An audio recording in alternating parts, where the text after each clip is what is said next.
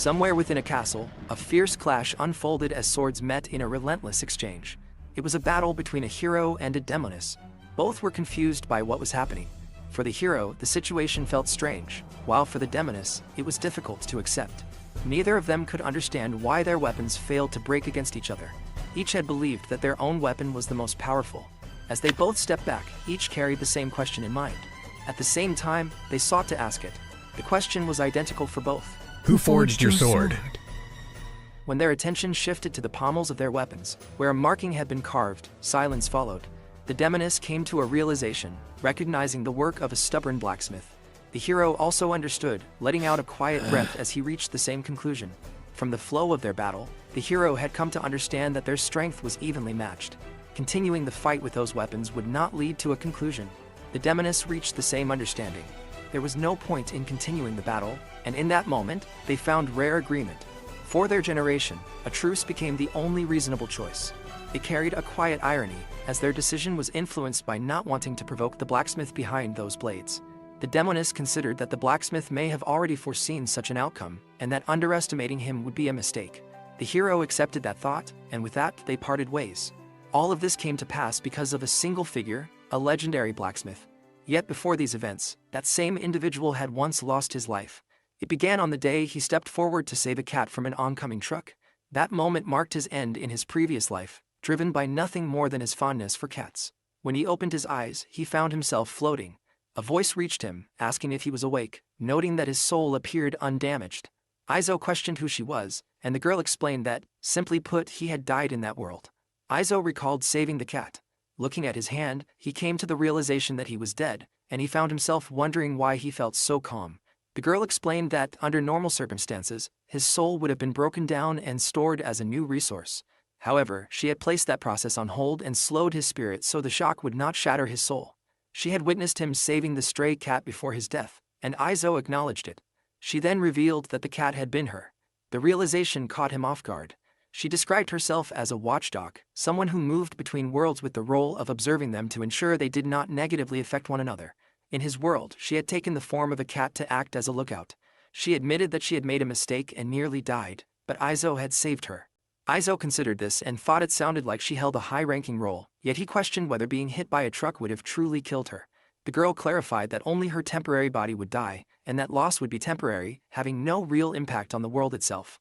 However, she explained that there was now a disturbance because Izo had died when he was not supposed to.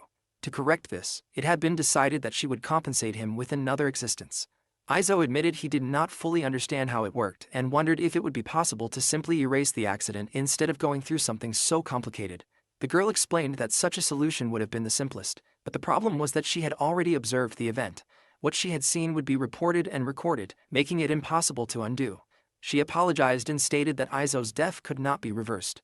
Izo came to understand that there was nothing more she could do. The girl then mentioned that a similar incident had occurred in another world. As a solution, she would exchange their existences, placing the other being in Izo's world and Izo in theirs. The idea surprised him, leading him to question whether that meant he would live as someone else. She acknowledged his understanding. Izo then settled on one remaining question, wondering why she was going out of her way to keep him alive. The girl admitted that she had made a mistake and that Izo had saved her. Because of that, she would feel uneasy if he were truly gone. She then explained that there was another reason as well. As a way to show her sincerity, or rather her gratitude, she decided to grant him a cheat for the world he would be sent to. Izo found himself wondering about this cheat. The girl clarified that it would be something like special knowledge or an ability that would make living in that world easier. Along with that, she would also prepare a house for him. She then asked what kind of life he ideally wanted. Izo reflected on his past. He had lived without family, completely on his own, spending his days working in a sweatshop-like company as a programmer. Before he even realized it, he had grown old, his hair turning gray. The only person who might notice his absence would be his boss, and even then, a replacement would be found quickly. As his thoughts moved, he realized there was nothing left tying him down. Still, he did not want to simply disappear. This felt like a second chance. He thought that it would be nice to make a living by creating things, since that had always been his hobby. The girl accepted this without hesitation, stating that it could be arranged. Izo then added that, although it had been accidental, he liked cats to the point that he would risk his life to save them. If possible, he wanted to live a slow and peaceful life surrounded by cats. The girl then asked what exactly he wanted to create. He considered it and realized he had always been interested in swordsmithing, though he had never been given the chance to pursue it. She agreed to this as well and granted him the experience and ability of a blacksmith. In addition, she included knowledge of language, general understanding of the world, some combat capability, and a small amount of magical power. A burst of light enveloped Izo, and in the next moment he was cast downward. He woke up in the middle of a forest. As he slowly sat up, pain spread through his entire body, accompanied by a splitting headache. Then a strange sensation suddenly stirred within his mind. Izo questioned what was happening to his head, his body, even his fingertips, as unfamiliar information began pouring into them. It became clear to him that this was the moment it truly settled in. His old life was completely over. He felt that things had begun to stabilize. Testing himself, he opened and closed his hand. His body now felt rebuilt, filled with unknown knowledge and experiences that were not originally his. The sensation was strange, almost like something had been installed into him. Nearby, he noticed a house. He recalled that the girl had mentioned preparing one for him. He approached it, opened the door, and stepped inside. Looking around, he observed a kitchen, a bedroom, ingredients, and various tools. Everything necessary for daily living seemed to be in place. He figured these supplies would last him for some time. However, there was no electricity, no running water, and no well, leading him to realize he would need to find a water source. Then he noticed another room nearby. Upon entering, he was taken aback. It was clearly a workspace, and all the materials and tools were already prepared.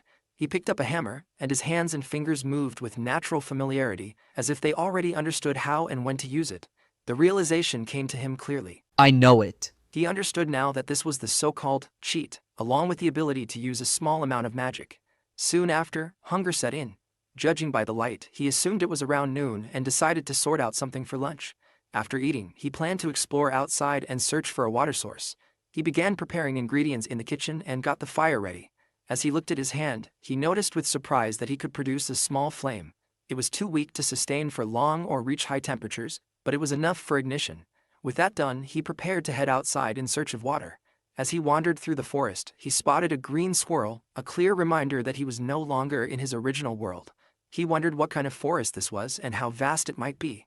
He questioned whether there were any towns or villages nearby, realizing he had not been given much information about such things. In the end, he acknowledged that aside from his abilities, he knew almost nothing about this world. As he continued walking, he came across an herb and recognized it as a medicinal plant. He realized that knowing this must be part of the essential knowledge given to him, though it still felt strange to understand something he had never actually learned. He picked several of the herbs. At the same time, he noticed that both his mind and body were slowly adjusting to this new world. He walked farther and judged that the distance from the house was about 15 minutes on foot, which seemed like a reasonable daily exercise. Soon he found a source of fresh water. Looking at his reflection, he observed that his appearance had changed. The girl had made him slightly younger, just as he had requested, leaving him looking around 30 years old. He noticed fish in the water and realized that fishing was also an option. Not long after, he heard a rustling sound nearby. He wondered what it could be, sensing that something might be lying there. When he moved closer to check, he found a woman lying unconscious. As he approached and examined her condition, he saw that she was bleeding. Turning her over, he noticed a tail, which left him uncertain whether she was a person, a tiger, or some kind of beast woman. He understood that she would not survive unless he brought her back to his home immediately, so he carried her. As he did, her body reacted with pain, but he pressed on, knowing there was no time to waste. Back at the house, Izo located sewing tools. The only thing he still needed was cloth. He tore some fabric and used it to prepare bandages. Then he boiled water to sterilize a needle. He laid the woman on the bed and began examining her injuries. As expected, the most serious wound was the one on her stomach. Thanks to the knowledge he had been given, he knew exactly what needed to be done. Enduring the installation had proven useful. He used the sterilized needle and thread to stitch the wound. As he worked, the woman reacted to the sharp pain, but he continued carefully until it was done. After finishing, he fed her an herb. Afterward, her condition appeared to stabilize. He reflected that he had somehow managed to carry out first aid despite being only an amateur. He understood that if the wound left a scar, all he could do was accept it and feel apologetic. Izo considered the need for disinfection and reducing fever, and he was relieved that the herbs he had gathered earlier turned out to be useful. Fatigue soon caught up with him, and it became clear to him that this was now the world he would be living in. He began thinking about preparing for life as a blacksmith. There were still many things left to do, but since this was his second chance, he wanted to live at a slower and more relaxed pace instead of returning to a life of constant overwork. He figured that it might be best to start working the next day while continuing to check on her condition from time to time. He also realized that falling asleep would not be ideal, yet his exhaustion took over. He lowered his head onto the bed and drifted off. After some time passed, the woman climbed on top of him, marking the beginning of the next chapter of his life. The tiger woman suddenly grabbed his neck, and Izo quickly realized that there was no strength behind her grip. It became clear that she was not trying to kill him. He checked on the wound on her stomach. As her mood shifted, he remained calm. She indicated that it still hurt, though it was healing, which brought him a sense of relief. She then turned her attention to whether he had seen her body. Izo understood that he had no choice but to examine it in order to treat her properly, and he made it clear through his actions that he had not done anything beyond what was necessary. She leaned in and sniffed him, then held back, deciding to trust him for the moment, sensing no sign of deceit from him. Izo found himself unsure of what that meant, while she associated it with the way one's heartbeat reveals their state. He felt relieved that the situation did not turn awkward. He handed her some clothes and urged her to put them on. He explained that her previous clothes had been heavily soaked in blood, leaving him no choice but to cut them apart during treatment. Izo felt uncertain about their value to her and expressed a quiet apology, recognizing that he might not have understood how important they were. She accepted this without concern, regarding them as nothing more than worn-out rags. She then looked around and questioned whether this place belonged to him, which he confirmed. When she asked what he did there, Izo thought of calling himself a blacksmith, though in truth he had only settled there the day before. She observed him carefully and sensed no dishonesty, yet she noted that she did not recall there being a house in this part of the forest. Izo clarified that the house had already been there when he arrived. She considered this and mentioned that she rarely came to this side of the Black Forest, so it was possible she had simply overlooked it. The mention of the Black Forest stirred faint knowledge within him, something that had come from the installed information. He understood that this area lay to the east of the forest. She explained that she usually stayed around the northern or western parts, but the previous day, while resting in this area, she had encountered a large black bear. From there, everything had unfolded as it did. In the end, she recognized that if Izo had not found her, she would have been killed by it. Izo felt a sense of fear upon hearing about the dangerous creature in the forest. He realized how fortunate he had been not to encounter it the previous day.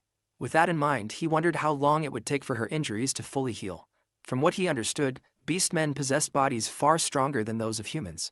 Even so, in her current state, hunting or exploring would be impossible for about 2 weeks. Izo then considered the idea of her staying in his house. The suggestion caught her off guard. He had only just arrived in this place and was already thinking of finding someone to assist with housework and blacksmithing. In exchange, he would provide shelter and food until she recovered, which seemed like a fair arrangement. She remained silent for a moment, thinking it over, before eventually accepting. Since he did not give off any suspicious feeling, she decided to stay until her injuries healed and she could move normally again. What would come after that could be decided later. Izo accepted that and felt there was no need to rush the matter. She showed a faint smile, settling into the idea that she would be under his care for the time being. He then asked for her name, and she revealed it to be Samiya. To him, it sounded like a good name, though she personally did not like it, finding it lacking strength or charm. She would have preferred something that sounded stronger. Izo compared it to something like Gonzalez, which immediately made her burst into laughter, finding it strange and unexpected. Izo grew slightly irritated, yet he still believed that a name given by one's family naturally suited the person who carried it. That thought amused her, and the mood lightened for a moment. Izo then gave his own name as Izo Tanya. From what he understood, people like him, with similar features, were usually from the northern regions of this world. Samiya found it unusual, as family names were rare, and such names were often tied to status or ownership of land. Starting a smithy in this way did not quite match that image. Still, Izo felt that it would be fine as long as she accepted things as they were.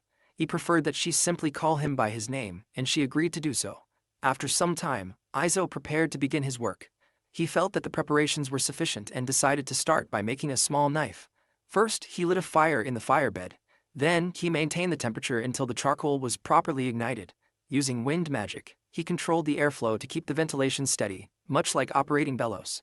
Since the fire was not too strong, he could manage it on his own, though the heat was still more intense than he expected. Once the temperature rose above 800 degrees Celsius, the steel began to change color, signaling that it was ready to be forged.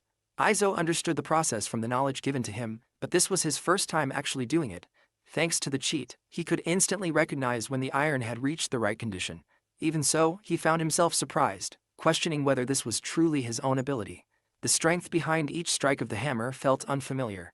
He recalled carrying Samiya back to the house and fetching water earlier. Even when he was in his 30s before, he had never possessed this kind of strength.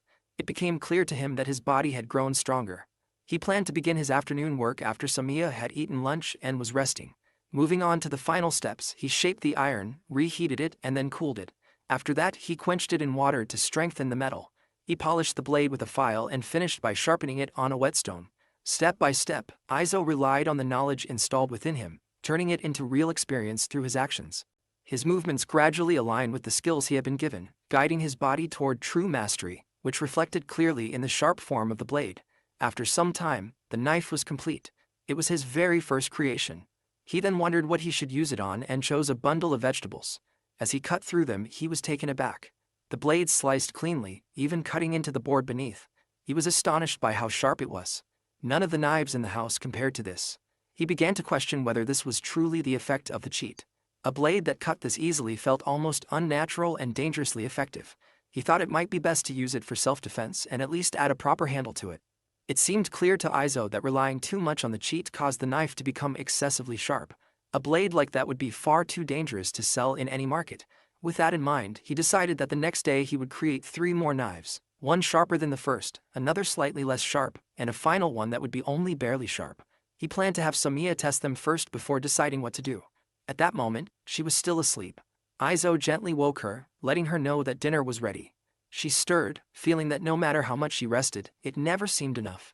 Izo checked on her condition, noting that her wounds still required care and that she should avoid moving too much in order to recover her strength. As she noticed the object in his hand, she wondered if it was some form of magic, though he regarded it as something simple. He handed her the meal, knowing that while rest was important, proper food was just as necessary. She accepted it without hesitation. The dish consisted of simmered meat and vegetables. Izo was not particularly skilled at cooking, and this was about as much as he could manage. Even in this new world, he understood that he would need money to purchase food, firewood, and materials for his blacksmith work. By the next day, the knives were finally complete. He called Samiya over to assist him. She agreed, though she was unsure how much help she could offer when it came to blacksmithing. Izo only needed her to test how well the knives could cut. He indicated the first one for her to try. She picked it up and began slicing vegetables. The moment the blade passed through, she was clearly impressed. Izo then directed her to try the next knife. She used it in the same way, cutting cleanly once again, and found herself even more surprised. From behind, Izo observed that the second knife made cutting easier. The difference caught her off guard, as the blade seemed to cut far too smoothly. He then guided her to try the last knife, the one he considered most important. She prepared herself and made the cut. The result left her visibly shaken by how effortlessly it sliced. Izo then had her try pulling it out. Samiya reacted in confusion, unable to immediately understand what had just happened. Izo quickly told her to calm down, realizing that holding a knife in that state was dangerous. She apologized, and Izo brushed it off, acknowledging that he had not explained things properly beforehand. This confirmed his thoughts. The cheat he had been given allowed him to perform at the level of a first-class blacksmith. He began considering that if he wanted to sell his work, he would need to think carefully about how to present and handle his products. Samiya then showed interest in the knife, finding it useful for hunting. Izo saw no issue with it and was willing to let her have it. Her reaction was immediate and bright, clearly pleased with the idea. Izo did not make much of it and assured her it was fine. He also planned to make a sheath for the knife, though it would take some time. With that settled, she returned to bed to continue resting. From this point, Izo began to form a clear plan for what to do next. By adjusting the quality, he could produce more knives at a level suitable for selling. Based on Samiya's reaction, he had a good sense of what standard would work. His first step would be to create more knives and farming tools, then sell them to support himself. He had heard that beyond the forest there was a town with a lively market on weekends. With that in mind, his blacksmithing life began. After changing the bandage on her wound, Samiya showed clear gratitude. Izo checked on her condition, and she indicated that while she was not ready to go hunting yet, she was feeling better than before. Izo then suggested that they head to town that day. It had already been a week since he started making knives, and he had also tried crafting a few other tools. With enough items prepared, they were now on their way to sell them. The standard version of his knife, which he referred to as Model Number 1, could be produced in large numbers since it was quick to make. By this point, Samiya had nearly fully recovered. They had even begun taking walks together, during which she shared knowledge about the forest and its ecology. Izo found it useful to combine that with the knowledge he had been given, allowing him to better understand what was around him. He had been concerned about encountering dangerous creatures like wolves or wild boars, but nothing had appeared. Samiya believed it was because Izo gave off a strong presence, which kept such threats away. Still, Izo found it difficult to fully accept that, considering she was the stronger one between them. In his thoughts, he remained aware that even if he did not fully understand the limits of his abilities, there were surely creatures in the forest that were far more dangerous than him. It took about 2 hours of walking through the forest to reach the main road, and another hour from there to arrive at the town. It likely helped that Samiya was a beast man, as they encountered neither dangerous creatures nor bandits along the way. After some time, Samiya pointed out the town ahead. Just outside the walls lay the marketplace they were heading toward. The idea of starting a small business outside the town walls felt exciting to Izo. He realized that setting up there meant he would not have to worry about entrance or exit tolls. As they approached, a man nearby called out to them. When they turned, they saw that it was a guard. He approached and questioned them. Izo responded with a composed expression shaped by years of experience in dealing with people. The guard noted that he had not seen them around before and asked about their purpose. Izo presented himself as a blacksmith who intended to sell knives at the market. The guard then asked to inspect one. Izo allowed it without hesitation, and after examining the blade, the guard found no issues. With that, Izo and Samiya continued on, reminded by the guard to avoid causing any trouble. At the market entrance, they paid a silver coin and received a stand along with a permit to sell. The location of the stalls was assigned on a first-come, first-served basis. As they walked through the market, Izo noticed that all the good spots had already been taken. Samiya pointed out another location, suggesting they try there instead. After setting up, Izo felt that everything was finally in place, while Samiya noted that it turned out to be a decent spot. Izo relied on her for support that day, and she responded with a gentle smile. 2 hours passed, yet nothing had been sold. Izo tried calling people over and even demonstrated the products, but it did not lead to any results. In his thoughts, he realized that his background as a programmer had not prepared him for selling goods. A familiar voice approached, asking how things were going. It was the guard from earlier. Izo acknowledged the situation, seeing the humor in his inability to make a sale. The guard then showed interest in buying a knife. This caught Izo off guard. The guard explained that he had been impressed with the knives earlier, and since his own had been damaged, he wanted a replacement. Izo accepted this and handed him a knife. The guard examined it and appeared satisfied, then asked about the price. Izo stated that it would be 5 silver coins. The guard found the price surprisingly low and questioned if it was truly appropriate. Izo had already discussed pricing with Samiya and concluded that setting it too high might cause problems. The guard paid the 5 silver coins, and Izo expressed his gratitude. It was the first time he had earned money from something he created himself. Before leaving, the guard mentioned that if the blade performed well, he would recommend it to his colleagues. Izo was confident in the quality of his work. The guard then departed. Samiya observed him and wondered if he felt satisfied, and Izo responded with a quiet sense of accomplishment. Another hour passed, making it 3 hours in total, yet no additional customers appeared. Izo began to think that perhaps the people there did not have much need for farm tools. He decided that they should pack up and return home. Just as they were about to leave, a voice called out, asking if they were already closing. When they turned, they saw a group of guards approaching. Izo found it strange, as they had not caused any trouble. An older guard stepped forward and confirmed whether this was Izo's stall and if he had been the one who sold a knife to a guard named Marius. Izo clarified that it must have been the younger guard from earlier, which seems to confirm the situation. The older guard showed clear interest and asked if there were still knives available. Izo was surprised but presented his remaining stock. Without hesitation, the guard decided to purchase all of them. The sudden decision left Izo stunned. The other guards explained that Marius had been proudly showing off his new knife during their break, which led them to come and see it for themselves. They wanted blades of the same quality. Izo calculated the total for the 8 knives, which came to 40 silver coins. The guards were impressed by how sharp the blades were and completed the purchase. Later, as they made their way back through the forest, Samiya felt relieved that they had managed to sell everything. Izo agreed and thanked her for helping that day. With all their stock sold, he realized it would take some time before he could produce enough to restock again. At this point, Izo felt confident that he could handle more than just simple repairs and small orders. He decided that his next goal would be to forge a longsword. He also considered that, if he could eventually strike a deal with a traveling merchant, he would be able to expand the variety of goods he could offer. He understood that it was important to personally test the farm tools and axes he created. At the same time, he realized that he should prepare a separate room for Samiya as well. Inside the house, Samiya showed interest in whether he could make arrowheads. Izo understood that she wanted them for hunting once she had fully recovered. The idea of using equipment similar to what he made seemed appealing to her. Izo accepted this and decided that he would make them for her, which clearly pleased her. After some time, Izo focused on continuing his knife production for the day, planning to move on to making arrowheads afterward. He began by preparing molds using wood and clay, then poured heated steel into them and waited for it to cool. He had Samiya assist by sharpening the blades and attaching them to handles once they were ready. At the same time, Izo worked on crafting a large saw for cutting wood and began modifying the axe he had previously tried to sell. Carving the teeth of the saw required patience, and it took him the entire day to complete. The next day, Izo stood outside, facing a tree. He raised the axe and delivered a single strong swing. To his surprise, the tree let out a creaking sound, and then half of it collapsed with that one strike. Both he and Samiya were left in disbelief. As Izo looked at the axe in his hand, he could not help but question its power, realizing that if he was not careful, this new life could end just as quickly as his previous one. Afterward, they prepared the fallen tree, cutting it into smaller sections using the axe. Izo called out to Samiya, reminding her not to overexert herself since she had not fully recovered yet, and they continued working together. They then used the large saw, pulling it back and forth between them to cut through the wood. As they worked, Izo found the resistance strangely soft, almost like cutting through something much easier than expected. Samiya noticed the unusual feeling as well, finding it oddly amusing.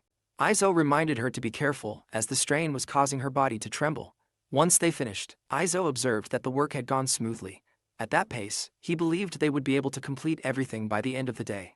Samiya observed that work like this would normally take far more time, yet with Izo's tools, everything moved much faster. She recognized how remarkable his equipment was. Izo understood that the ability to create such tools came from the knowledge that had been placed within him. It was simply the cheat given to him for his second life. Even so, he did not want to rely solely on that advantage. He wanted to grow through his own efforts rather than depend entirely on what he had been granted. Still, he remained grateful for the opportunity to begin with such gifts. In his mind, he saw himself as nothing more than a visitor in this world. Because of that, he resolved to use his abilities properly, living a steady life and making sure not to misuse the power he had been given. That night, Samiya noticed that Izo was still working. She approached him, drawing his attention. Her thoughts turned to something he had mentioned before, that he had not originally lived here. Izo had acknowledged that earlier, and now she wondered if he planned to stay in this place moving forward. From what she could see, he had already made up his mind. She reflected on everything that had happened since coming here. Even though she had not been able to do much because of her injury, she had still found enjoyment in helping him with his work. Their conversations during meals had been engaging, and their walks together had been something she looked forward to. More than anything, she found herself drawn to watching him work, seeing the focus he had when creating something with his hands. With all of that in mind, she wondered if it would be acceptable for them to continue living together. Izo had already decided to remain in this place, and with that decision came the question of whether she was comfortable staying as well. Her reaction made it clear that she was more than willing, her excitement showing through as she expressed her gratitude. Afterward, Izo finished his work for the night and handed her the arrowheads she had requested. Little by little, Izo began to carve out his own place in this world. Through each small decision he made, both now and in the future, he continued to shape the life he was building. He hoped that this would be the beginning of many calm and satisfying moments ahead. Meanwhile, inside a bar in town, a man spoke with satisfaction about purchasing a knife from Izo. His companion wondered when Izo would return, thinking of buying one for himself next time. Not far from them, a woman overheard the conversation. Curious, she stepped forward and approached them, asking to see the knife they were discussing. Izo handed Samiya a lunchbox filled with bread and dried meat. He reminded her that she had only just recovered, so if she encountered any danger, she should return immediately. She understood and set off, while Izo watched her leave and wished for her safety. After that, Izo returned to his work. His first priority was to build up his inventory. From that day onward, he planned to expand beyond knives and begin forging longswords as well. He checked the mold he had prepared earlier to see if it had dried properly. Once confirmed, he split it in half and removed the inner mold. Then he reassembled the two outer pieces and placed them into a barrel filled with sand. After that, he poured in the molten iron. Once the metal had cooled, he removed the clay and took out the sword. He then filed down the rough edges and used a hammer to shape the blade further while it was still hot. After tempering the metal, he sharpened the blade. For the finishing touches, he added a guard and wrapped the grip in leather. Though simple, he also crafted a wooden scabbard to complete it. Normally, this kind of work would require multiple people working in sequence, but thanks to the cheat given to him by the watchcat, he was able to handle much of the process alone within his workshop. Izo carefully carved his signature design into the pommel of the sword, and with that final touch, the piece was complete. The design was modeled after a cute cat he had once seen on social media. With that, the first stage of his longsword was complete. From there, he planned to spend the next few days producing lower-ranked, more standard models of swords and knives in larger quantities. Even though these were his own creations, he continued refining them with care. At one point, Izo found himself holding the sword and striking a pose like a hero. Just then, Samiya returned home. Seeing him in that moment left him slightly embarrassed, and he chose not to explain what he had been doing, simply acknowledging her return. She appeared a bit flushed, and Izo noticed it. There was a light sense of happiness in her expression. He realized that having someone waiting at home created a different kind of comfort. Samiya shared that same feeling. It was a kind of happiness Izo had never experienced in his previous life. He then asked about her outing. Samiya had successfully hunted a tree deer. She had already prepared it by removing the insides and leaving it in the lake so they could retrieve it the next morning. Izo understood and then turned his attention to how the knife and arrows had performed. Samiya found the weapons to be very effective. The next morning, she and Izo brought back the tree deer she had hunted and began cutting it up. With her skill in handling the knife, combined with the blade's sharpness, they were able to remove the skin almost instantly and move on to slicing the meat into portions. Once all the meat had been cut, Izo noticed that the knife's sharpness made the process almost too easy. As they continued, the pieces of meat began to resemble the kind he was familiar with. Izo reflected on how, in his previous world, the sweetness of fruits and the ease of eating prepared meat were all the result of people's efforts behind the scenes. While they cooked some of the meat, Izo wondered what had been done with the organs that were removed from the deer. From what Samiya explained, leaving the remains in the forest would naturally draw wolves to consume them. Izo understood this as returning what was left back to the forest. As he ate, he found himself appreciating the taste. It had been a long time since he had eaten fresh meat that felt this satisfying. Samiya then thought ahead to the next hunt, considering that catching a bird would be a good idea, especially since roasted leaf birds were known to taste good. The thought appealed to Izo. Seeing her reaction, he felt that eating well was an important part of living a slow and steady life. After some time, they brought the remaining meat into the workshop and prepared it to be preserved as dried meat. Izo also began thinking about making smoked meat in the near future. The following morning, since Samiya was taking a break from hunting, Izo had her assist him with his work. She began shaping a mold and found the process surprisingly interesting. With her help, Izo was able to build up enough stock once again to take to town. As they approached the town, they were greeted by Marius, who had not seen them for a while and had been concerned. From what Izo understood, the earlier demand had led to his stock running out completely. Marius noticed that Izo had brought swords this time. Another man nearby showed interest and mentioned that he might return later to take a closer look. While setting up his stall, Izo acknowledged the neighboring vendor, recognizing that they would be working side by side for the day. The man accepted this without issue. Izo then asked Samiya to make use of the time to buy groceries, specifically salt and barley. She agreed and left to take care of it. With everything prepared, Izo finished setting up his stall and settled into selling at a steady, unhurried pace. After some time, a man approached Izo and showed interest in the swords. Izo handed one over, and the man drew it from its sheath before carefully examining it. After inspecting the blade, the man recognized its good quality. He then decided to purchase 4 swords. The request surprised Izo, and he found himself questioning whether the man was certain.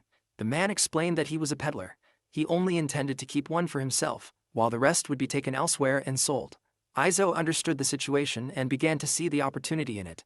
In his thoughts, he realized that this could become a way to expand his business beyond the town by letting others sell his work in different places. The transaction was completed, and Izo reflected on the idea of traveling merchants. The thought crossed his mind that, once he had saved enough money, it might be nice to travel together with Samiya someday. Not long after, Marius arrived with several of his companions. With their purchases, Izo managed to sell out all of his ordinary model longswords. The only items left were the higher class models that he had not yet displayed. When Samiya returned, Izo let her know that the knives had already been sold. As they spoke, Samiya noticed someone nearby looking around. The figure stood out, a dwarf, which she found unusual to see in that area. Izo recognized the mention of dwarves from his knowledge, recalling that they were a smaller race.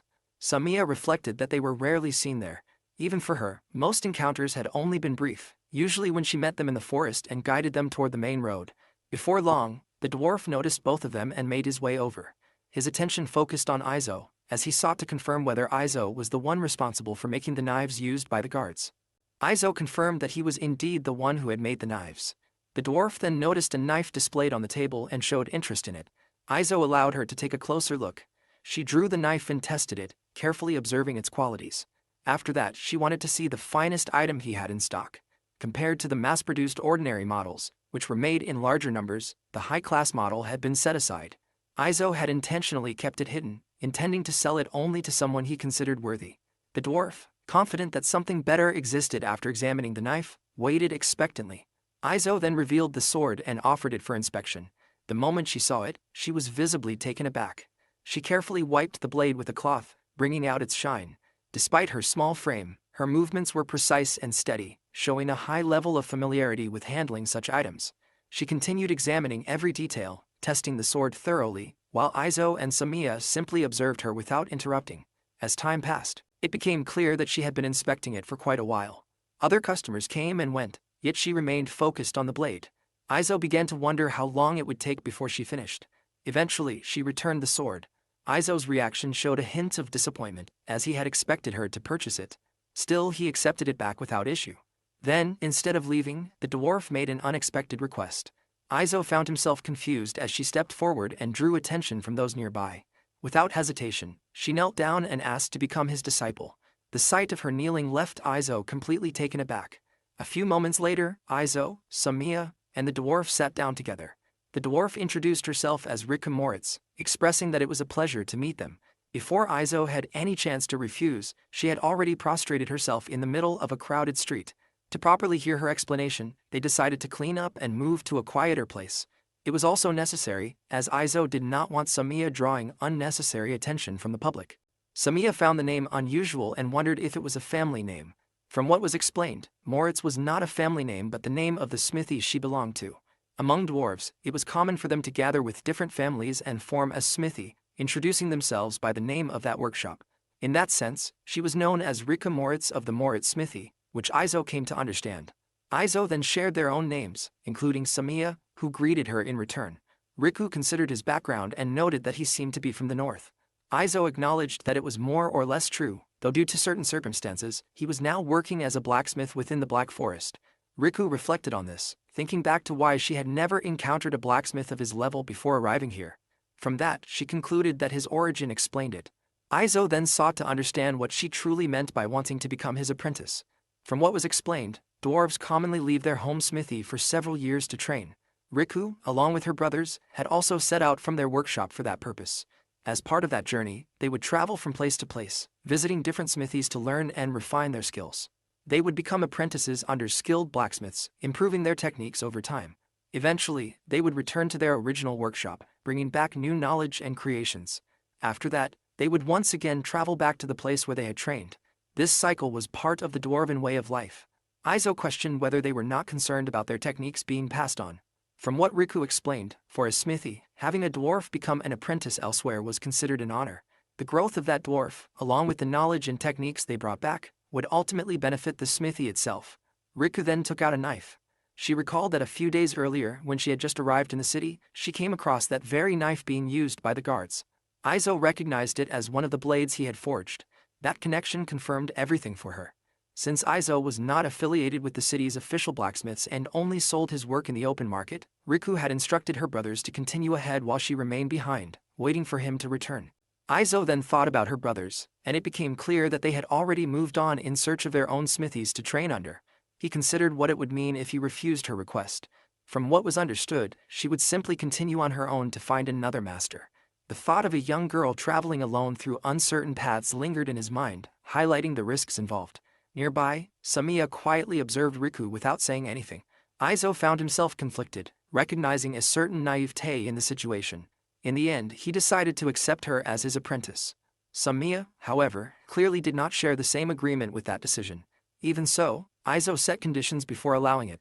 There were 4 requirements that had to be accepted first. Riku showed no hesitation in agreeing to hear them. The first condition was clear: he would not tolerate any behavior that disregarded personal safety. From that moment on, such recklessness would not be allowed. Riku accepted this without resistance. The second condition was that there were not enough rooms, so renovations would be necessary. The third was that, aside from blacksmithing, she would also help with various chores. The fourth was that formal speech would no longer be needed. He would call her Riku, and she could simply call him Izo. Riku found that difficult to accept and instead chose to address him as her master. From her perspective, as an apprentice, it was only natural to show proper respect to the one teaching her. At that moment, Samiya burst into laughter, reacting to the situation in her own way while the others each processed it differently. After some time, they arrived at their destination. Izo pointed out that this place served as both their home and their workshop. Riku was clearly taken aback by the sight of it. Izo then checked on her condition, noting that her luggage looked heavy and that the forest path had not been easy to traverse. Despite that, Riku managed well, her sturdy body making the journey easier than expected. He instructed her to set down her belongings and clean herself up.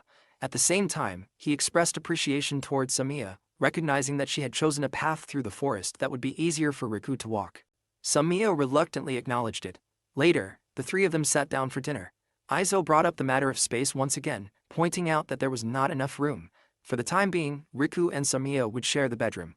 Riku hesitated at the arrangement, feeling that it might not be appropriate. Since she had brought camping equipment, she considered sleeping outside instead, leaving the bedroom for the others. Izo saw no issue, as he rarely used the bedroom himself, so nothing would really change for him. Riku found this unusual and began to question the situation, wondering about the nature of their living arrangement. The unexpected assumption led to a sudden reaction from both Izo and Samiya, who were clearly caught off guard. Samiya strongly rejected the idea, making it clear that their relationship was not what had been assumed. Riku reconsidered the situation, realizing that she had misunderstood. Meanwhile, Izo found himself confused by the idea, even questioning how such a relationship would work in this world. Izo concluded that there was nothing more to clarify, stating in his own way that there was nothing between him and Samiya, at least for the time being. The mention of "for now" caught Samiya off guard, leaving her slightly embarrassed. Izo noticed her reaction and checked on her condition.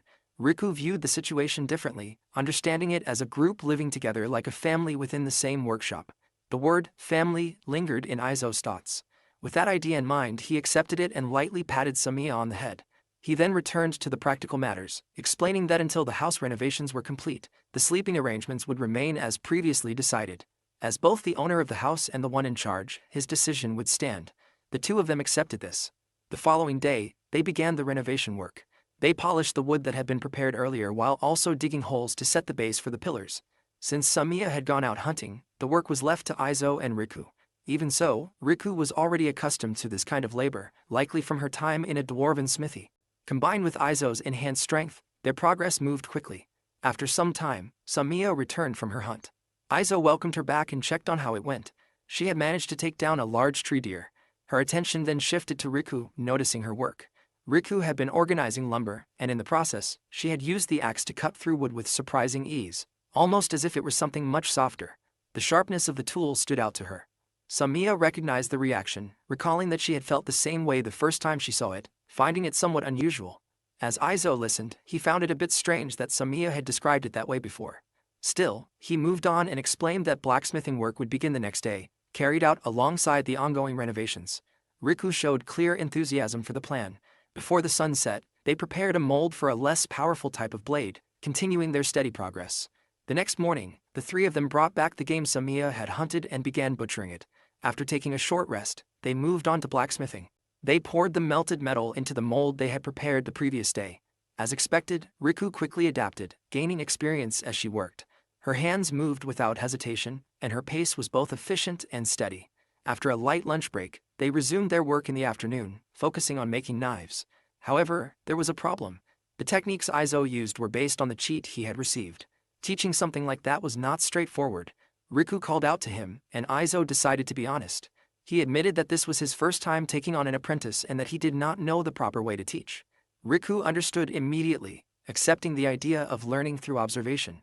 She focused completely, determined not to miss even the smallest detail of his movements. They began by working on a knife intended for mass production, something suitable for ordinary use. As Izo hammered the metal, Riku watched closely, studying each step. Once the blade was heated and placed into water, it let out a sharp sizzling sound. Izo explained that only sharpening and finishing the edge remained. He then turned to Riku, wondering if she had learned anything from watching him. Riku had already picked up on several things. She recognized that Izo seemed able to understand the state of the iron just by sound, yet at the same time he was not using his full strength. She also noticed that the long sword he had shown earlier was different from the knife he was making now. Izo clarified that this knife was meant for everyday use.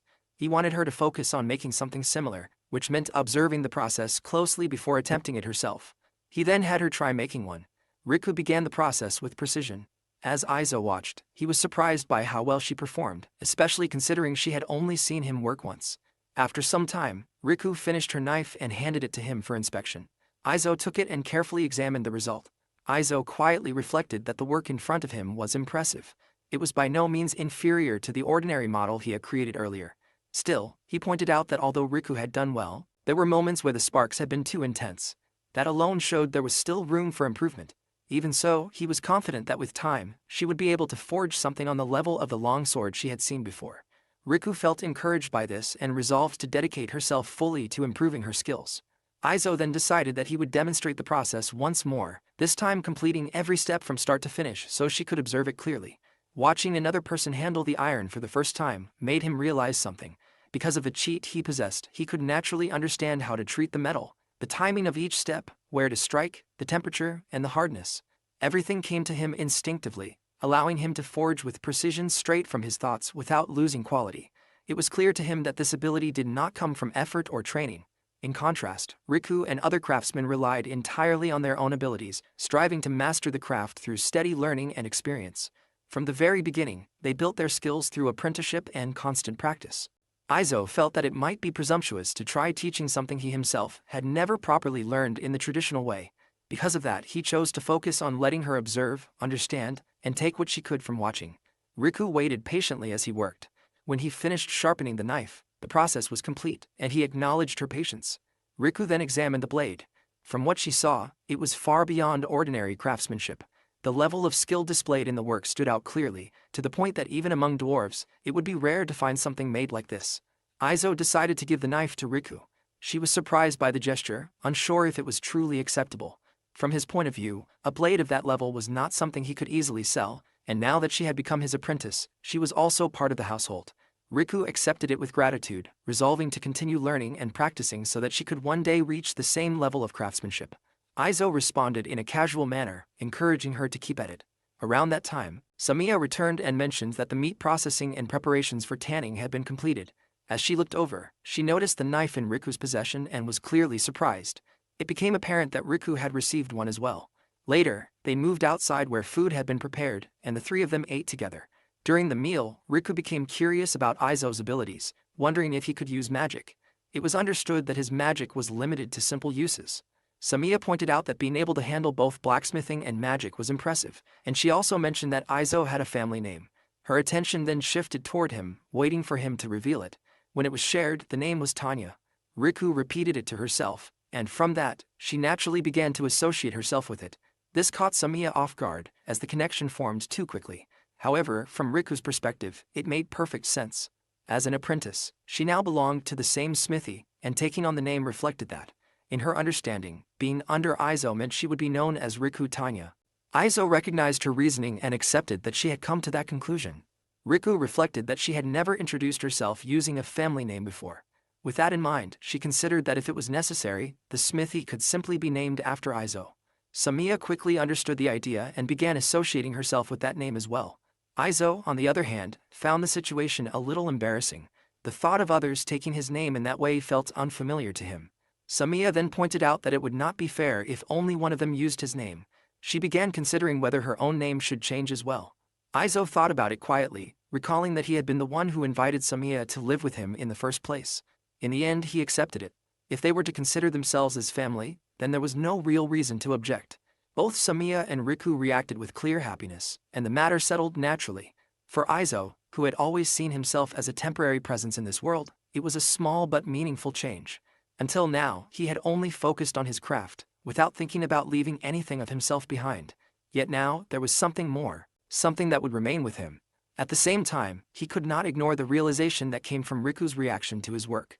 The abilities granted to him by the cheat were not something ordinary in this world.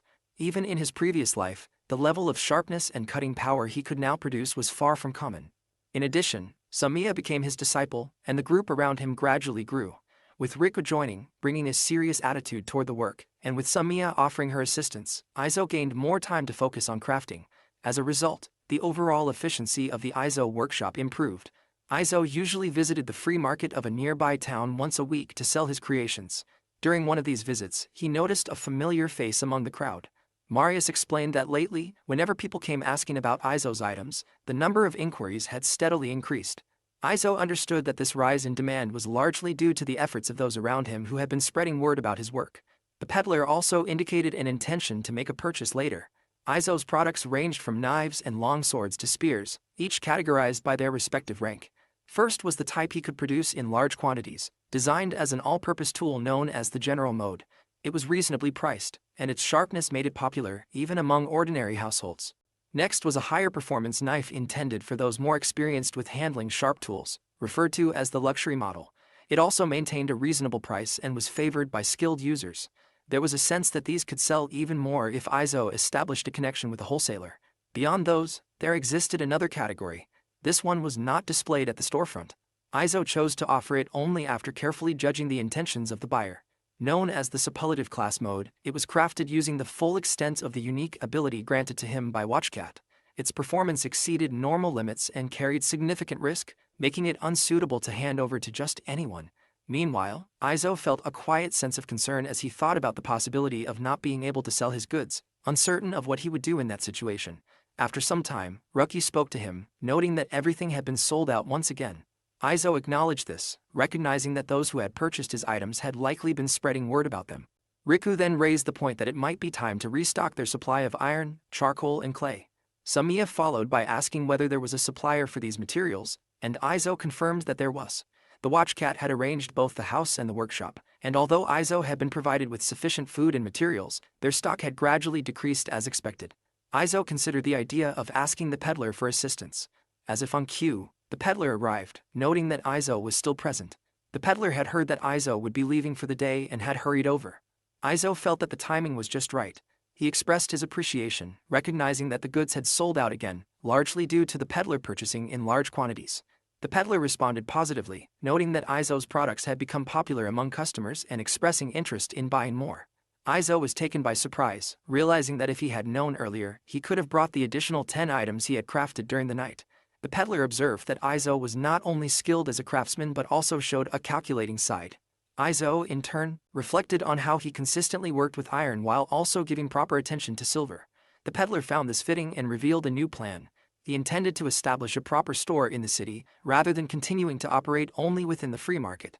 Izo acknowledged this development with approval. The peddler expressed gratitude and sought Izo's input. Up until now, he had dealt in a variety of goods due to his connections in different places. However, he now aimed to establish a store in this town, taking advantage of the fact that, within the walls of a new settlement, there were few restrictions on what could be sold. Izo found the proposal interesting. The peddler then suggested that the shop could handle the sale of the cutlery and weapons Izo produced. Izo questioned whether that arrangement would truly be acceptable. The peddler confirmed without hesitation, having already become familiar with the quality of Izo's longswords. Izo briefly considered whether the peddler had personally used them. He understood that income from the free market was unstable, and at the same time, more people were starting to seek out his products after seeing them in the hands of others. Izo then expressed that he had also been hoping to establish a deal with a wholesaler. He indicated that if the peddler was willing, he would entrust him with that role. The peddler responded with clear approval, expressing gratitude. He then introduced himself as Camillo and conveyed that it was a pleasure to meet Izo. Izo also gave his name and mentioned that, for certain reasons, he resided in the Black Forest. They then exchanged a firm handshake. Camillo showed visible surprise upon hearing this, noting that living in such a place was unusual. Considering Izo's abilities, he recognized that Izo could live elsewhere if he wished, and he observed that it was not uncommon for someone like him to be accompanied by a beastman and a dwarf. Izo then brought up the matter of timing, explaining that wholesale transactions would likely occur about once a week, and asked whether it would be acceptable to inform Camillo in advance if there were any delays. Camillo agreed to this arrangement. Soon after, Izo recalled another concern and raised it before finalizing the negotiation. He explained that he was running low on various materials and asked if there was a place that could supply what he needed. Camillo offered to handle the procurement on his behalf. Izo felt relieved, recognizing how much this would help, and entrusted the matter to him. Camillo clarified that the cost of the materials would be deducted from the price of Izo's goods, and Izo accepted the condition. They sealed the agreement with a fist bump. Izo felt a sense of satisfaction, having secured a reliable way to replenish their materials. Camillo then mentioned that the shop would open the following week and asked Izo to bring his goods when he arrived, before taking his leave. A week later, Riku, Samiya, and Izo stood in front of the shop, observing it with clear amazement. The building was large, enough to surprise even Samiya. As they stepped inside, they were met with a wide variety of goods. Izo found it impressive.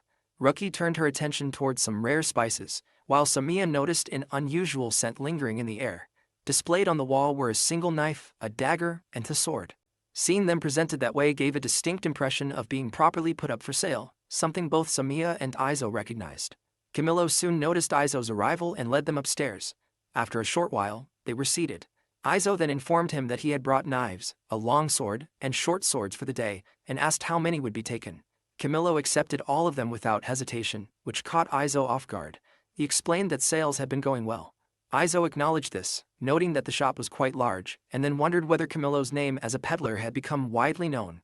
Camillo attributed the success to selling goods without distinction, whether to ordinary townspeople, travelers, or professionals. That approach had led to the establishment of this larger store. Izo compared the setup to something like a supermarket. Camillo then brought up a new matter, mentioning a request for a custom-made sword crafted by Izo. He had been uncertain how to respond when the request first came. Izo considered the idea of taking custom orders. He understood that he wanted to be selective about who handled his work, yet he also realized that progress would not come if he refused such opportunities entirely. Camillo asked whether the request should be declined. Izo decided against that, making it clear that he simply wanted to choose the recipients more carefully. Camillo suggested that he could evaluate the requester's skill and personality before informing Izo. Izo found this acceptable. He then added a condition. The requester would need to come to his workshop personally. To reach it, they would have to pass through the Black Forest, a place where wolves roamed. Anyone capable of making that journey would prove their ability. Camillo acknowledged this requirement. As for judging personality, Izo chose to rely on Camillo's assessment. He provided the location of his workshop, instructing that it be shared only with those deemed worthy. Camillo agreed to the arrangement. Izo then turned to Samiya and Riku, offering a brief apology as he chose to proceed with this decision. Riku expressed that she had no objections to her master Izo's decision. Samiya shared the same view. Izo felt grateful for their support. Camillo simply responded with a quiet smile. Izo then asked about the materials, wanting to know if they had been secured. Camillo confirmed that he had prepared a good amount and guided them further inside. As they entered the warehouse, Izo noticed that it was just as large as the shop. Camillo indicated that this was the stock. Izo was clearly impressed, realizing that all of this had been gathered within a single week. With this quantity, he understood that their supplies would last for quite some time. Camillo assured him that with this amount, there would be no immediate concern about restocking. He then leaned closer and quietly mentioned the price. Izo reacted to how low it was. The cost came to about a quarter of the usual wholesale price. He questioned whether it was acceptable for Camillo to offer such a margin. Camillo maintained a calm expression, indicating that even at that rate, he was still making sufficient profit. Izo accepted this explanation and decided not to hold back. He then considered how to transport the materials, noting that the amount was something he could carry by hand, though it would still be more convenient with assistance. He asked whether Camillo dealt with carts. Camillo indicated that he did not, but mentioned that there was an unused cart he had been planning to discard. If repaired, it could still be used properly. Izo found this suitable and asked about the cost. Camillo offered it without charge. Izo was taken aback by this. Camillo explained that it had no use to him, and that showing consideration to a loyal customer was natural. Izo questioned whether it was truly acceptable and wondered what made him deserving of such treatment. There was a quiet thought about whether there might be more behind the gesture. Camillo clarified that Izo appeared to be a supplier with strong potential for the future. Having someone who could provide high-quality items at a reasonable price was valuable. He regarded the gesture as an investment of goodwill. Izo acknowledged this and expressed his gratitude for Camillo's help. Camillo accepted this without hesitation. After some time, all the materials had been loaded onto the cart, and they were ready to head home. Izo considered that it would be somewhat heavy to carry along the main road, but he believed it could still make it back as it was. Ruki agreed with that assessment. Izo then thought about improving the road a little more. Ruki reflected that doing so would make it easier for people who wished to request items to reach them. Izo found that reasoning sound. At that moment, something drew Samiya's attention. She recognized it as a sign from a forest wolf and suggested that they pause and wait for a while. Izo noted that it had been the same earlier that morning, sensing that the wolves seemed more restless than usual. Samiya understood the reason, recognizing that it was about the time when they would be having their young. She estimated that in another month, they would likely begin seeing wolf pups. Izo briefly imagined what those young wolves would look like. Ruki observed that the wolves in this forest were unexpectedly quiet and wondered whether they actually attacked people. Samiya explained that the forest had an abundance of prey such as tree deer and grass rabbits, so the wolves were not troubled when it came to finding food. She also noted that with both her and Izo present, stronger individuals were unlikely to be targeted. Izo understood that those with strength were rarely chosen as prey. Riku then considered what would happen to someone weaker if they were attacked, and she realized that wandering alone would be dangerous. Samiya made it clear that whenever Ruki left the house, it would be better to go together with either her or Izo. According to Samiya, the wolves of this forest were unusually intelligent. They showed a level of social behavior that differed from ordinary ground wolves. To survive in this environment, they had developed awareness and adaptability, possibly evolving their intelligence to match the richness of the forest. Samiya also mentioned that aside from wolves, there were occasional bandits. Even with her and Izo nearby, there were still dangerous individuals, so caution was necessary. She gently rubbed her stomach. At that moment, Izo recalled something troubling. The black bear that had once attacked Samiya was still somewhere within this forest. Even for someone like Samiya, a tiger beastman, encountering such a dangerous opponent could pose a serious threat. That thought lingered only briefly before his attention shifted. He heard a sound coming from nearby and instinctively tightened his grip on the cart. Heavy footsteps approached, growing louder with each moment. What emerged was a massive black bear, an overwhelming and unavoidable presence of the wild. Later, with their materials restocked, they began creating new products. As Izo inspected the results, he found that the outcome did not look bad to him. Riku observed that, even compared to the previous items, the new ones turned out well, recognizing that the materials they had obtained were of good quality. Izo accepted her judgment, trusting her assessment, and decided they should continue. They placed the ores acquired from Camillo's shop into a furnace powered by magic, which refined them into steel. This furnace produced almost no slag, and it did not wear down, allowing it to be used repeatedly. Its efficiency was remarkable. Riku remained impressed by how magic functioned in such processes. In principle, their workshop was meant to rely on manpower to carry out its operations. However, having access to a supplier like this felt almost like an advantage beyond normal means. Izo even felt that it was to the point where he could almost apologize to the artisans of this world. Still, he was genuinely grateful as it allowed them to craft detailed work even while operating deep within the forest. Several days passed. Izo recognized that they had reached their production quota, and with that completed, he could finally turn his attention to renovating the house. At that moment, Samiya called out to him.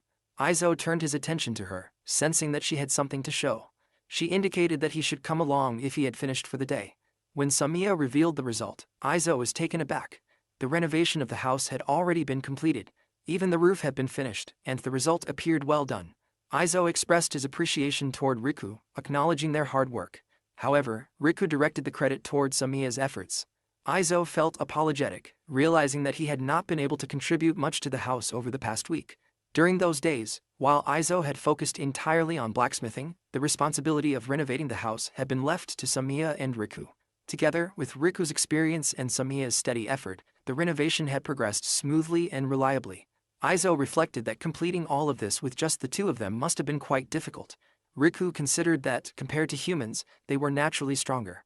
Izo expressed his gratitude to them once again. Izo then mentioned that he had asked Camillo to prepare bedding for them next time. After that, he planned for them to work on making the door, followed by the bed and necessary tools. Riku wondered whether they would actually install a door for the room. Izo confirmed that they would and sought agreement. Riku thought about how, in most cases, unless it was the home of a noble, only the guest room or the room of the head of the family and their spouse would have a door, with most families sharing a single room. Samiya admitted that she had no experience living in a proper house, so she could not compare. Izo quietly realized that he had been speaking based on the common sense of his original world. Even so, Izo decided that he wanted things arranged that way, with separate rooms for the pupil and for the family. Both Samiya and Riku accepted this idea. Samiya then asked whether Izo planned to go to the city. Izo decided not to go for that week. Riku recognized this as a day off and began to think about what they should do. Izo responded with a calm expression. Without noticing it himself, ever since Izo arrived in this world, he had not experienced a proper day of rest. In order to maintain a balance between work and life, they had been working without a fixed schedule, continuing their efforts every day. Fortunately, sales through Camillo's shop had been going well. While they had not saved a large amount, they had managed to set aside a small portion of their earnings. Because of this, Izo chose to take a step back and allow himself a proper rest for the week. As they walked, Samiya pointed out a spot ahead, suggesting it as a place to stop. Izo looked at it and found it suitable, deciding that they would settle there. After nearly an hour of walking from their home, they arrived at the upper stream of the river. It was the long-awaited slow life, the long-awaited day off. Izo intended to spend this time doing something he had always wanted. He crafted a simple fishing rod using natural materials. The thread they had brought from home, combined with a fishhook shaped from processed rivet, formed a handmade fishing rod. Izo lifted a rock, thinking there would likely be bait underneath. As expected, he found worms. Rumia showed clear discomfort, while Samiya displayed excitement. Izo quietly reflected on how differently the two reacted, noticing how absorbed they were in the moment. They then began fishing. Izo guided Samiya to let the line out a little more. Izo allowed himself to simply enjoy the calm present. The weather felt pleasant. Coming from a demanding workplace where breaks were rare, he now found himself in a situation where he could eat properly and get enough rest. Even so, the habit of constantly working remained, and it felt as if he still pushed himself without realizing it, even in this world. Taking things slowly and relaxing like this made him wonder when he had last experienced such a moment. Not long after, something suddenly tugged at Samiya's rod. Izo instructed her to remain still for a moment longer, allowing the fish to properly take the bait. At the right timing, he gave the signal, and Samiya successfully caught a fish. Izo acknowledged her success. Ruki then directed that the fish be placed on the ground so they could remove the hook. As Izo watched the two of them, he quietly noticed that after spending time working together, Ruki had grown more comfortable speaking casually with Samiya. The two of them appeared to be enjoying themselves as they handled the fish Samiya had caught. Before long, it became midday. Samiya had caught one fish, Riku had caught two, and Izo had not caught any. Izo felt a quiet frustration as, on 3 attempts, he had only managed to pull up driftwood and leaves instead of fish. Samiya questioned whether he might be giving off too much killing intent. Izo did not immediately understand what she meant, and the confusion showed slightly on his face. Samiya pointed out that his expression appeared intimidating. She then explained that fish were still living creatures, and they remained cautious when they sensed the presence of something strong. Izo considered this but reminded himself that it was still the middle of the day, and there was no need to rush. Not long after, Samiya lay down and let out a yawn. Izo glanced at her, and soon Riku also rested, both of them falling asleep peacefully. Izo remained seated, reflecting that this moment was meant to be leisure on a day off, and there was no need to chase results. It was simply a time to ease his mind. After some time passed, Samiya woke again, letting out another yawn. She realized that she had not caught anything since earlier in the afternoon. She thought about how fishing was different from hunting. Unlike hunting, it did not allow for setting traps or constantly changing locations, which made it frustrating for her. Izo reflected on the idea of hunting. He then recalled that during hunting, Samiya would remove all the internal organs except for the heart.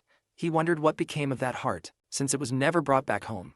Samiya explained that she would bury the heart beneath the soil of the forest. Samiya explained that when a soul returns, the forest gives rise to new life. Izo understood from this that the heart represented the soul. She further noted that wolves and other animals would come to consume the parts that were not buried. Because of this, some would remain nearby, watching and waiting. Izo reflected on this custom of the beast men in the forest. He quietly wondered that when the time eventually came for him to meet his end in this land, whether his own soul, having come from another world, could also become part of this forest. After that, they moved to a different fishing spot, though it did not lead to catching more fish. The sun was beginning to set, and it seemed like it was time to give up. However, Samiya and Riku had already caught 3 fish earlier in the morning, which meant there would be 1 fish for each of them. Even so, Izo realized that he had not caught anything at all, despite this being a day meant for leisure. He began to feel that his dignity, both as the head of the household and as a master artisan, was on the line. He resolved that no matter what, he would catch at least 1 fish. Samiya noticed his determination and found it amusing, seeing how clearly it showed on his face. Izo questioned whether it was truly that obvious and felt a bit self-conscious. At that moment, Samiya sensed something approaching. Izo also noticed it and steadied himself. He focused, reminding himself to stay calm, knowing that acting hastily would only scare the fish away. With careful timing, he pulled the line and successfully caught one. Izo held up the fish, moving it slightly as a small smile appeared on his face, satisfied that he had finally caught one. Samiya found his reaction somewhat awkward, while Riku regarded it as a fine result. Although Izo had not caught much, the 3 of them had enjoyed their time and were able to relax. With that, their day off came to an end, and they prepared to return home. Izo thought about how they would return to work the next day, continuing with both their craft and the house renovation. However, the heavy feeling that usually came before the start of a new workday was no longer there. He found himself looking forward to resuming his life as a blacksmith.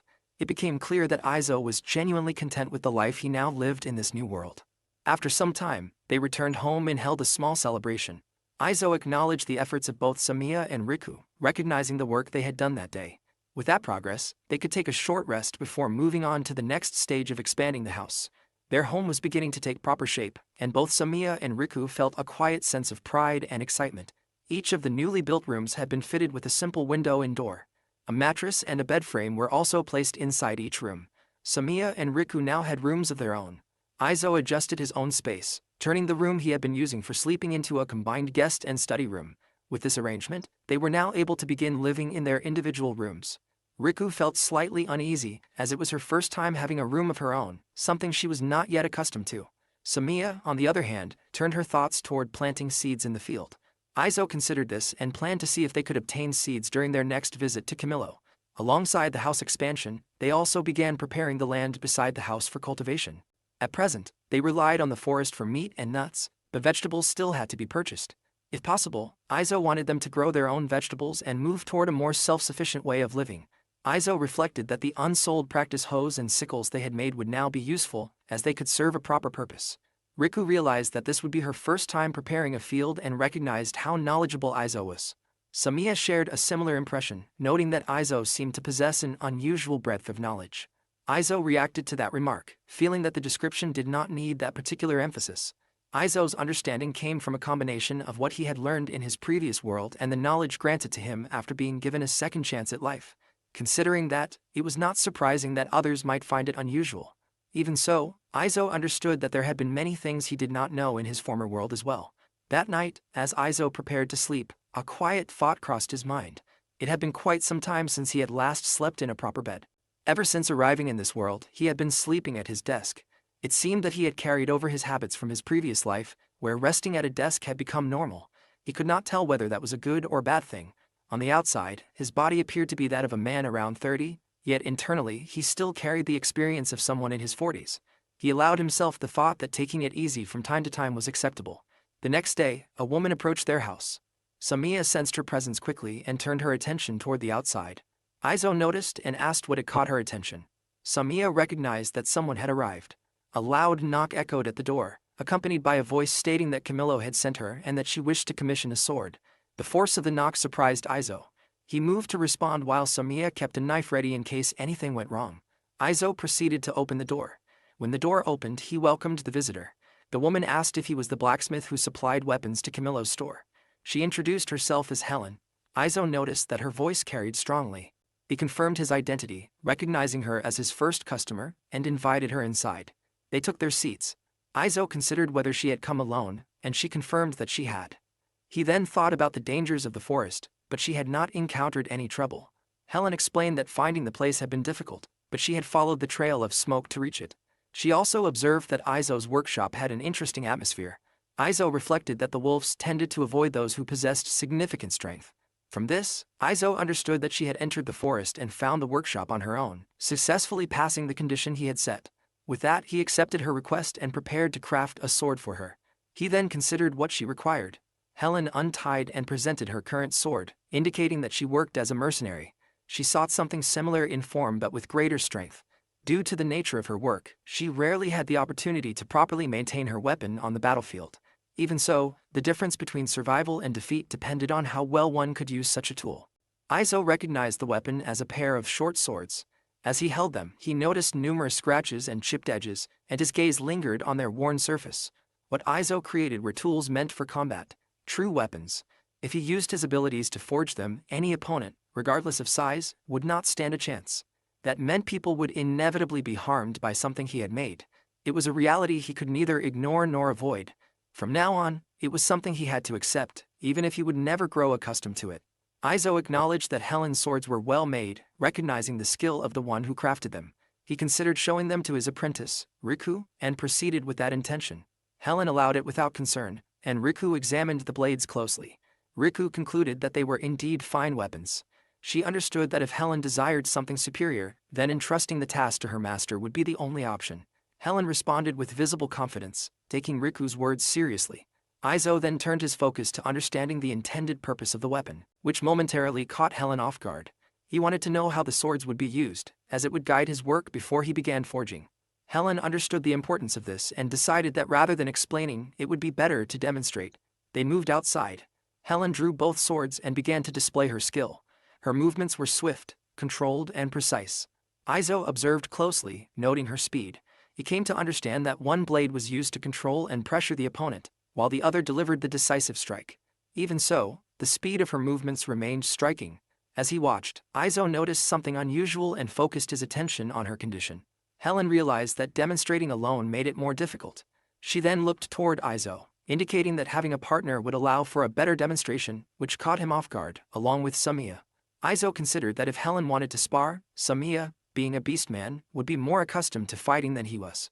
However, Helen judged that Izo appeared stronger than Samiya.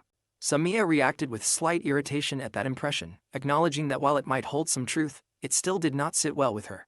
Izo reflected that since arriving in this world, he had not taken part in any real combat. Even so, his body seemed to understand how to move, as if it had been shaped for fighting from the beginning. It was a sensation of instinctively grasping what to do, a result of the strength he possessed. Izo accepted the situation and prepared himself. He considered that Helen was only intending to demonstrate her skill and would not aim to seriously harm him. Stepping forward, Izo faced her directly while Samiya and Riku observed quietly. Izo braced himself, hoping the exchange would not be too intense, but Helen showed no hesitation. She moved first, closing the distance in an instant and striking. Izo managed to block the attack, and she immediately followed with a rapid series of strikes. He held his ground, deflecting each one. Helen then stepped back, and Izo responded with a counterattack, which she blocked. Her movements were so fast that Izo perceived them like flashes of lightning. He pushed forward, keeping up with her pace as best as he could. Even so, Izo understood that without the ability he possessed, he would not have been able to move or even perceive her attacks. He would have been overwhelmed instantly. Simply matching her movements already required his full focus. Helen then launched another attack from the side. Izo avoided the strike, though it came close enough to slice through a portion of his hair. Izo came to realize that Helen was no longer holding back and was aiming with real intent. She advanced again without hesitation. After some time, both of them were left catching their breath. Izo noted that he had managed to remain standing, while Helen acknowledged his strength. Izo felt a trace of frustration, recognizing that he had spent the entire exchange on the defensive, focusing only on evasion. Helen appeared amused, admitting that she had intended to end the match within the first few strikes. Few people were capable of facing her thunder sword directly, and she acknowledged that she had become slightly carried away before offering an apology. Izo took this in and felt that he now had a clearer understanding of what was needed. He estimated that he could complete the sword within 2 days and expected her to return after 3. Helen hesitated at the thought of leaving immediately. Izo considered her reaction, while Helen shifted her focus toward continuing the spar after a short rest. Izo understood that if things continued that way, he would not be able to work on the sword. Helen recognized the point and adjusted her approach, instead expressing interest in observing the forging process. Izo reminded himself that the work would take 2 days. Helen then suggested staying there during that time. Izo realized that he had already prepared a guest room with a bed. He glanced at Riku and Samiya before coming to a decision, allowing her to stay. Helen reacted with visible excitement, striking Izo lightly. In this way, Izo's smithy received its first customer. After the exchange with Helen, Izo turned his attention back to the remaining work for the day, intending to finish what was left. Samiya approached him and indicated that she had completed the burr removal. Izo acknowledged this and had her leave the pieces where they were. Samiya then moved on to tidying up and prepared to adjust her arrows. Izo called out to her, recognizing that she had improved in her work, and he expressed his appreciation. Samiya responded with a simple, satisfied gesture, her tail swaying lightly. Whenever she was not out hunting, Samiya assisted Izo in the workshop. Most of her tasks involved casting and removing burrs. She seemed to find her own enjoyment in the work, and Izo considered that it might be worthwhile to let her try using a hammer at times. Nearby, Helen observed them as they worked. After some time passed, Izo indicated that it was time for dinner. Helen recalled that on her way there, she had been surprised to see an unusually large deer. Samiya recognized it as a tree deer and understood that such creatures could be troublesome when angered. Helen took note of this. She also mentioned that, even from a distance, she had spotted a bear. Both Izo and Samiya reacted to that information. At the mention of the bear, Samiya instinctively held her stomach again. Izo quietly considered that the bear was still somewhere nearby. Helen noticed the shift and wondered what it meant. Izo explained that Samiya had once been attacked by a bear and had nearly lost her life. Helen reflected on this, believing that if her equipment had been in perfect condition, she might have been able to defeat such a creature. Izo cautioned against taking unnecessary risks, recognizing that the bear was dangerous even for someone like Samiya who was familiar with the forest. He made it clear that if anything were to happen, it would be difficult for them to face the outcome. Helen accepted this and understood the concern. After some time, Izo lightly struck his own face to regain focus. This was the first custom order for their workshop, and he resolved to put everything he had into it. Izo began by casting a magic spell. Helen plans to inspect the progress the following day. For now, she had gone into the forest with Samiya to explore and gather materials.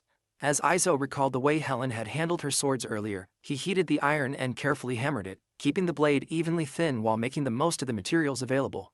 Through the special vision granted to him, he could perceive the structure of the iron at a deeper level, almost like seeing its particles.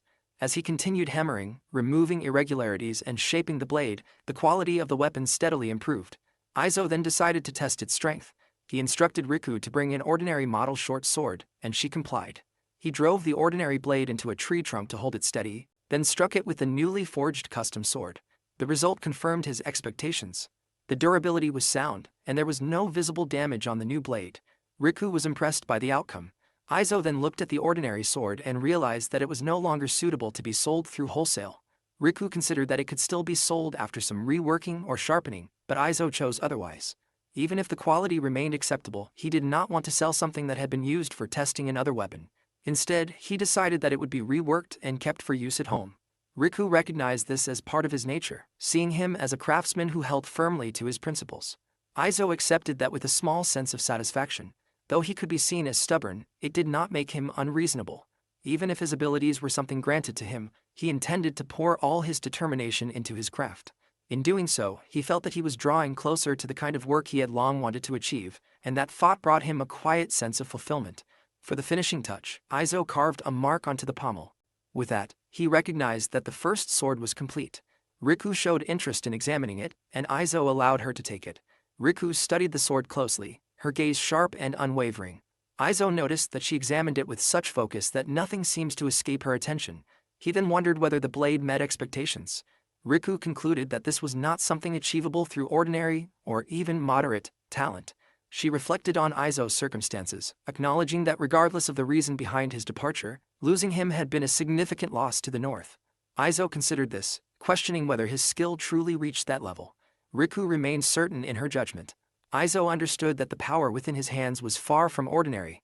It did not even feel entirely real. Through using this ability with clear intent, he had come to realize something. This time, he had worked with iron while focusing on durability, which meant the blade would not be capable of cleaving through something like a boulder. However, if he had focused on sharpness instead, such a feat might have been possible.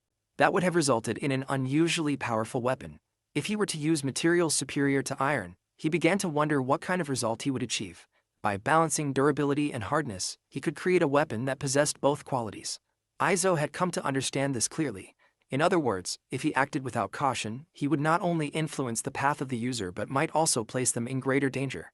If the weapons he created were to become something akin to strategic tools of power, then he would need to consider whether he truly had the resolve to bear that responsibility. Riku called out to her master, apologizing as she wondered if she had said something that caused offense. Izo reassured her that it was nothing, explaining that he had simply been thinking things through. Izo reflected that he should not let himself fall into negative thoughts over things that had not even happened yet. He understood that he would need to keep such concerns in mind when accepting requests, but for now, what mattered most was that he had created something that made Riku feel glad to be his apprentice. That alone was enough for the moment. Soon after, Samiya and Helen returned from their outing. They had gathered a good amount of materials. Among them were medicinal herbs that helped suppress festering, along with various bitter and sweet plants. Samiya noted that the wolves had been particularly restless that day. It seemed likely that this behavior was connected to the large black bear that Helen had seen. Izo considered this and acknowledged the situation before shifting focus to their meal. He directed a calm expression towards Samiya, and she responded with visible satisfaction. Izo quietly reflected on the presence of the bear. It was not only Samiya he needed to consider, but Riku as well. He understood that he would have to remain careful to keep them from getting involved in anything dangerous.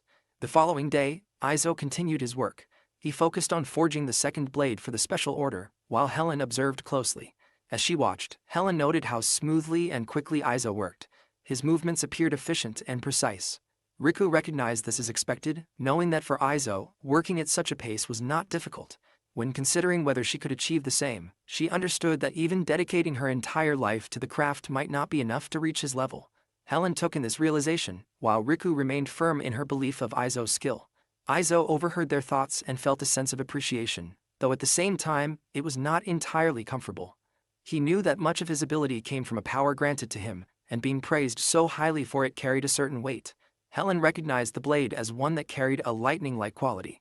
Izo acknowledged this and confirmed that both swords were now complete, placing them carefully on the table. Helen showed clear excitement upon seeing the pair. She noticed the distinct presence of that lightning-like energy within them and appeared eager to test them immediately. However, Izo stopped her, noting that it was already late. He explained that she could try them the following day.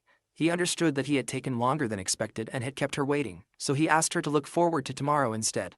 Though she initially resisted, she eventually accepted it. Rather than continuing with the testing, Izo turned his attention to preparing dinner. Samiya, Helen, and Riku all responded with visible delight. Samiya quickly recognized the dish as tree deer steak. The meal impressed them.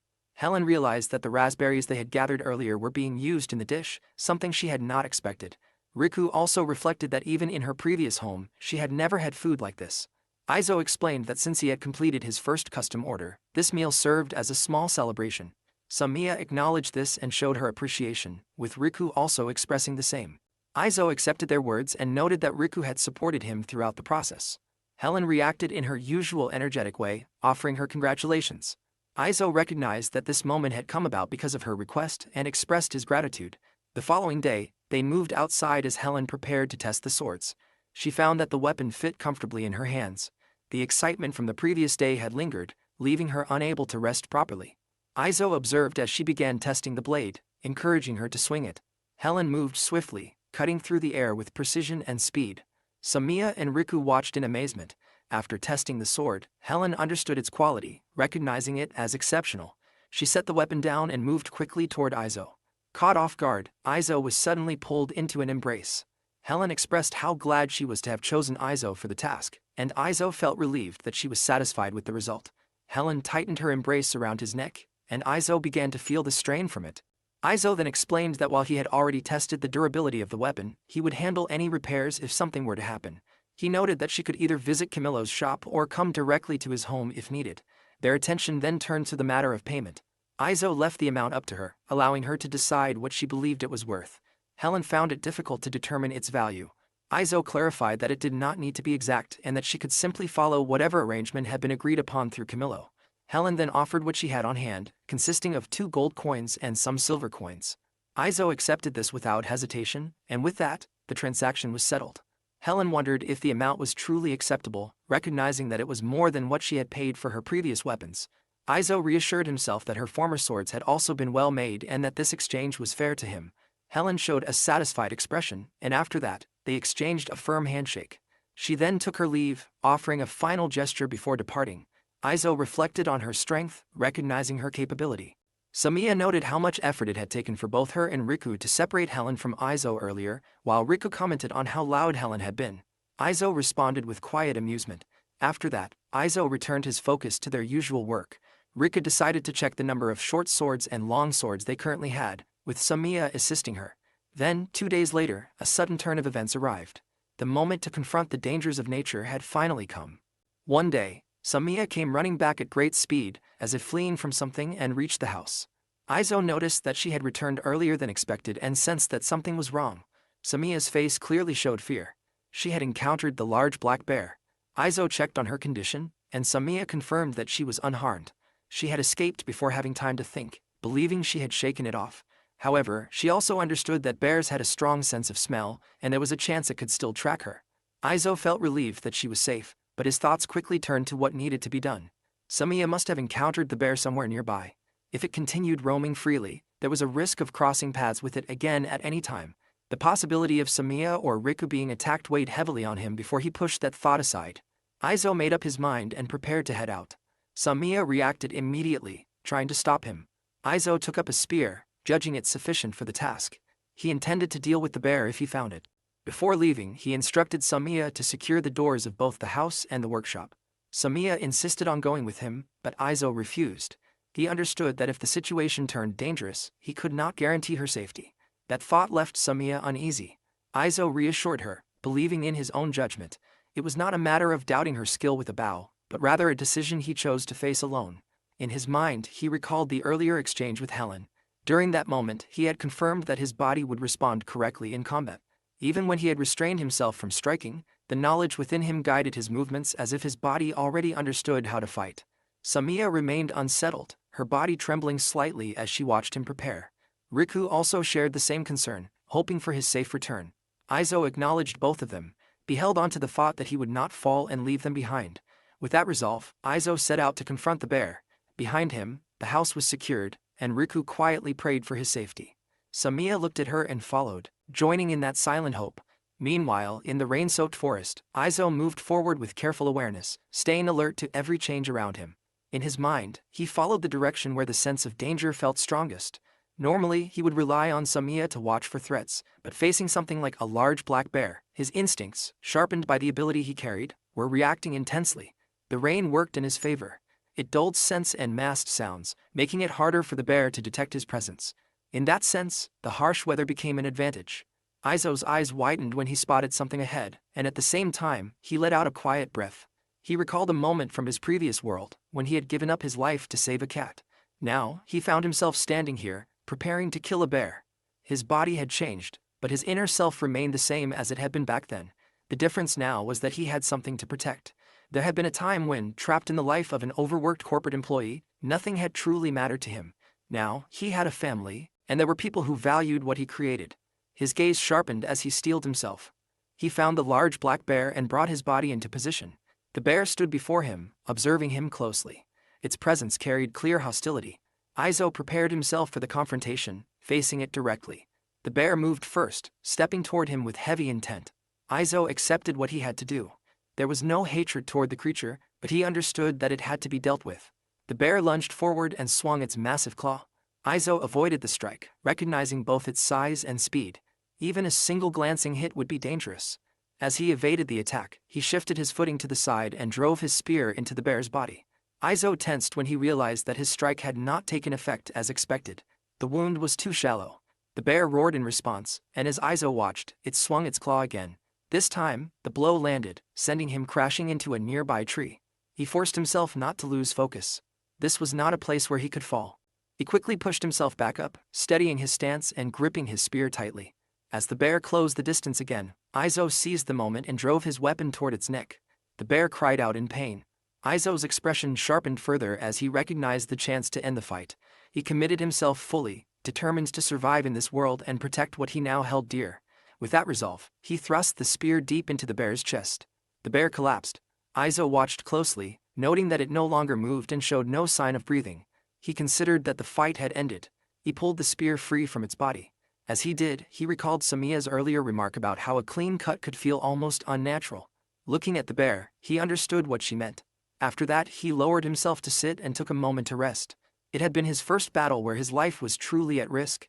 Now that the danger had passed, he became aware of the trembling in his body. Although his ability had played a significant role, the outcome had been narrowly decided. He examined himself, noting the bruises and scratches he had sustained. Even so, he had managed to avoid any broken bones. Izo stood again, considering what to do next. He had taken a life with his own hands. If possible, he wanted to make use of it, to consume the meat and return the rest to the earth. However, he did not know whether it was safe to eat.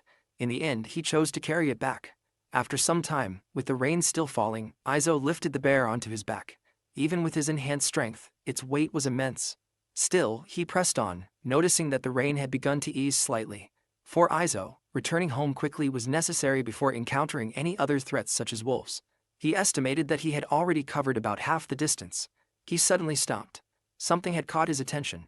In the next moment, someone grabbed his leg and pulled him, only for it to be Samiya, showing the more instinctive side of herself. Izo reassured her that he was safe and that the bear had already been dealt with. Samiya looked at him closely, wanting to be certain. She checked him again, making sure he was truly unharmed. Izo acknowledged that he had suffered some bruises and impacts but nothing severe, and that no bones were broken. For a brief moment, they simply looked at each other before Samiya's emotions surfaced, and tears began to fall from her eyes. Izo was taken aback as she cried in relief, then held onto him tightly. He responded by gently patting her head. Nearby, Riku approached and hesitated, unsure if she was intruding on the moment. Izo made it clear that she was not. Riku then explained that Izo had taken longer than expected to return, and since Samiya believed he would have been back already if everything had gone well, they decided to go out and search for him. Izo recognized the danger in leaving the house under such conditions. Riku, however, understood that there was no stopping Samiya once she had made up her mind. She added that they had been tracking both Izo's scent and the bear's, and as both grew closer, they had prepared themselves for the worst, ready to confront whatever approached. While waiting and hiding, Riku had observed that Izo and the bear had appeared together, making it difficult to tell what had happened at first. Izo understood their actions and expressed his appreciation. Riku directed that gratitude towards Samiya instead. Still held close, Samiya received his thanks. By then, the weather had cleared. Izo suggested that they return home. After Samiya had settled down, the three of them worked together to carry the bear. Along the way, They decided to leave it near a lake for the time being and planned to return the next day to retrieve it. Once they returned home, the exhaustion hit Izo all at once. Riku decided to take care of preparing dinner while Izo went to rest in his room. When he removed his clothes, the number of bruises covering his body became clear. Samiya quickly came to check on him, concerned for his condition. Izo reassured her that he was fine. Samiya remained uncertain and continued to check on him. Izo explained that he simply needed to clean himself. The fatigue weighed heavily on him. He told Samiya to let him know once the bath was ready. As he waited, he leaned against her, and before long he had fallen asleep. Samiya was momentarily surprised, realizing that he had dozed off while resting on her. She steadied herself and gently patted his head. By the next morning, Izo felt a strange softness around him. As he woke, he quickly sat up, realizing that he had not cleaned himself the night before. He noticed that both his bed and his clothes had been changed. At that moment, Samiya entered the room, and the two acknowledged each other calmly. Izo understood that he had fallen asleep completely. Samiya confirmed that he had slept deeply. She explained that Riku had been concerned he might get sick if he remained unclean, so the two of them had taken care of wiping him down and putting him to bed. Riku then entered the room and saw that Izo was awake. Izo expressed his apology to both Samiya and Riku. Riku told him that his clothes had already been washed and that there was no need for him to worry about it. Riku began to mention something about Samiya calling out to him during the night, but Samiya quickly stopped her, not wanting it to be shared. Riku did not see any harm in it. Samiya then guided Riku out of the room and reminded Izo to come once breakfast was ready. Izo accepted this and prepared to follow. With that, another day began. A simple day filled with the usual routines. A quiet continuation of the life they had built for themselves. Somewhere inside a mansion, the name of the Black Forest came up. A young lady reacted to it, realizing she was being told to take refuge in that forest. The one she called Nichan confirmed it. There was a blacksmith living there. A letter had already been written to a peddler who knew the blacksmith's location. She only needed to carry that letter to the merchant, and he would guide her the rest of the way. He was confident that the blacksmith would treat her well. The young lady accepted the plan and prepared herself. Meanwhile, in a growing urban district, Izo was at Camilo's shop. The two discussed business as Camilo arranged to take several of Izo's goods for the time being. Even within his own household, Izo's products had built a strong reputation.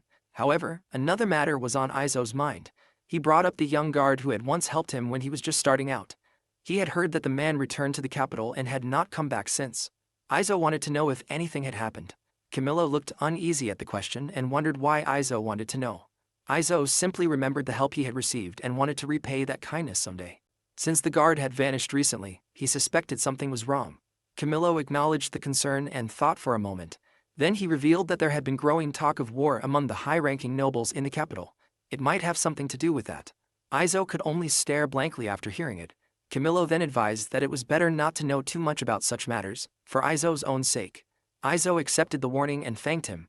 Later, Izo, Samiya, and Riku began the trip home, carrying materials in their cart. At the same time, elsewhere on the road, a young lady was running from pursuers. She glanced behind her and realized that at this rate, they would catch her before she could reach town. From a distance, Samiya's ears twitched sharply. She had already picked up the sound of hurried footsteps. Izo immediately turned to her, wondering if it was bandits. Samiya could not be certain, but from what she heard, people were already fighting. Izo made a quick decision. He told Samiya to go ahead first and find out what was happening. Whether it was bandits or wolves no longer mattered. Samiya obeyed at once and sprinted toward the noise. Izo called after her, telling her they would follow soon and to retreat immediately if things became too dangerous. Then Izo urged Riku forward, and she answered without hesitation. Not long after, they reached the scene. A group of men were clashing swords against a young lady and Samiya. Izo quickly drew his short sword and decided to leave their luggage behind. There was no time to hesitate. He rushed straight toward the fight and charged into the scene, anger rising at what he was seeing. One of the attackers noticed him approaching and immediately swung his blade. However, Izo reacted just as fast, blocking the strike with his own sword. He then forced the man backward to create space and followed with a slash across the body. But then another attacker, a bald man, came at Izo from behind. Samiya caught it first and called out a warning. Izo heard her in time. Tightening his grip, he turned and met the heavy blow head-on. The clash ended in an instant when the attacker's sword shattered from the impact. Without wasting the opening, Izo struck back and drove his blade into the man's chest. Seeing this, another one of the men chose survival over battle and tried to flee. However, he did not make it far. An arrow struck his neck mid-run. The shot came cleanly from Samiya. Even Izo was briefly stunned by how quickly it happened. He looked around and checked whether anyone remained. From what Samiya confirmed, that was all of them. The young lady they had rescued sat quietly, watching the aftermath in silence. Izo then turned to her. He knew it would not be easy to speak after such an event, but they needed to understand who she was and why she had been attacked. Too many men had fallen there, and the guards would certainly demand an explanation later. He asked her to see it as a way of returning the help they had given. As he looked at her more carefully, her face felt strangely familiar. Something about her reminded him of an actress from his previous world. The young lady first expressed gratitude for being saved. She then introduced herself as Diana Amel. Because of certain circumstances, she had come from the capital to live with a particular person. Diana then explained what had happened. While traveling, she had been attacked by those men. As she spoke, her hands tightened together, realizing what might have happened to her if Izo and the others had not arrived in time. Izo quietly reflected on the fact that she carried a family name that usually meant status, a noble from the capital. His thoughts immediately turned to the conflict Camillo had mentioned earlier. Could she be connected to it? He glanced toward Samiya. She simply gave a small nod.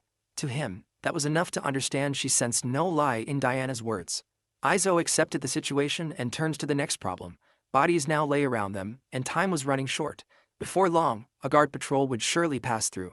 The question was simple: hide or report everything. Diana chose hiding. Izo studied her reaction and questioned whether she was certain. She remained firm. Those men had already been pursuing her, and if they vanished here, it would create delay before anyone understood they had been defeated. Izo quickly grasped the real meaning behind that answer. It would also give her time to reach the place of that certain person. Diana confirmed it without hesitation. Izo knew there was no clean way to step back anymore. They were already involved. With that settled, he decided they would move the bodies into the forest. He had Riku pull the cart forward, and she accepted immediately. He then called for Samiya to help him with the rest, and she joined without question. Later, they dragged the bodies away one by one. During that grim work, a thought settled heavily in Izo's mind. For the first time, he truly understood what the things he created could be used for. He did not know whose fault any of this was. He could not judge whether blame belonged to the young woman or the men who chased her. However, one truth was clear to him in that moment: he had chosen to protect his family.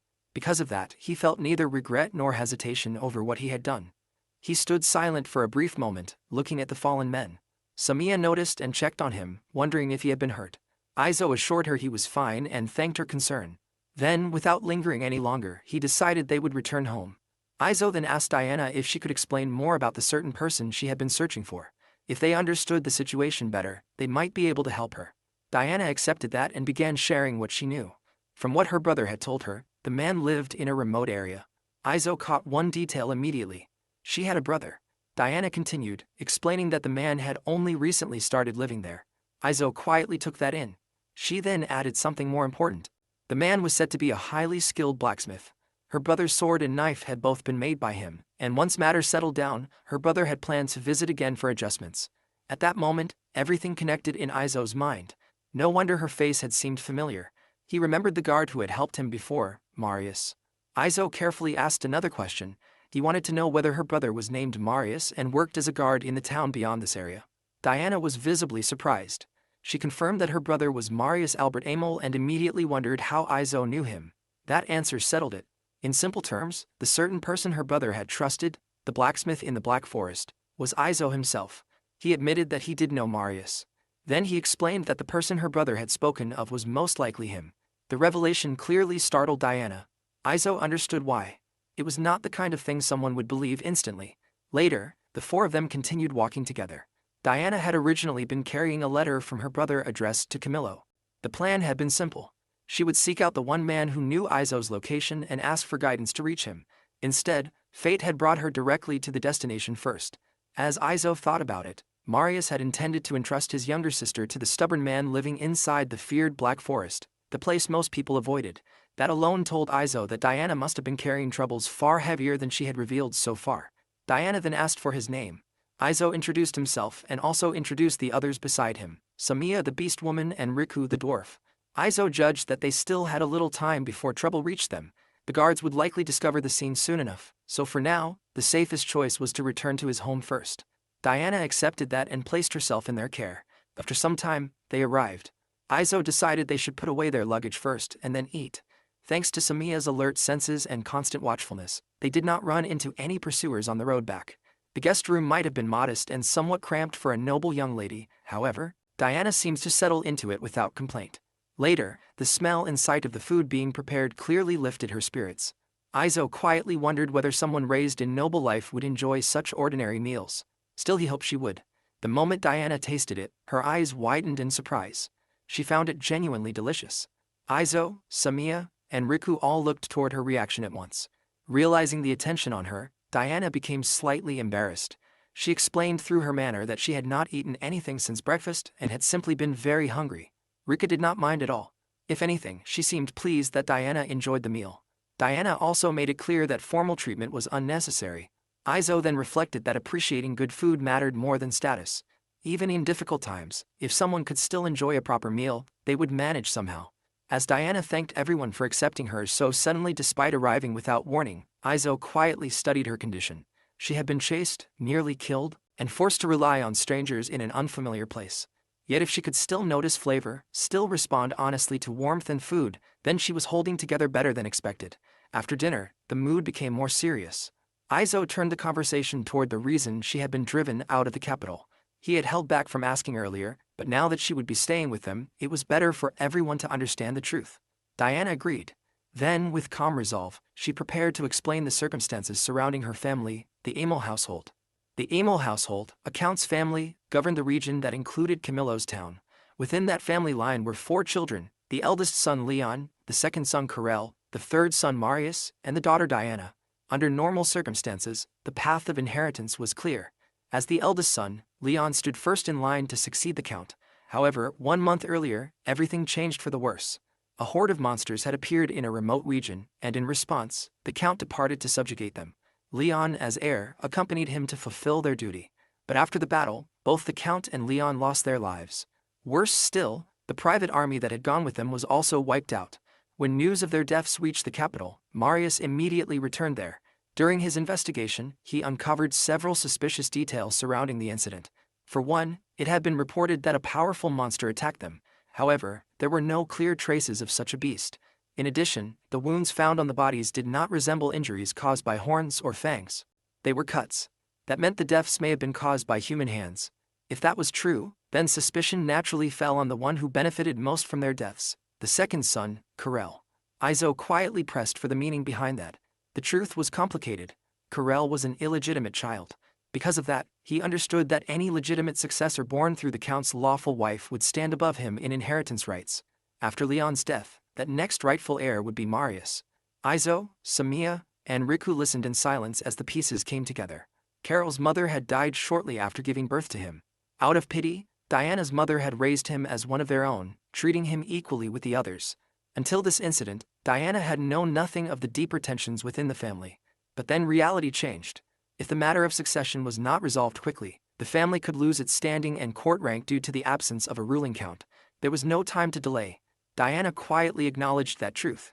At that moment, Izo reached a grim realization. The one seeking Diana's life was not an outsider. It was her own brother. Izo quietly reflected that even back then, Marius had seemed unusually sharp for an ordinary town guard. Now it all made sense. A man like that being the son of a count explained everything. After seeing the letter Marius had written to Camillo, Izo came to a decision. For the time being, Diana would stay under their protection. The sudden kindness clearly caught her off guard. He then told her that if there was anything she did not understand, she could ask Samiya or Riku. Both of them responded with open enthusiasm, ready to help however they could. Diana accepted their care with visible gratitude. Izo added one more thing. Being addressed formally all the time felt stiff and unnecessary. If she spoke to them more casually, it would likely be easier for everyone to get along. That suggestion surprised her at first. She tried to adjust herself on the spot, stumbling through the change before finally settling into it. Izo approved, and the atmosphere lightened enough for everyone to laugh together. From the very next day, their daily life changed slightly. The household moved through chores together. Diana was shown what to do, and they also warned her that going beyond certain trees could be dangerous. Soon after, Izo announced that he would begin work. Before leaving, he asked Samiya to look after Diana, and Samiya accepted without issue. However, what Izo expected and what happened were not the same. After offering to help, Diana ended up joining him at the workshop instead. Samiya then began teaching Diana the steps involved in weapon making. Watching the scene, Izo noticed that Samiya remembered the methods he had taught her surprisingly well. As for Diana, even though she came from nobility, she was stronger than expected. Riku pointed out that the previous day Diana had been swinging his sword around confidently, which suggested she already trusted her own ability. Later, when the workday ended, Izo called it there. He acknowledged Diana's effort on her first day. Diana then looked over the finished swords and quickly noticed the clear difference in quality between what they had made. Izo explained that the long sword was the standard model, while the short sword was the high-class model. Diana wanted to inspect it. Izo allowed it, though he mentioned that the handle had not been finished yet. She took the sword into her hands and stared at it with deep focus. Seeing that expression, Izo was reminded of Riku when they had first met. Diana found the sword remarkable. Riku quickly agreed, remembering how surprised she had been the first time she saw such craftsmanship. Diana understood the feeling well. Even in the capital, there were not many blacksmiths capable of making something of that level.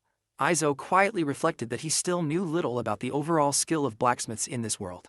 However, if he limited himself to selling the high-class model, he could likely avoid standing out too much by passing it off as the work of a capable craftsman. Then Diana suddenly turned her attention to him and asked for a match. The request caught Izo off guard.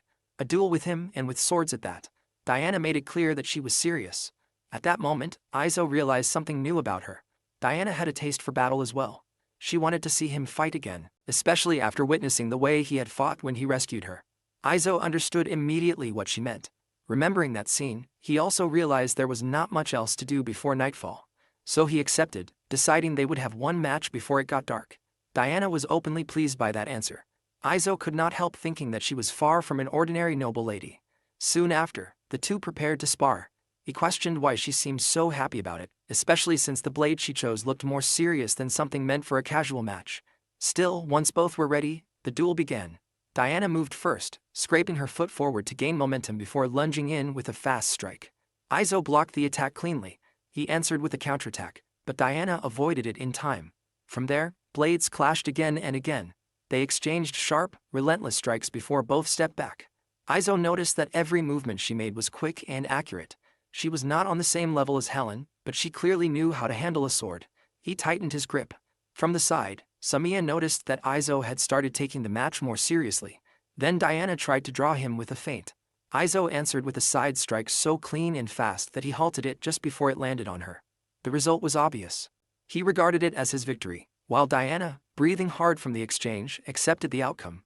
After the match, Izo admitted that moving his body that much had left him genuinely tired.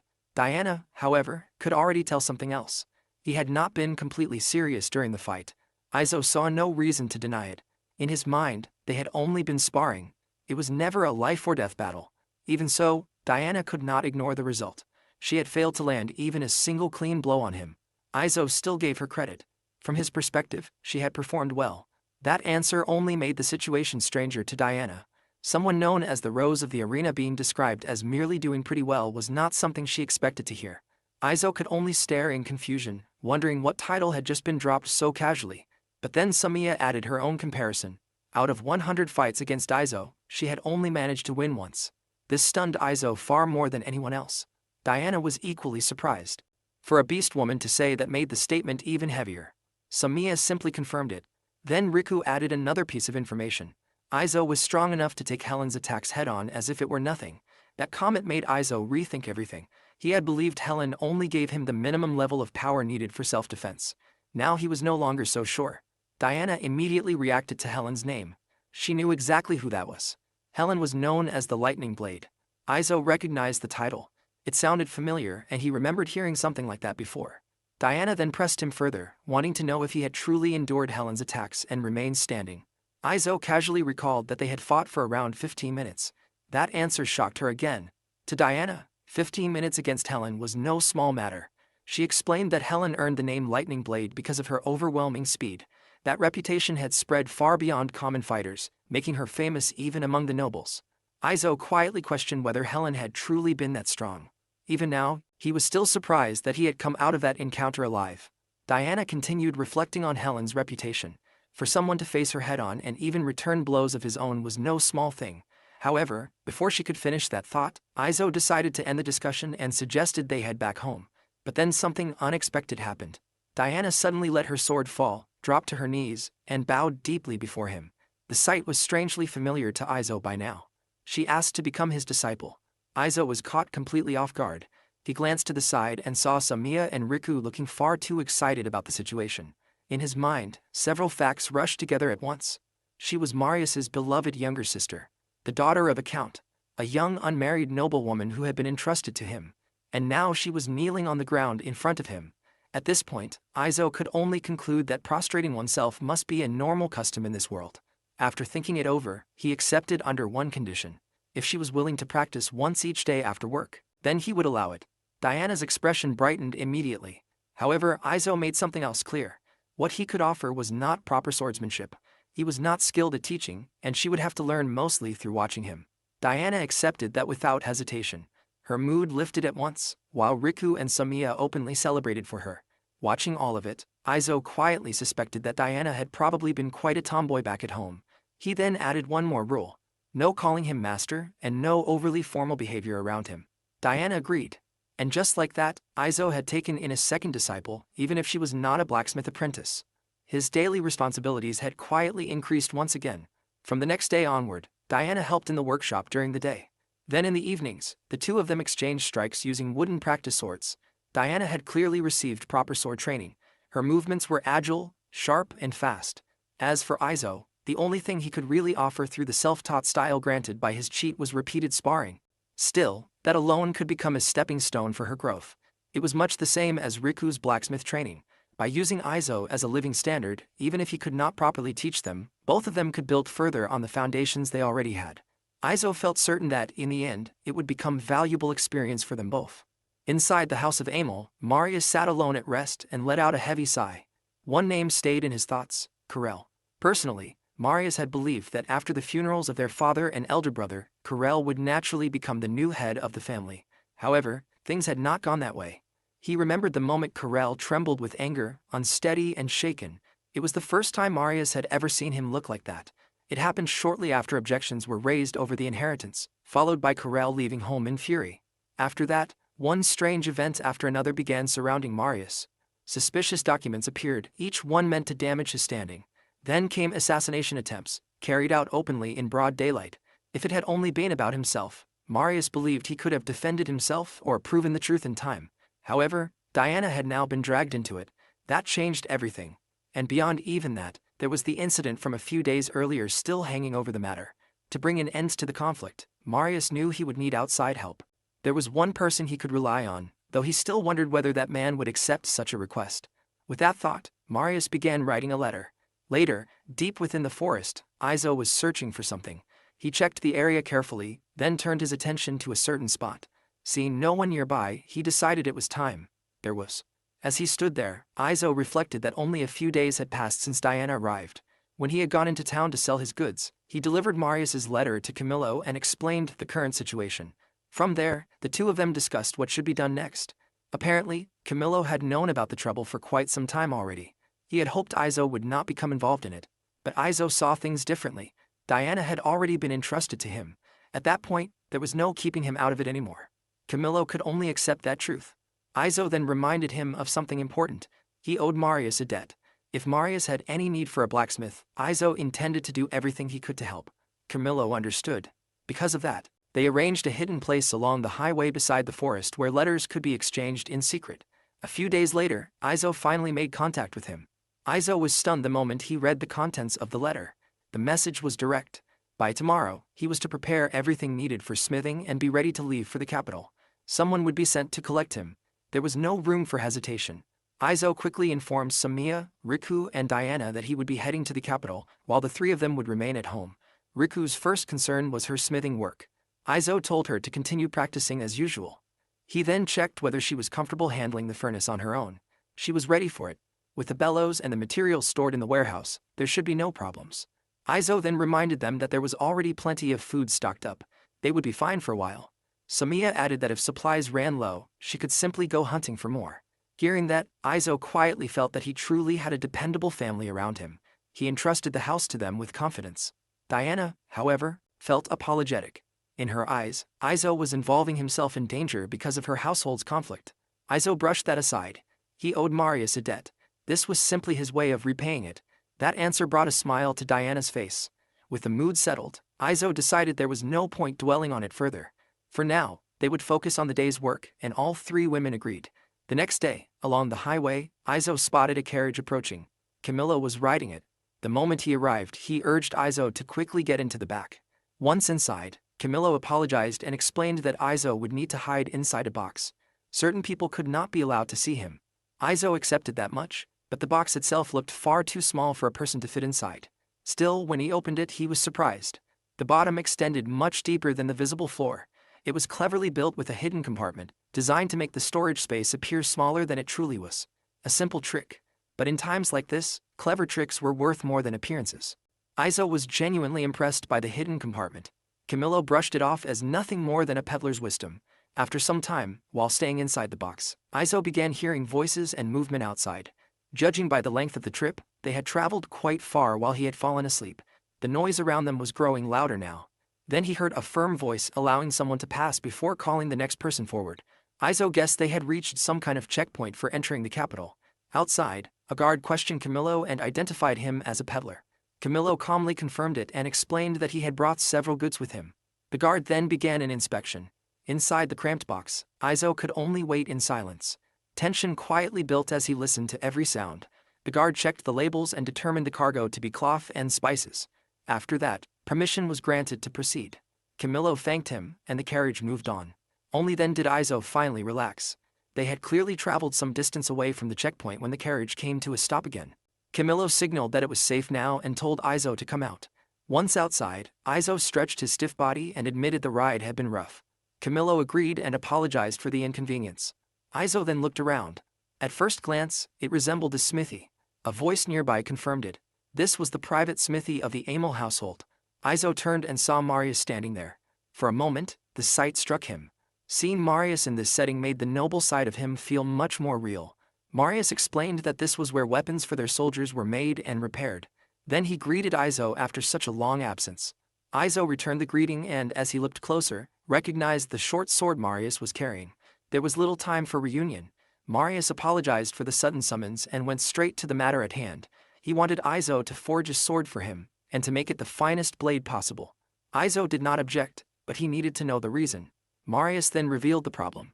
The Amel household possessed an heirloom sword, and a few days earlier it had been stolen. Marius wanted to know whether Izo understood the situation surrounding the Amel household. Izo confirmed that he had already heard much of it from Diana, Marius's younger sister. Marius then explained that, considering the circumstances of the theft, it was most likely an inside job. In his view, the heirloom sword had been taken by none other than his brother, Karel. Izo immediately questioned what that had to do with forging a sword. Marius laid out the scheme as he saw it. Karel's goal was likely to prove that anyone careless enough to lose the family heirloom was unfit to inherit the house. First, he would pretend to help search for the missing blade. Then, when the moment was right, he would stage its recovery himself and use that act to present himself as the most worthy successor. To Izo, the plan was so obvious that it almost felt insulting. However, that was where he came in. Marius explained that there was no time to recover the real sword from Karel. Since matters had reached this point, they would need another strategy. They intended to make it appear that the stolen heirloom had only been a fake. That idea caught Izo off guard. Marius made it plain. He wanted Izo to forge a new heirloom sword for the Amel household. Only then did the meaning fully sink in. A sword made by Izo would become the new treasure passed down through the Amel line. Marius confirmed exactly that. Izo quietly wondered whether Marius truly understood what he was asking. Marius then clarified his thinking. Though it was called an heirloom, the blade was not some divine relic or artifact made by elves. It was simply steel. Long ago, it had been granted to the Amel household by the king when their land was recognized as a county. It was said to have been forged by one of the greatest master smiths of that era. Izo fell silent, weighing the request. At that moment, Camillo stepped in and added his own opinion. He had already seen the sword Izo forged for Helen. In his eyes, very few human craftsmen could create something of that level. If Izo could make a blade like that, then he had nothing to fear. Still, Izo raised one serious problem. He had never seen the original heirloom sword. If he forged a replacement blindly, the new sword would naturally look different, and that difference alone could expose the entire plan. Marius explained that the heirloom sword had only ever been used during private ceremonies. Other than that, it was rarely brought out at all. In the family records, only its history had been written down. There were no detailed descriptions of its form or construction. Because of that, he believed differences in appearance would not become a serious problem. Izo stayed silent for a moment, thinking it over carefully. Then he accepted the request. Marius reacted with clear excitement and immediately thanked him. However, Izo stopped him there. He told Marius that there was no need to be so formal. He wanted him to speak casually, just like back when they first met in town. The current way of talking felt awkward. Marius, still carrying himself properly, could not agree so easily. In his eyes, he could not treat the man who was about to save his family with disrespect. Izo answered just as plainly. Thanks to Marius, he had been able to do business in town without trouble from the beginning. This was nothing more than returning that favor. Marius thought for a moment before offering another arrangement. With this task, Izo's debt would be considered repaid. From then on, they would deal with each other as equals. If that was the case, there would be no need for excessive politeness between them. Izo smiled and accepted immediately. Marius was satisfied and left the matter there.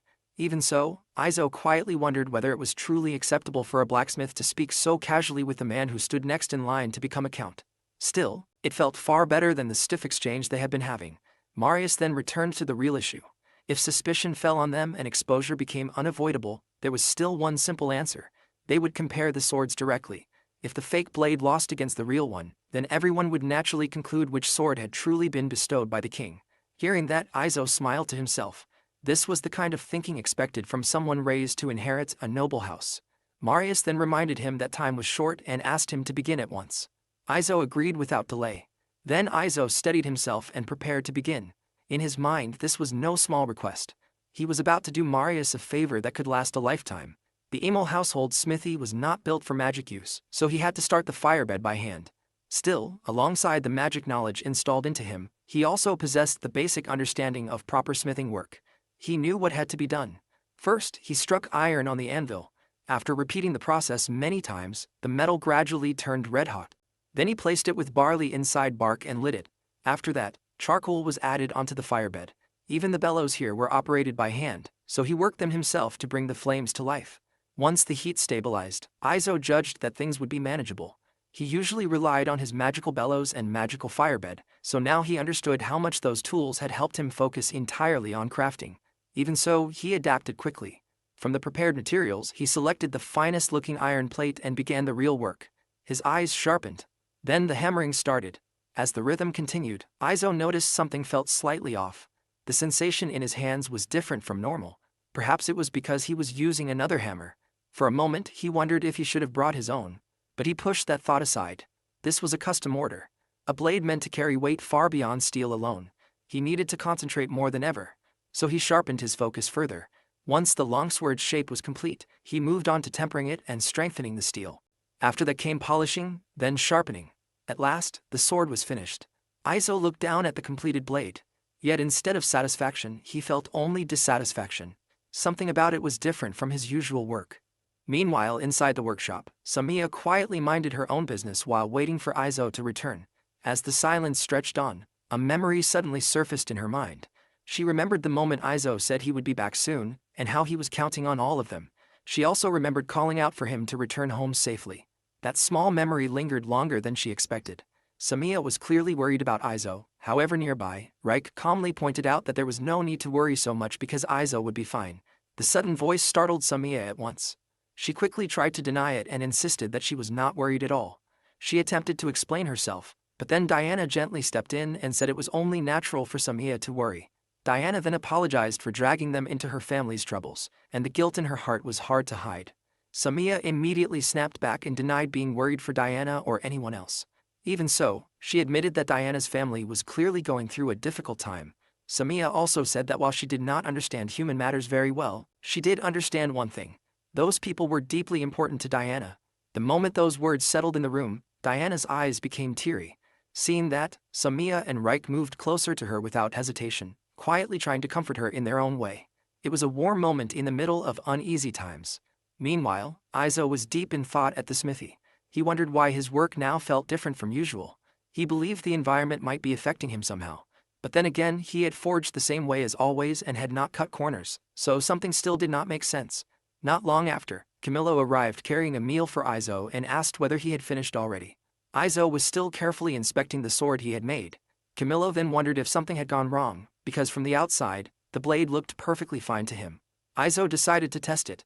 He used the sword to slice some vegetables, and to Camillo, the result looked incredibly sharp. However, Izo was not satisfied.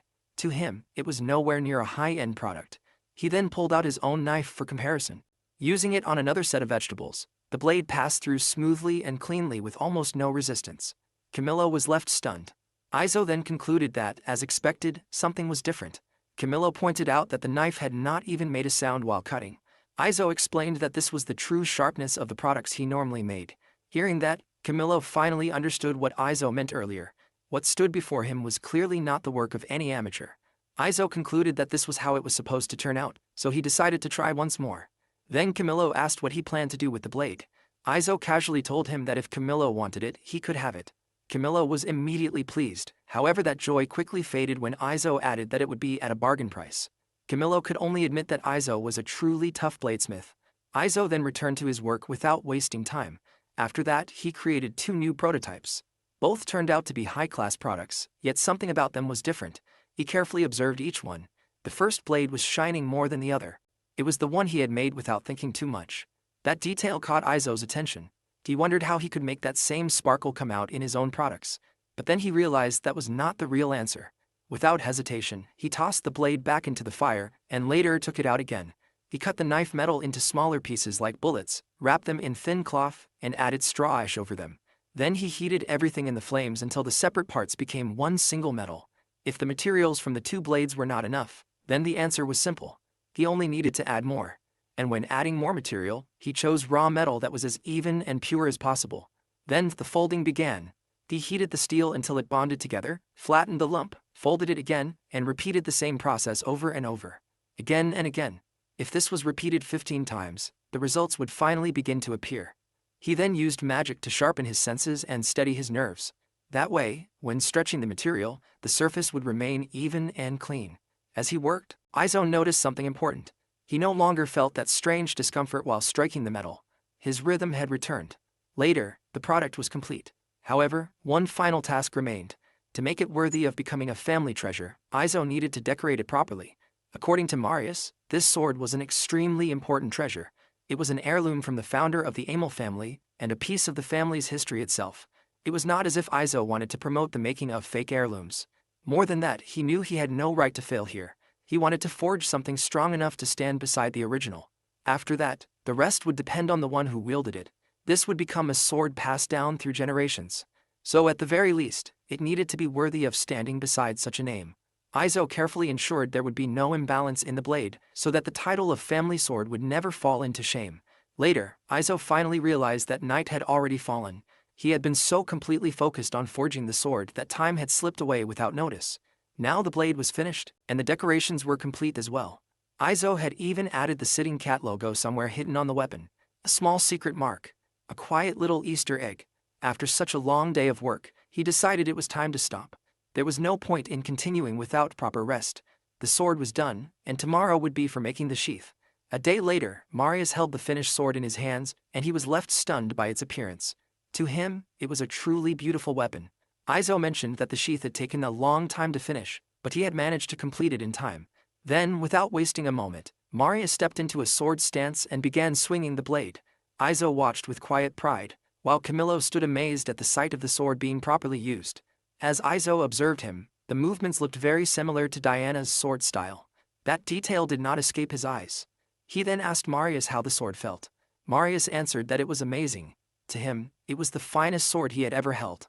Izo confidently replied that it was the best sword he could offer, so naturally it would be good. Marius then said that this weapon would make a perfect counterfeit family heirloom. After that, he firmly shook Izo's hand and thanked him.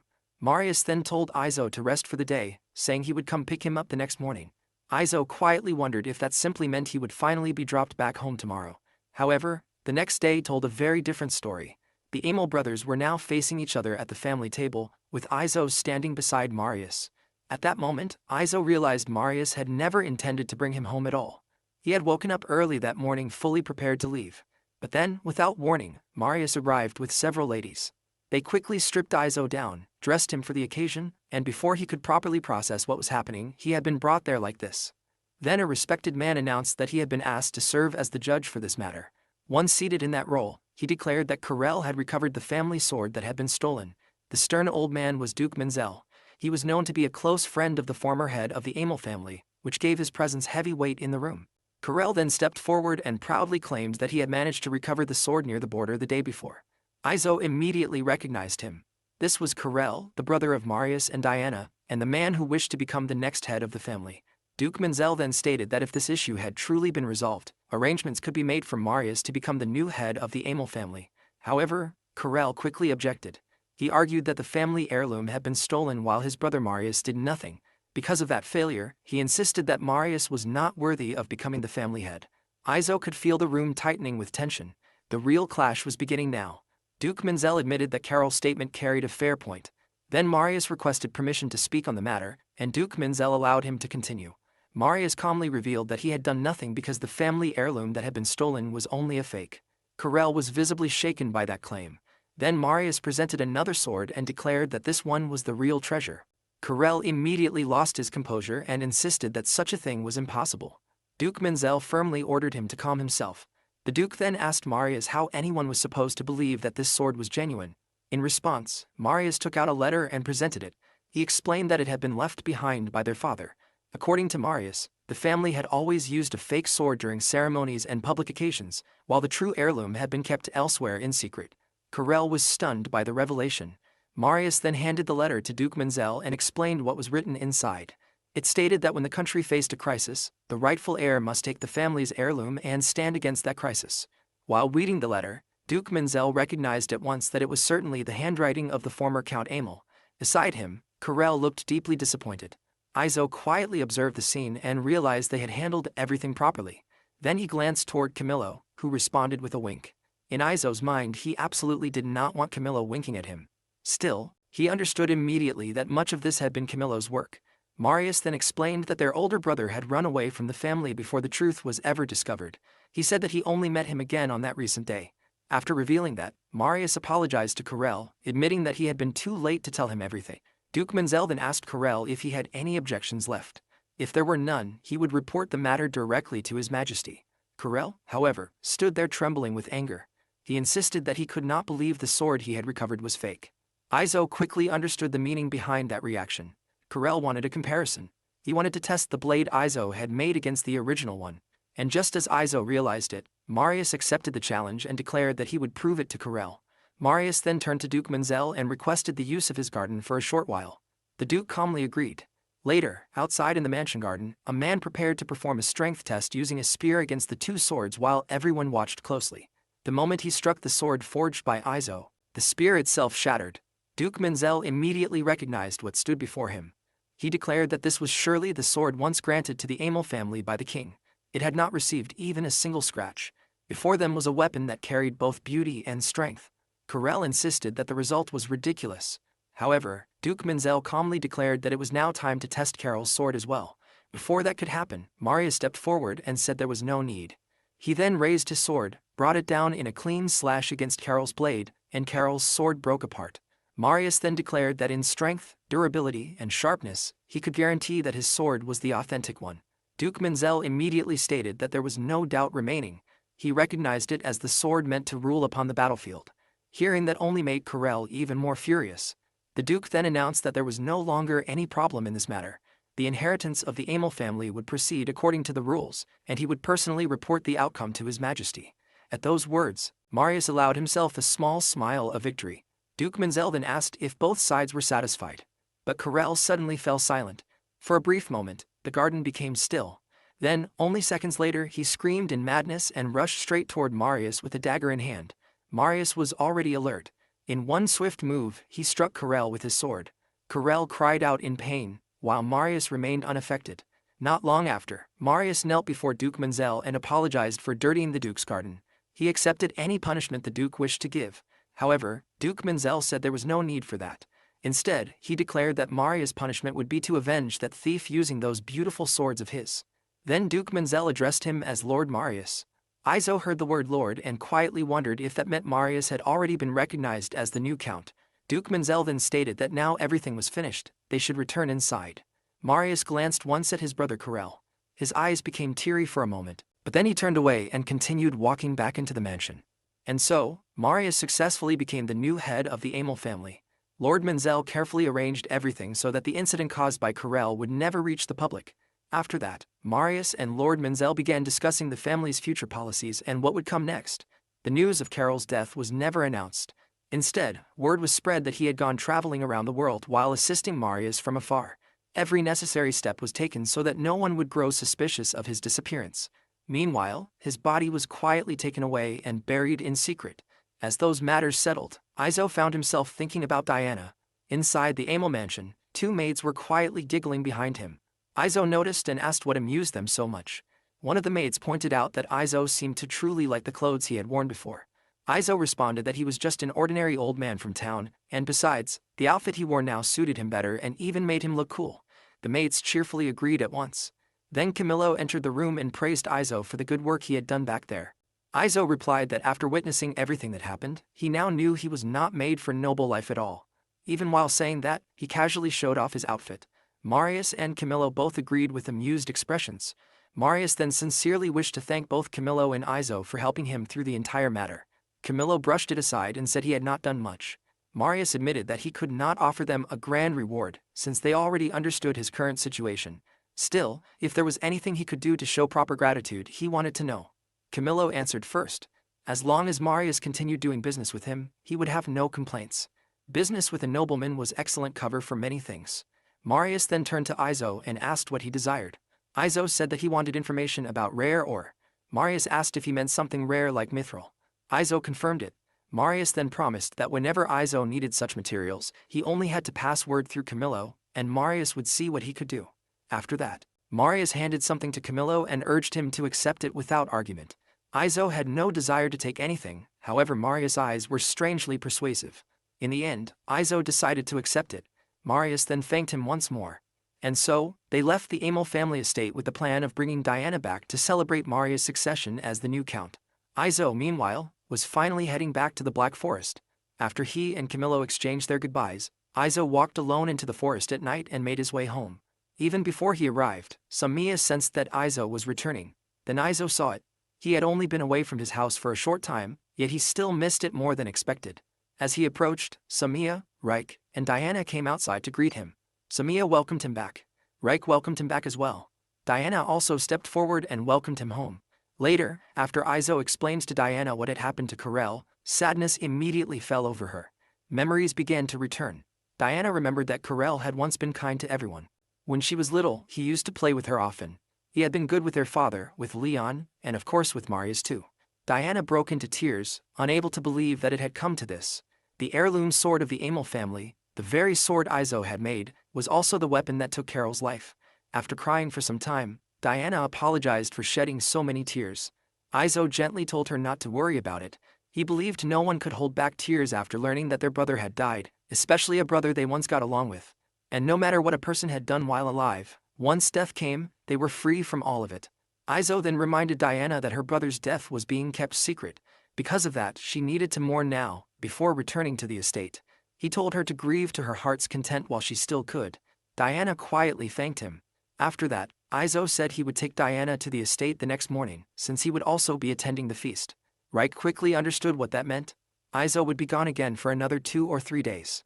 Izo admitted she was right and apologized to Reich for leaving once more. Reich acted as if it did not matter to her, but she quickly pointed out that it certainly mattered to Samiya. Samiya immediately grew annoyed at Reich for saying that. Diana ended up laughing at their little exchange, and seeing her laugh like that made Izo quietly happy. The next day, they arrived at the estate. Izo informed Lady Diana that they had arrived. Diana reacted as if he was being overly formal, but her attention quickly shifted elsewhere. She saw her brother Marius waiting for her, then ran straight toward him and embraced him at once. Izo looked around and noticed that this time he could properly see the outside world. There were many different races gathered here. People with every kind of skin tone, dwarves, beastmen, and even lizardmen. Izo had never seen one before. Camillo then pointed out that there were some Melito around as well. He explained that the massive gate at the city entrance was proof of peace with the giant tribe, built by the old kings long ago. Izo accepted that information with casual interest. Then Izo began wondering if elves existed here too. Camillo explained that elves were usually self-sufficient, so they rarely left their forests. They only came out at times for supplies, making it very uncommon to see them nearby. Not long after, Marius approached and apologized for making them wait. Everything was moving quickly now. Marius was about to have an audience with the king, and he also needed to prepare a report regarding the succession. Izo noticed that Marius looked extremely tired. Later, inside the mansion, Izo relaxed and thought that he had nothing to do until tomorrow. However, someone soon knocked at the door. It was a servant, informing him that Lady Diana was calling for him and waiting in the garden. When Izo arrived there, Diana was already waiting with her sword in hand. He wondered if they still needed to do this even here. Diana, however, had already decided. She believed this might be their last training session, so they should begin immediately. Then their sparring began. Diana made the first move and struck without hesitation. As usual, Izo immediately went into a defensive stance and blocked the attack. Time passed with the sound of repeated clashes, until both Diana and Izo were left panting from the effort. Diana then urged Izo to spar with her seriously. She had noticed that he was only blocking every attack and never truly pressing her. Izo could hardly believe what he was hearing and wondered if she was serious. Diana answered him only with determined eyes. Seeing that resolve, Izo accepted it and decided there would be one final round. Both of them prepared again. Then, in a flash, Izo thrust his practice sword straight toward the side of Diana's face. The speed alone stunned her. She had not seen the move at all. After that, Izo told Diana that her skills had improved greatly over the past few days. If she continued training with discipline, she could aim as high as she wished. Diana was delighted to hear those words. She smiled and thanked him, and Izo quietly thought that this might be the last time he would ever see that smile from her. Later, Marius was accompanied by Diana as he went to report before His Majesty. At last, Marius would officially become the Count of Amel. Soon after, the hastily prepared feast was held with full grandeur. During the celebration, Marius raised a toast for the future prosperity of the Amel family and for the unchanging bond they shared with everyone present. In response, the hall erupted in loud cheers. Meanwhile, Izo remained off to the side, calmly thinking that he could probably cook some of the dishes being served there. He also wished Samiya and Wright could taste them. While lost in that thought, Diana approached and commented on how well his outfit suited him. Izo responded that his shoulders felt painfully stiff inside it. Then Izo told Diana that she looked truly beautiful in her red dress. Calling her the rose of the family felt completely fitting. Diana immediately blushed and reacted as if he was flattering her too much. Izo made it clear that he truly meant what he had said. The thought of seeing Diana for the last time had genuinely made him sad. Diana only giggled at that and reacted as if she doubted it. And while the two of them stood there in that warm moment, two men suddenly approached and called out to Diana, asking her to join them. Just like that, Izo was pushed to the side. Afterward, he never found another chance to speak with Diana again, and before he knew it, the feast had come to an end. Outside, as everyone prepared to leave, Izo told Marius to become a good lord.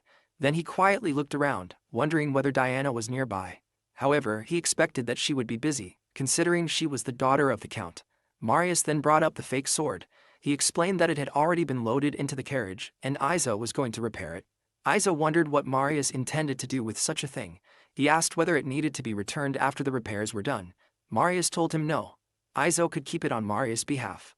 Marius explained that it was because of the current circumstances, and they could not leave matters to chance or personal decisions. Izo understood and agreed to take good care of it. Marius then added that there was one more thing he wanted Izo to look after. It was inside the same box, and he would leave that matter to Izo as well. After that, they departed. Sometime later, after traveling for a while, they reached the entrance of the forest. Camillo reminded Izo to collect his luggage from behind that box. Izo walked over, opened the box, and finally looked inside. The moment the lid lifted, he froze in shock. There was a person inside. And to his complete disbelief, it was Diana all along, hidden in the box. She looked up at him with perfect timing and cheerfully revealed that she was there. With Diana's arrival, the usual days at Izo's workshop passed peacefully, filled with smiles and lively moments. However, the biggest change was the construction of a new room for their newest family member. For about a week, everyone worked together to finish it, putting effort into every part of the project. After some time, the work was finally complete. Everyone cheered with excitement as they admired the finished room. Reich happily pointed out that with the new room finished, they truly felt like a real family now. Meanwhile, Diana quietly asked to be taken care of once again, while also admitting how fun it was to create something together like this. Izo then asked if Diana thought she could help again whenever work came up in the future. Diana confidently answered that of course she could. In fact, she added that if she were not capable, she never would have come there in the first place. Hearing that, Izo handed something over to her. Diana's eyes widened in amazement the moment she recognized it. It was her custom-made knife. Just like the others, she now had one for protecting herself. Samiya explained that it was almost like proof that someone had become part of the family. Diana smiled softly and quietly appreciated the gesture. Meanwhile, Izo reminded her that she already knew how sharp the blade was, so she needed to handle it carefully. Diana nodded in understanding and admired how beautiful it looked. After that, Izo suggested they carry Diana's luggage inside since the work for the day was already done. And later that night, everyone finally went to sleep. The next day, they visited Camilo's shop. Camilo greeted the handsome young man standing before him, along with the 3 women accompanying him. Diana apologized to Camilo for always causing him trouble whenever they visited. While looking around, Izo noticed there were far more workers than before. Camilo explained that thanks to Izo, business had been doing very well. After their last dealings involving the Count's family, he managed to open a small shop in the capital. Because of that expansion, the number of workers had increased significantly. Izo quickly realized it was business expansion, and to him, that was good news. Then Camilo brought up the reason Izo came there in the first place. He reminded Izo that he was searching for a different kind of ore. Izo confirmed it immediately. Camilo then revealed that they had received a small piece of information from Excellency. A shipment of Apoidakara had arrived from the north and was already somewhere in the city. The moment Izo heard that name, one thought crossed his mind. Mithril. Ihiricane. The same legendary metal. However, in this world, that rare material could only be found in the north. Camilo then told Izo that if he wanted, he could secure some of it for him. Izo immediately agreed to the offer. After finishing their discussion, Izo and the others eventually took their leave. Sometime later, they stopped to rest and ate lunch in a quiet corner. During the break, Izo mentioned that he had left the smithy in the care of the other 2, especially Reich. He thanked her sincerely because thanks to her efforts, they managed to make strong sales that day without running out of products. Izo was genuinely grateful to Reich for handling everything so well. Reich smiled and admitted that it was also nice hearing stories from both Izo and Camilo about everything Izo accomplished while in the capital. Meanwhile, Diana added that she had already heard about those stories from her brother as well. For Izo, the capital felt far more lively than the city they were currently staying in. Compared to the capital's constant movement and crowded atmosphere, this place felt quiet and calm. While looking around, Izo noticed several people nearby and wondered if they were adventurers. At the same time, he quietly reflected on his second life in this world. He believed he was perfectly fine living as nothing more than an old blacksmith. However, he also realized that if he had received any other kind of overwhelming cheat ability, he probably would have ended up wandering around like those adventurers instead. Then suddenly, Samiya asked if Izo was planning to set out on a journey someday. The unexpected question caught him completely off guard. Izo immediately denied it and explained that the only reason he traveled there in the first place was because of special circumstances. After everything he went through, he had no desire to repeat that experience again. However, Samiya still did not look convinced, and after hearing his answer, she quietly walked away. Izo became confused by her reaction and wondered what was wrong with both Samiya and Reich lately. Reich calmly answered that the reason was because of him. Diana agreed with Reich and explained what they were all feeling. To them, it seemed like Izo might suddenly disappear one day without leaving behind any trace at all. She added that Samiya probably asked that question because she felt the same fear. Hearing those words, Izo quietly fell silent. Deep inside, he understood why they felt that way. After all, he truly did come from another world. However, things were different now compared to before. After a moment, Izo reassured the 3 women that he would never leave without telling his family first. The moment those words left his mouth, the atmosphere around them immediately brightened. Later on, Izo noticed Samiya staring off somewhere into the distance. Curious, he asked what was wrong. Samiya explained that the air smelled like rain was coming. Based on the direction of the wind, she believed the rain would continue for quite a while. Izo then asked how long she thought it would last. Samiya admitted she could not say for certain, but she believed it would not continue for more than a week. Izo looked up toward the sky and quietly thought about it himself. He figured the rain probably would not last longer than 3 days. Still, he decided they should fetch water from the stream while they still had the chance. After some time passed, the rain finally came. Just as Samiya predicted, it likely started around midnight. Meanwhile, their work for the day involved replenishing their sheet metal supply from iron ore since they had already used up a large amount of it. Diana watched their work with surprise after realizing they even made their own sheet metal. At that point, she finally understood why the weapons and equipment they produced were so durable. Samiya casually added that they themselves were stronger than normal humans to begin with. The following day, the rain still had not stopped. While the weather continued outside, Izo had everyone work on producing general models. As he inspected a piece of metal, he quietly noted that the quality looked good. Then he decided to make a knife for himself since he had already used his previous one extensively while forging in the capital. Nearby, the 3 women silently watched him work until he finally finished. Izo quietly observed the completed knife in his hand. Then Reich approached him and admired how serious Izo became whenever he worked. To her, the finished knife looked incredibly beautiful. Diana agreed as well, admitting that while she did not understand craftsmanship as deeply as Reich did, even she could tell the knife was absolutely gorgeous. Reich admitted that she did not completely understand it, but even so, she still thought it was amazing. Izo simply thanked her for the compliment. For him, hearing praise like that honestly made him happy. Then Izo explained that he could never do something like this back in the capital. Hearing that surprised Reich, and she asked if that was really true. Izo confirmed it without hesitation. He explained that in the capital, he had no choice but to melt his knife together with the metal, mix everything together, and hammer it down that way just to make it work. However, in this place, he could forge high-quality swords normally without any issue. At the same time, he quietly wondered if there really was something special about his smithy after all. Still, the only problem was that he currently could not move anywhere else to test that theory. However, since he had no plans to leave this place in the future anyway, he did not see it as a serious problem. Even so, deep in his mind, Izo understood that there was no guarantee life would remain peaceful forever. Because of that, he knew he eventually had to uncover the truth behind it. The rain continued for several more days. During that time, they spent their days experimenting with new products while waiting for the weather to clear. And just like that, the rainy days quietly passed by as usual. Eventually, the dark clouds finally began to clear away, and for the first time in days, the stars became visible again. The following morning, Samiya woke up in excitement after realizing the sun had finally returned.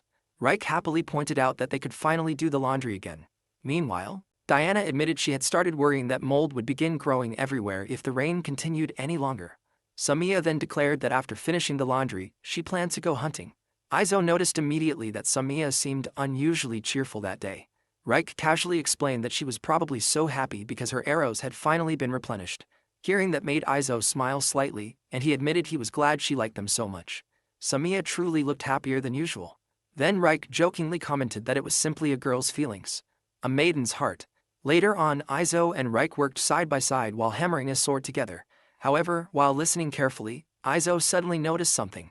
The sound of their two hammers echoing throughout the smithy strangely resembled music to him. The rhythm felt almost like a melody. Quietly, he wondered if Reich was thinking the same thing as well. After some time passed, Izo suggested they have dinner once they finished their work. Reich agreed immediately. Later that evening, dinner was finally served, and both Izo and Reich quietly expressed gratitude for the meal before eating together. While they ate, Izo suddenly asked Reich if she ever wanted to go outside once in a while like Samiya and Diana did. Reich looked confused and asked why he would ask something like that. Izo explained that aside from going into town occasionally or leaving to wash herself, she practically spent all of her time inside the smithy. Reich admitted that saying she never wanted to go outside at all would definitely be a lie. However, she explained that this was simply how dwarves were. To her, being able to watch and learn directly from her master's work was already more than enjoyable enough. Hearing that, Izo quietly nodded in understanding and accepted her answer. Reich then thanked him for worrying about her. Later on, Izo finally completed the sword and decided to call it a day. However, just then, a loud knock suddenly echoed from the door and caught everyone's attention. A familiar voice loudly asked if Izo was there. The moment he heard it, Izo immediately recognized who it belonged to. He answered back and opened the door. Standing there was Helen, greeting him after such a long time. Izo welcomed her warmly and invited her inside. While drinking tea together, Izo asked Helen if her blade had been damaged or something. However, Helen shook her head and explained that she was heading to a battlefield located quite far from there. Because of that, she wanted him to perform maintenance and inspect the weapon before she left. Then she handed her sword over to him. Izo quietly began checking the blade. As he inspected it, Izo asked if she had been using the sword often. Helen explained that she spent about a week practicing with it. After that, she mainly used it to deal with thieves, while occasionally practicing against logs as well. After examining the weapon closely, Izo commented that there was no major visible damage, although there was still some wear on it. At the same time, Izo quietly wondered just how much strength Helen used in battle to put this much strain on a custom-made sword forged by him personally. Helen then admitted that the blade performed even better than she imagined. It cut through things incredibly well, and more than once, it had saved her life. Hearing that, Izo quietly responded that he was glad to hear it. However, Helen explained that no matter how many times she thanked him, it still did not feel like enough. Even so, she still wanted to say it properly, so she sincerely thanked Izo once again. Izo simply replied that this was his job, so naturally he would do it. After that, the two shook hands. However, Helen's grip was so firm that Izo actually felt pain from it. After finishing the inspection, Izo explained that the sword was still in good enough condition to be used for another 6 months. Even so, he planned to repair and adjust it properly. Helen simply wished him luck with the work. Izo then asked her to wait for a moment while he handled the repairs. However, Helen had one request of her own. She asked if she could watch the repair process up close. Izo answered that he did not mind at all. Hearing that immediately excited Helen, and she ended up smacking his back hard in excitement. Soon after, the repair work began. Meanwhile, both Reich and Helen quietly stood nearby and watched him work. Izo carefully inspected every part of the blade before correcting the noticeable distortions little by little. After a short while, the work was complete. He handed the sword back to Helen and told her to test it herself. Helen immediately swung the blade a few times. Right away, she exclaimed that it felt incredible. To her, the sword now felt just as perfect as the day she first received it. Hearing that, Izo praised Helen as well, pointing out how impressive it was that she could notice such small adjustments from merely correcting the blade's alignment slightly. Izo then asked if there were any remaining issues with it. Helen immediately answered that everything felt perfectly fine.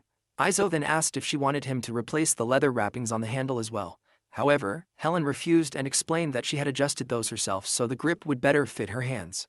Hearing that, Izo simply nodded and moved on to fixing her other blade next. While he worked, Helen quietly continued watching him. Eventually, Izo asked if she really enjoyed observing this kind of work so much. Helen answered honestly that she did. Whenever she watched him work like this, she almost felt like she herself had become a craftsman too. She then explained that her father used to be a harness maker, so she grew up watching him create all sorts of things with his hands. However, for various reasons, she eventually had to leave her home behind. Izo reacted with interest after hearing that her father was a saddler. To him, that kind of work sounded fascinating as well. Then Helen suddenly asked if he was not curious about why she left home in the first place. However, Izo calmly answered that he generally did not ask women about their pasts.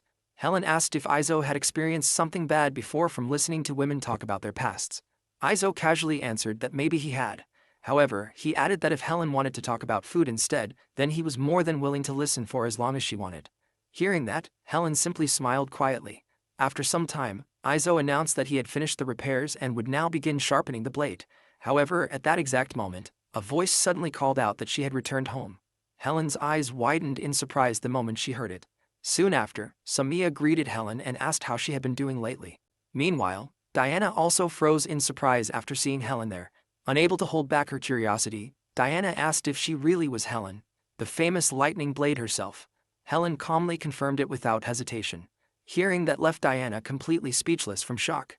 Izo then told Helen that instead of paying him for the repairs, he wanted her to spar with Diana for practice. Helen asked if that arrangement was truly alright with him. Izo immediately confirmed it and explained that he would finish sharpening the other blade while they trained. Helen accepted the request without issue and confidently told him to leave Diana's training to her.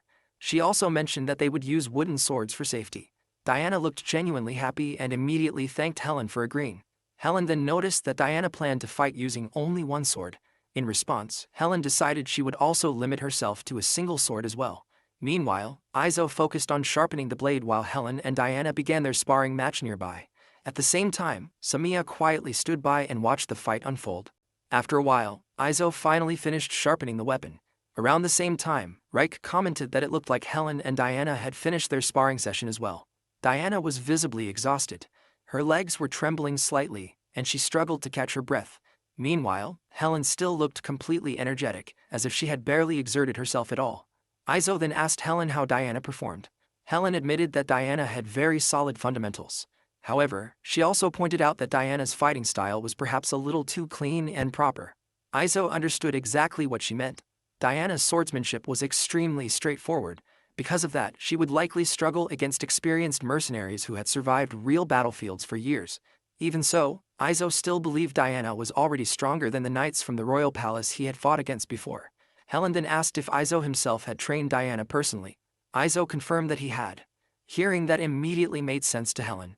She explained that Diana's feints and movements felt very similar to Izo's own style. Because of that familiarity, she was able to deal with them quite easily. Izo was honestly impressed that Helen could remember the fighting habits and movements of someone she had only crossed blades with once before. Meanwhile, Diana suddenly asked Izo if he really fought against Helen for 15 full minutes before. Izo calmly confirmed it and admitted that dealing with two swords at once was genuinely difficult. Hearing that finally made Diana realize something. There truly were still people in the world far stronger than her. Then suddenly, Helen suggested that she and Izo should spar as well. However, Izo immediately refused the idea. He jokingly pointed out that he was only a simple blacksmith, so there was no way he could possibly match a real mercenary like her. Besides, it was already getting late. Because of that, Izo instead suggested that Helen spend the night there since traveling through the forest at night would be too dangerous. Helen thanked Izo for letting her stay the night. In response, Izo told her that they were heading into town the next day anyway, so she could simply travel together with him. The following day, they arrived in town. As soon as Izo greeted one of the guards, the guard immediately recognized him. However, the guard's attention quickly shifted toward Helen. He cautiously asked if the woman with him was, by any chance, the famous Lightning Blade. Izo calmly confirmed that he was acquainted with her. Hearing that only made the guard even more curious. He then asked Izo who he really was. However, Izo casually answered that he was nothing more than an ordinary blacksmith. After that, the group continued on their way toward Camillo's shop. Before they arrived, Helen separated from them and explained that they would meet again later.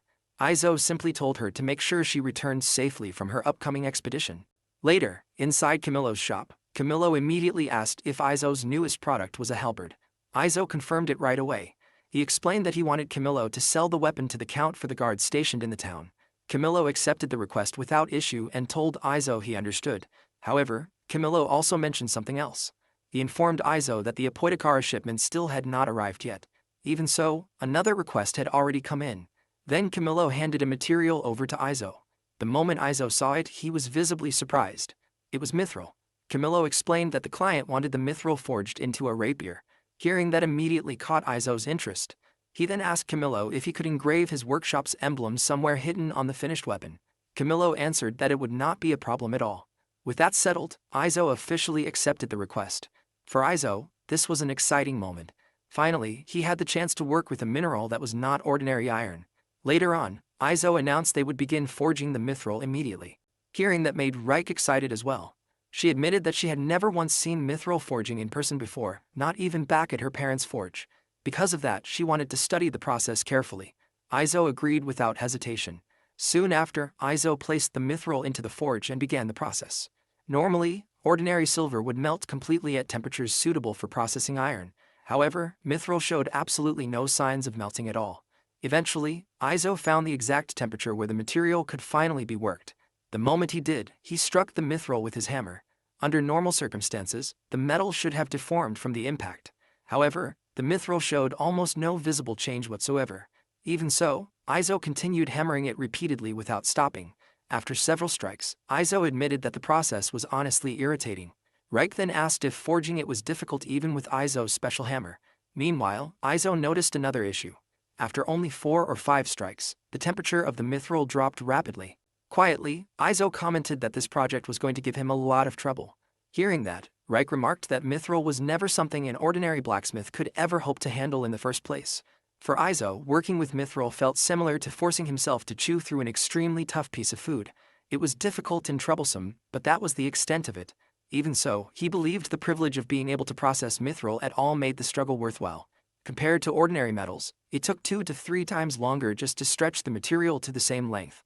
Mithril was incredibly hard and time-consuming to forge. However, despite all that, the metal itself remained surprisingly light. While carefully observing the surface, Izo noticed there was almost no unevenness at all. Because of that, he could fully focus on the stretching process without worrying about correcting imperfections. At the same time, he could clearly feel how delicate the material actually was. Every strike required complete focus and precise control. If his attention slipped even slightly while hammering it, the entire process could fail. Because of that, Izo decided he would make full use of his cheat ability while forging the blade. Meanwhile, Samiya quietly commented that the sound of the hammering was beautiful. To Reik, it sounded almost like a musical instrument being played. Diana agreed as well, admitting that listening to it somehow felt calming and pleasant. Later on, Izo asked the 3 women if they were not getting bored from watching him work for so long, especially even after lunch had already passed. However, all 3 of them answered that they honestly were not bored at all. After some time, Izo instructed Reik to bring him the whetstone. Hearing that surprised Reik slightly, and she asked if mithril did not require quenching or tempering. Izo confirms that it did not. With mithril's natural strength and toughness, neither of those processes were necessary at all. While carefully examining the blade, Izo quietly reflected on how incredible materials from another world truly were. At the same time, he could feel just how unforgiving mithril was. If he aligned it incorrectly or even grinded it improperly by the slightest amount, the entire blade would be ruined instantly. Because of that, he repeatedly reminded himself to stay focused and remain alert until the very end of the process. Meanwhile, the three women continued silently watching him work without looking away. Eventually, after some more time passed, Izo finally announced that the blade was complete. Hearing that immediately excited Diana, and she quickly asked if she could test the weapon herself. However, Izo explained that she could not yet because the tang still had not been wrapped properly. Even so, Izo eventually told her that if she truly wanted to test it, then she simply needed to be careful since there were still no wrappings on the handle. Diana immediately agreed and carefully picked up the sword. The moment she held it, she instantly noticed how unbelievably light it felt in her hands. Izo then explained that there was an old saying claiming mithril weapons were as light as feathers. Hearing that made Diana even more excited, and she suggested testing it outside immediately. Outside the workshop, Diana began practicing her slashes and sword stances while wielding the mithril blade. Izo quietly noticed that Diana and her brother truly resembled each other in many ways. At the same time, he reflected on the nature of weapons themselves. Weapons were created to hurt people. They could take lives, but they could also protect and save them. Whether it was a small knife or a long sword, their purpose remained fundamentally the same. The only real difference was their length. Izo then pointed out to Diana that perhaps because the weapon was so light, her movements had become noticeably faster. Diana immediately agreed. She explained that since the sword was incredibly lightweight, it consumed far less stamina when she swung it. Because of that, even her own body felt lighter while moving. Then Samiya suddenly called out to Diana and suggested she try using one of the logs nearby as a target. Diana agreed right away. A moment later, Diana adjusted her stance carefully before thrusting the mithril sword forward. The blade smoothly pierced straight through the log without the slightest hesitation. Diana immediately looked shocked by the result. At the same time, both Samiya and Reik were equally surprised. After pulling the blade back out, Diana admitted that the sword was incredible. Diana carefully observed the sensation and explained that there had been almost no resistance at all. To her, it felt as though she had thrust the sword into empty air instead of solid wood. Hearing that, Izo quietly noted that the weapon seemed to be functioning perfectly. At the same time, he inspected the blade closely and confirmed there was no distortion or chipping whatsoever. Then Izo instructed Diana to try thrusting the sword into something harder next. This time, he pointed toward a sheet of metal. Diana agreed once again. The moment she thrust the blade forward, the exact same thing happened. The mithril sword pierced cleanly through the metal as smoothly as before. Afterwards, when they checked the blade itself, there was not even a single scratch left on it. At that moment, Izo quietly reflected on something important. Whether it was an ordinary kitchen knife or the sword of a hero, the weapon itself remained the same. Depending on how it was used, it could either save people or kill them. Because of that, Izo began feeling that he may have forged something truly outrageous. As he stared at the sword and saw the reflection of his own eyes on the blade, old memories slowly resurfaced in his mind. He remembered the first time he handed a knife to Samiya. Then the memory shifted to when he killed the bear. After that, he remembered the moment he killed another human being. Those memories made Izo realize that he still carried hesitation deep inside himself about releasing a weapon with this much power into the world. He did not believe a single sword alone could completely change the world. However, the destructive potential of the custom weapons he created was another matter entirely. If those weapons were forged from mithril or even stronger materials instead of ordinary steel, then they could destroy far more than just people. A weapon that would not break. A weapon that would not bend. A blade so sharp that its cutting edge knew no limits. A sword capable of even splitting apart solid rock itself. If something stood in the wielder's way, they could simply carve their path forward through sheer force. Someday, weapons like this might even influence the outcome of wars themselves. Izo understood all of that clearly. At the same time, he also understood something else. Because of the cheat abilities he received after coming from another world, there was a real possibility that he could directly influence the future of this entire world. However, Izo could not stop wondering whether he truly had the right to do that in the first place. Meanwhile, the three women noticed how silent Izo had suddenly become. Samiya gently asked if he was all right. Even while hearing her voice, Izo remained deep in thought. In truth, he already experienced this same doubt back when he forged Helen's sword. More importantly, he had already interfered with the history and heirloom of the Amel family itself. However, Izo also realized that if he continued hesitating over thoughts like these forever, he would never be able to properly do his job as a blacksmith. Because of that, Izo quietly resolved himself. He needed to settle these doubts inside his heart as soon as possible. Izo suddenly called for everyone's attention. The three women immediately looked toward him and asked what was wrong. After staying silent for a moment, Izo admitted that he had been wondering whether he should truly release this sword into the world. He explained that if the weapon was misused, it could easily become something disastrous. Its destructive power was already obvious just from testing it. Because of that, he could not stop thinking about what would happen if it ever fell into the wrong hands. The thought honestly frightened him. Not only the sword itself, but also whatever consequences might come in the future because of it. Izo quietly admitted that he did not know if he could truly bear responsibility for the things this weapon might someday cause. No matter how much he thought about it, he could not stop worrying. Before realizing it, all those thoughts simply spilled out of his mouth naturally. At the same time, Izo wondered if everyone would now see him as pathetic. Even if his current appearance looked younger, inside he was still a man in his 40s. He even thought that perhaps the three women might become disappointed in him after seeing this weak side of him and eventually leave. However, if that happened, then perhaps it only meant he himself was not capable enough.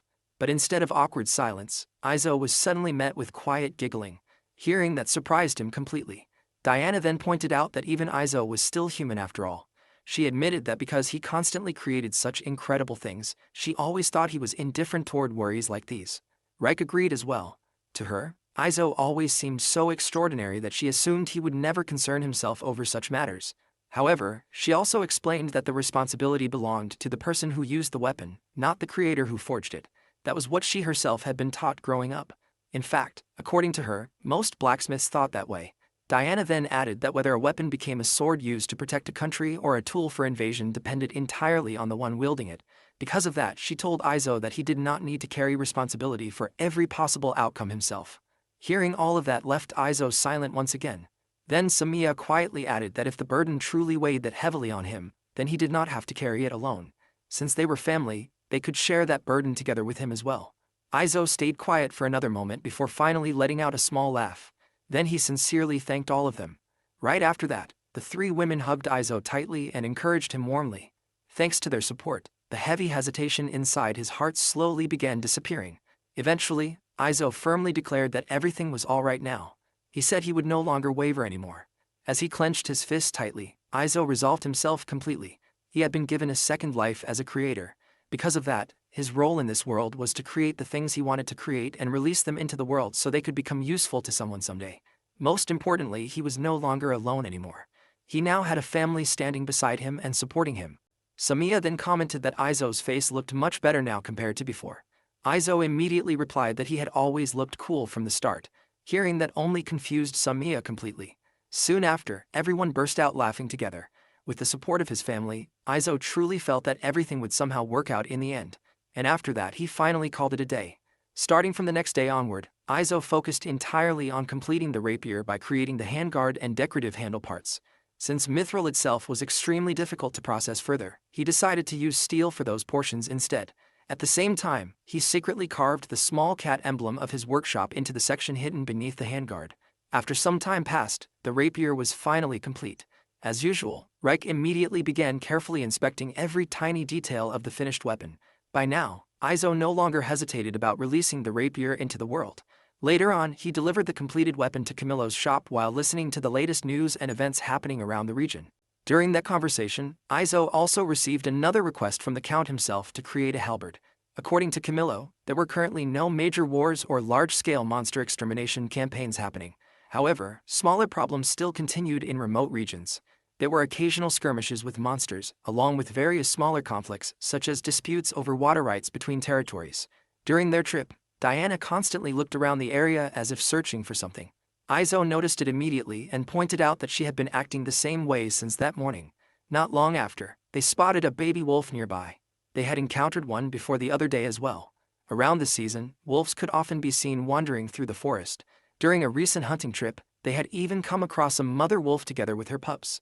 Ever since then, Diana had been acting like this, constantly searching the surroundings whenever they traveled. Izo quietly commented that the wolves living in that forest were surprisingly intelligent. In fact, he believed that if someone fed them regularly, they might even become tame enough to keep as pets. Hearing that, Samiya quickly reminded everyone that was exactly why they needed to stay quiet around them. Izo agreed with her immediately. Later on, they finally returned home. However, the moment they arrived, they noticed someone already waiting outside the house. It was a hooded woman carrying something in her arms. Soon after, she knocked on the door. Izo called out that he was coming and opened the door. The moment he saw the woman clearly, he was visibly surprised. After quickly observing her appearance, he noticed her pointed ears and immediately realized she was an elf. The elf politely asked if this place was Izo's workshop. Izo confirmed it right away and told her that this was indeed his workshop. Hearing that, the elf looked relieved.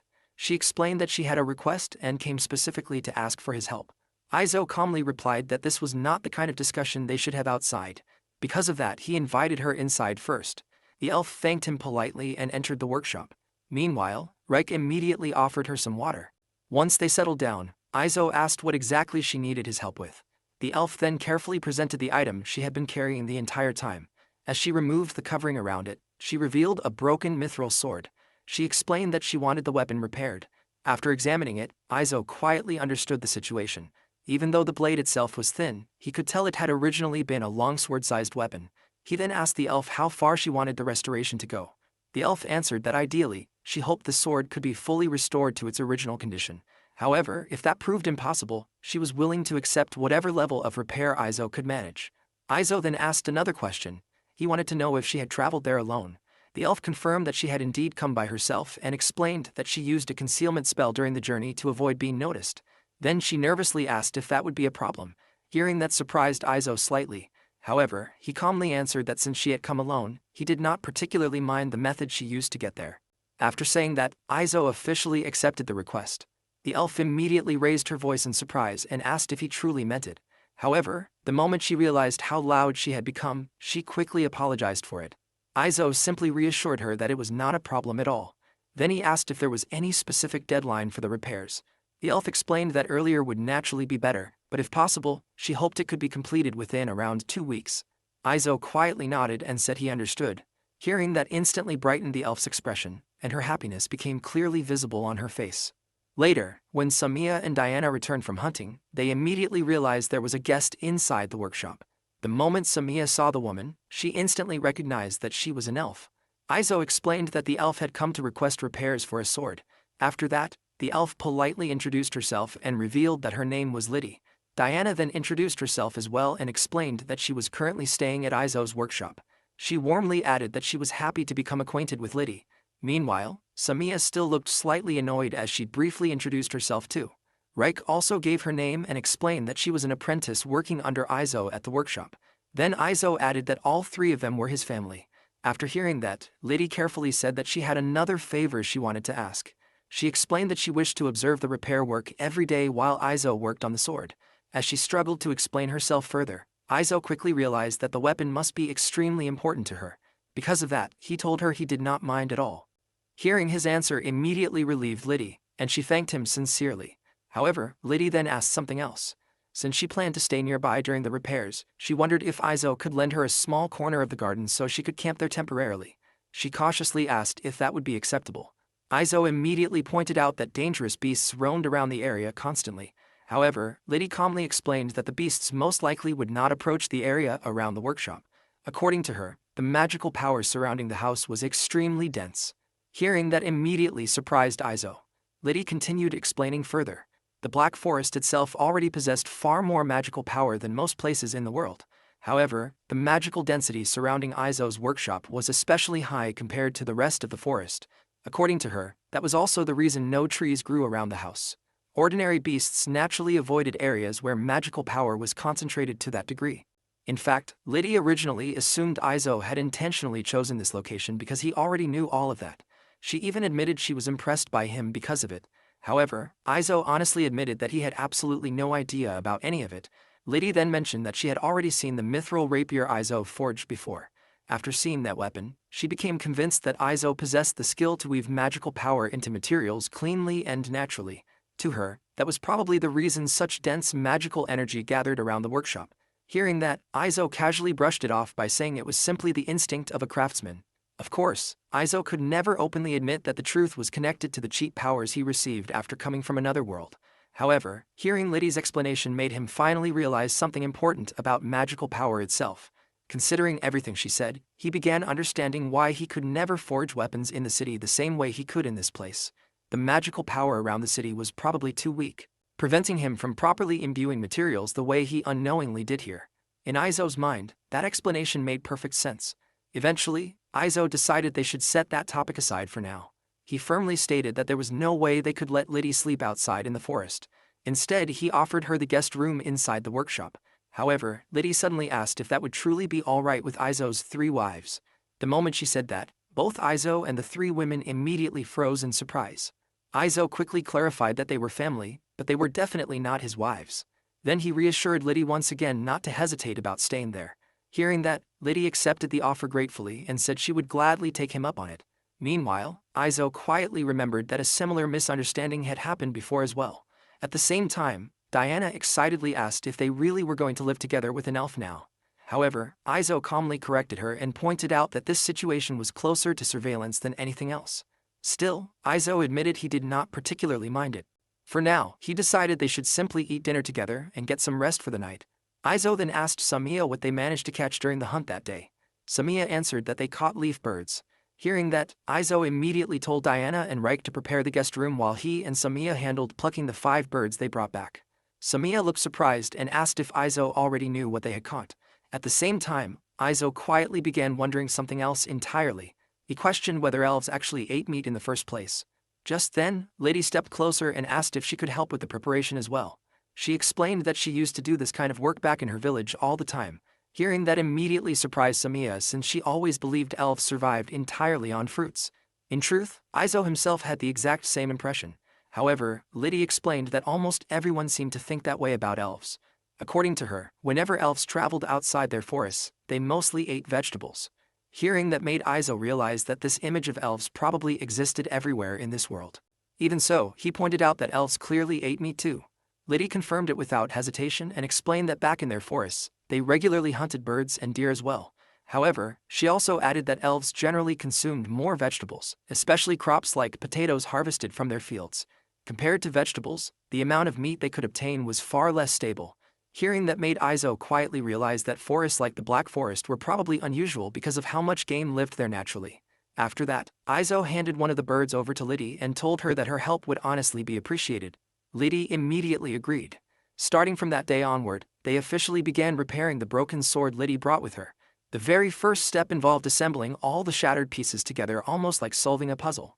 Normally, if the weapon had been made from ordinary steel, the metal composition could have been disrupted during tempering.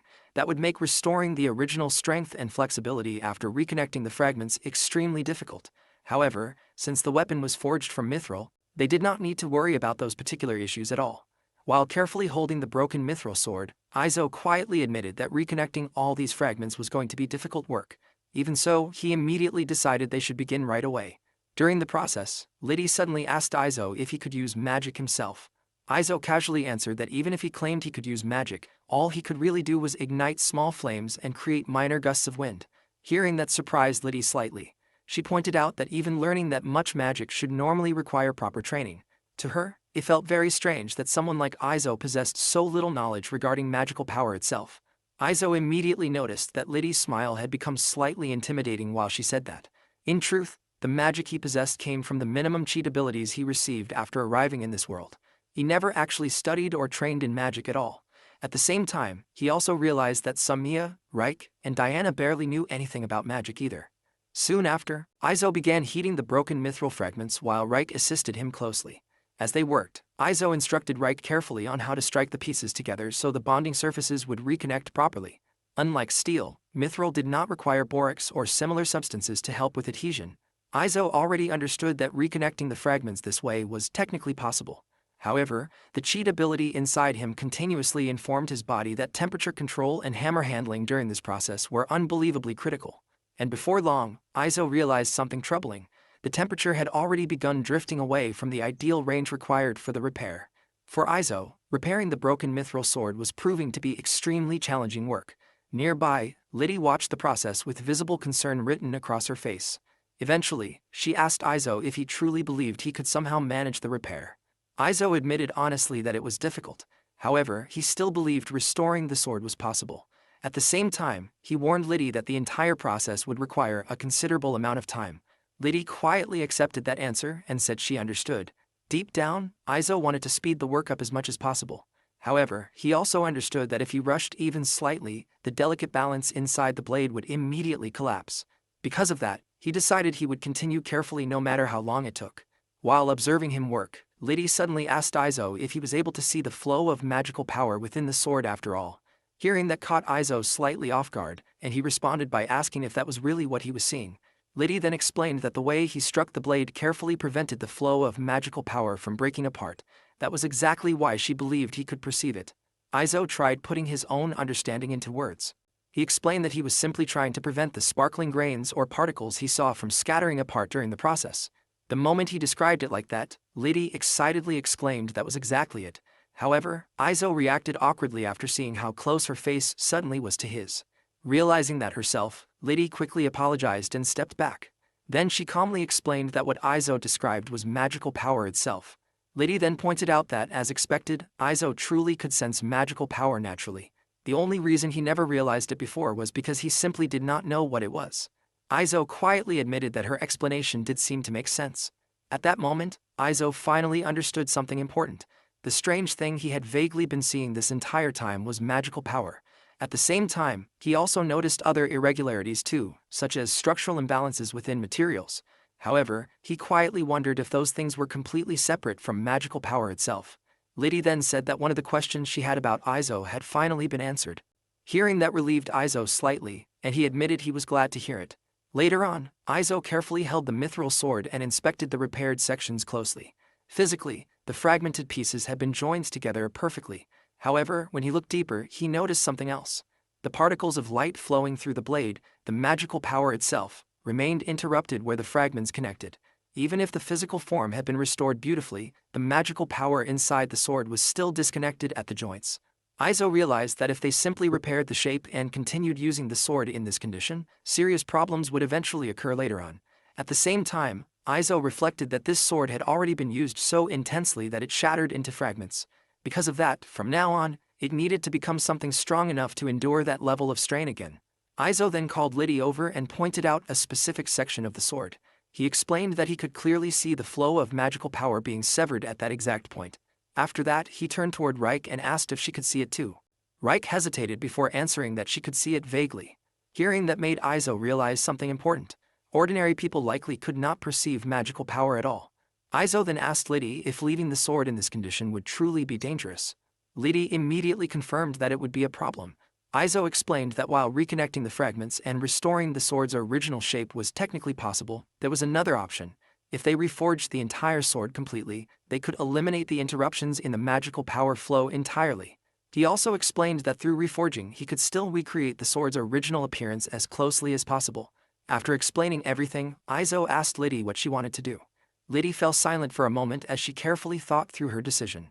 Eventually, she made up her mind and chose reforging. Even so, Izo warned her one last time that once the sword was reforged, there would be no way to restore it back to its exact original state anymore. He asked if she was truly alright with that. Liddy calmly answered that it was fine. Then she firmly told Izo to proceed with the reforging. For her, the most important thing was restoring the sword so it could once again be used properly like before. Izo quietly told Liddy that he understood her decision and instructed her to leave the rest to him. With that settled, they resumed the repair process once again. As Izo prepared himself mentally, he realized that he now had to create something worthy of Liddy's determination. Anything less would disgrace the reputation of his workshop. To begin restoring the sword properly, Izo first created a wooden mold using the assembled fragments so he could reproduce the weapon's original shape as accurately as possible. The heated mithril was then hammered flat into plate-like forms. After that, the fragments were layered together little by little before being tightly wrapped with rope. Once secured, they were heated again and hammered repeatedly until they slowly merged into a single mass. Layer the mithril fragments. Forge weld them together. Fold them back. Then forge weld them again. The same process continued over and over repeatedly. Eventually, the day came to an end while they were still midway through the restoration. The following day, the work resumed immediately. Meanwhile, Samiya and Diana headed out together to gather fruits nearby. As Izo held the sword during the process, he suddenly noticed something unusual. It somehow felt harder than before. Curious, he called out to Liddy and asked if the magical power inside the sword had increased somehow because even the metal itself felt more difficult to work with now. Liddy carefully examined the sword herself before confirming that the magical power truly had increased. She then praised Izo, saying that the way he wove magical power into the weapon was unbelievably skillful. Hearing that made Izo quietly wonder if mithril naturally became harder the more magical power it contained. He never noticed it as clearly while forging the rapier before. Because of that, he assumed the difference was probably caused by the purity of the mithril itself. Even so, he decided to continue regardless. Although Izo had never consciously realized it before, it now became clear that every strike of his hammer naturally imbued the mithril with magical power. With each hit, the particles of magical power increased and aligned themselves more perfectly inside the metal. At the same time, the mithril itself steadily became harder and denser. Sweat slowly ran down Izo's face as he quietly admitted to himself that this was truly exhausting labor. Eventually, Izo decided they would stop the work there for the day. From what he could tell, simply stretching the reforged mithril back out into shape was going to require far more time than expected. Just then, Samiya suddenly called out to him from outside. She explained that while returning from gathering fruits, their bag got caught on a branch and tore apart, causing everything they collected to scatter around the area. Then she asked Izo if he could come help gather everything back up. Izo immediately agreed. Before leaving the workshop, Izo asked Reik if she could begin tidying up whatever she could inside. Reik quickly nodded and obeyed without hesitation. Outside, Samiya led the way while explaining that the spot was just around the corner nearby.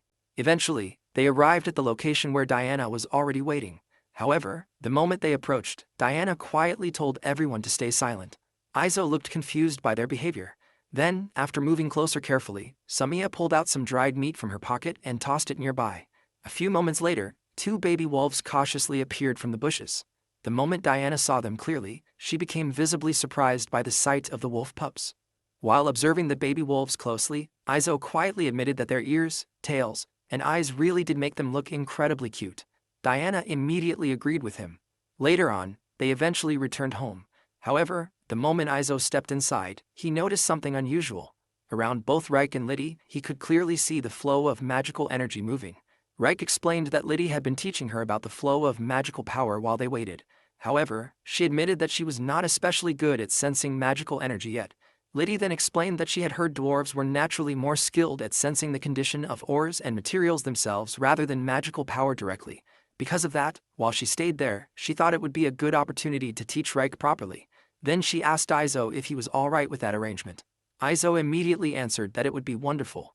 Deep inside, Izo understood that he himself relied almost entirely on his cheat ability to perceive magical power. Because of that, he knew he could never properly teach Reik about it himself. In that sense, this was a valuable opportunity for her. If learning about magical power allowed Reik to create even higher quality weapons and tools in the future, then she would eventually be able to return proudly to her family's workshop someday. Later on, Izo suddenly remembered something important. He quietly checked whether the materials were suitable and confirmed that both the size and placement looked correct. After that, Izo began crafting something out of wood. Sometime later, he carefully placed salt and water beside it, signaling that the work was finally complete. What he created was a tiny little house, a simple Shinto shrine. To Izo, it looked crude and vaguely shaped, almost awkward in appearance. Even so, without something like this inside his workspace, he strangely felt uneasy. At the same time, Izo quietly wondered what the gods of this world would think about something from another world being placed there. Even so, he hoped they would forgive him for it. Later, after the 4 women woke up, they stepped outside and noticed how sunny the weather had become. They quickly agreed that it would probably be a good day to wash clothes. Meanwhile, Samiya noticed Izo quietly doing something inside the room. Curious, the others gathered around to look as well. Reik then asked Izo what exactly he was doing. Izo explained that it was a ritual passed down in the north to pray to a god. Diana then pointed toward the tiny, unusual house and asked if that was what he meant. Izo confirmed it and explained that it was something similar to a miniature temple placed inside each household. Reik then asked if customs like that were common in the north. Izo answered honestly that it might simply be a tradition unique to his own family. In truth, he was not even sure whether it truly worked or not. Hearing that, Samiya immediately asked if they could participate too. Liddy also became interested and politely asked if she could join them as well. Izo answered that of course they could. Soon after, all 5 of them sincerely participated in the ritual together. Izo still did not know whether the deity that was supposed to reside within that shrine even existed in this world at all. Even so, all of them quietly lowered their heads and prayed together. Just like that, another ordinary routine quietly became part of their daily lives. After finishing, Izo announced that breakfast was ready. Praying before a shrine with no guaranteed deity, hoping the day's work would finish safely, hoping the hunt would succeed, hoping the meal would taste good, hoping his family would continue spending their days together with laughter, just as they always had. Izo then announced that they should continue working for the day. Reik focused on handling the regular model knives, while Samiya and Diana worked on casting and carving wood nearby. Over the following days, the work on the mithril continued steadily. Little by little, They hammered the metal out further, gradually restoring it closer to its original form. Working with mithril demanded complete concentration. To Izo, it felt like sprinting at full speed across a thin rope stretched high in the air. If even the slightest amount of force during the hammering process was wrong, the magical power infused inside the metal would immediately scatter and disappear. That was exactly why working with mithril was so difficult for ordinary blacksmiths who could not understand magical power. However, someone capable of properly handling magic would most likely become a mage instead of dedicating themselves to blacksmithing in the first place. Because of that, it was no surprise that very few humans in the world could truly work with mithril properly. Even though the work itself was exhausting, Izo still believed it was worth it because of the beautiful sound the hammering produced. Later, during their break, Izo asked Liddy if she genuinely enjoyed sitting there and watching them work every day. Liddy answered honestly that under normal circumstances, she probably would have gotten bored already. However, Izo's work was far from ordinary, so she never became tired of watching it. Then Liddy casually added something else. Since elves possessed extremely long lifespans, they naturally experienced the passage of time differently from other races. To them, days often felt much shorter compared to how humans perceived them. Hearing that left the other three women visibly shocked. Meanwhile, Izo quietly began wondering if Samiya might actually be far younger than she appeared. At the same time, he wondered whether Samiya perhaps experienced time as feeling much longer instead. Liddy then mentions that the sound itself was beautiful as well. According to her, there was not a single forge within the elven village capable of producing sounds as pleasant as Izo's workshop. Curious, Izo asked if the sound produced during forging differed depending on the person working the metal. Liddy confirmed that it absolutely did. The more skillfully magical power was infused into the mithril, the more beautiful the sound became. Additionally, the higher the purity of the mithril, the easier it was to work with properly. Receiving praise like that naturally motivated Izo. However, mithril also became increasingly harder the more magical power was infused into it. Because of that, every additional improvement demanded even more time and effort. Even so, Izo understood that focusing on a single task for too long was unhealthy for both the body and mind. Because of that, everyone at Izo's workshop always made sure to take breaks properly and refresh themselves during holidays to maintain morale. Later on, Izo headed toward the river to fetch some water. While walking, he quietly reflected that he had finally slept deeply for the first time in quite a while. Thanks to that proper rest, he honestly felt refreshed again. However, while walking through the forest, Izo suddenly stopped after noticing someone nearby. There, standing in front of a tree with her eyes closed, was Liddy. After a moment, Liddy slowly opened her eyes and turned toward Izo. Izo greeted her with a quiet good morning before commenting that being outside alone like this was normally dangerous. At least, that was usually how things were. Liddy calmly agreed. However, she explained that with magical power this dense surrounding the area, ordinary beasts would never approach nearby. At the same time, she added that places overflowing with magical power like this often attracted monsters instead. Izo asked Liddy if monsters could suddenly appear around the area because of the dense magical power. Liddy calmly answered that such things rarely happened. According to her, even if creatures living in the forest eventually turned into monsters, their fundamental nature usually remained the same. However, they could occasionally become far more aggressive than normal. She also warned that caves where magical powers stagnated heavily should always be approached with extreme caution. Hearing that made Izo quietly reflect for a moment. The bear he encountered before was probably one of those cases. Because of that, Izo asked if keeping animals around the area was not recommended. Liddy immediately confirmed that it was indeed dangerous to do so. Unless someone was fully prepared to deal with the situation themselves in case of an emergency, it was better avoided. Izo understood what she meant immediately. Anyone keeping animals there needed to be prepared to take responsibility if something went wrong. After that, Izo asked Liddy what exactly she had been doing alone in the forest earlier. However, he quickly added that if the matter was sensitive, then she could simply ignore the question entirely. Liddy answered without hesitation that there was nothing secretive about it. She explained that she had merely been absorbing magical power. Hearing that confused Izo slightly, so he asked what exactly she meant by that. Liddy then explained that elves required magical power in addition to ordinary meals in order to live properly. Hearing that finally made something click in Izo's mind. That was probably the reason elves were rarely seen inside cities where magical power was thin.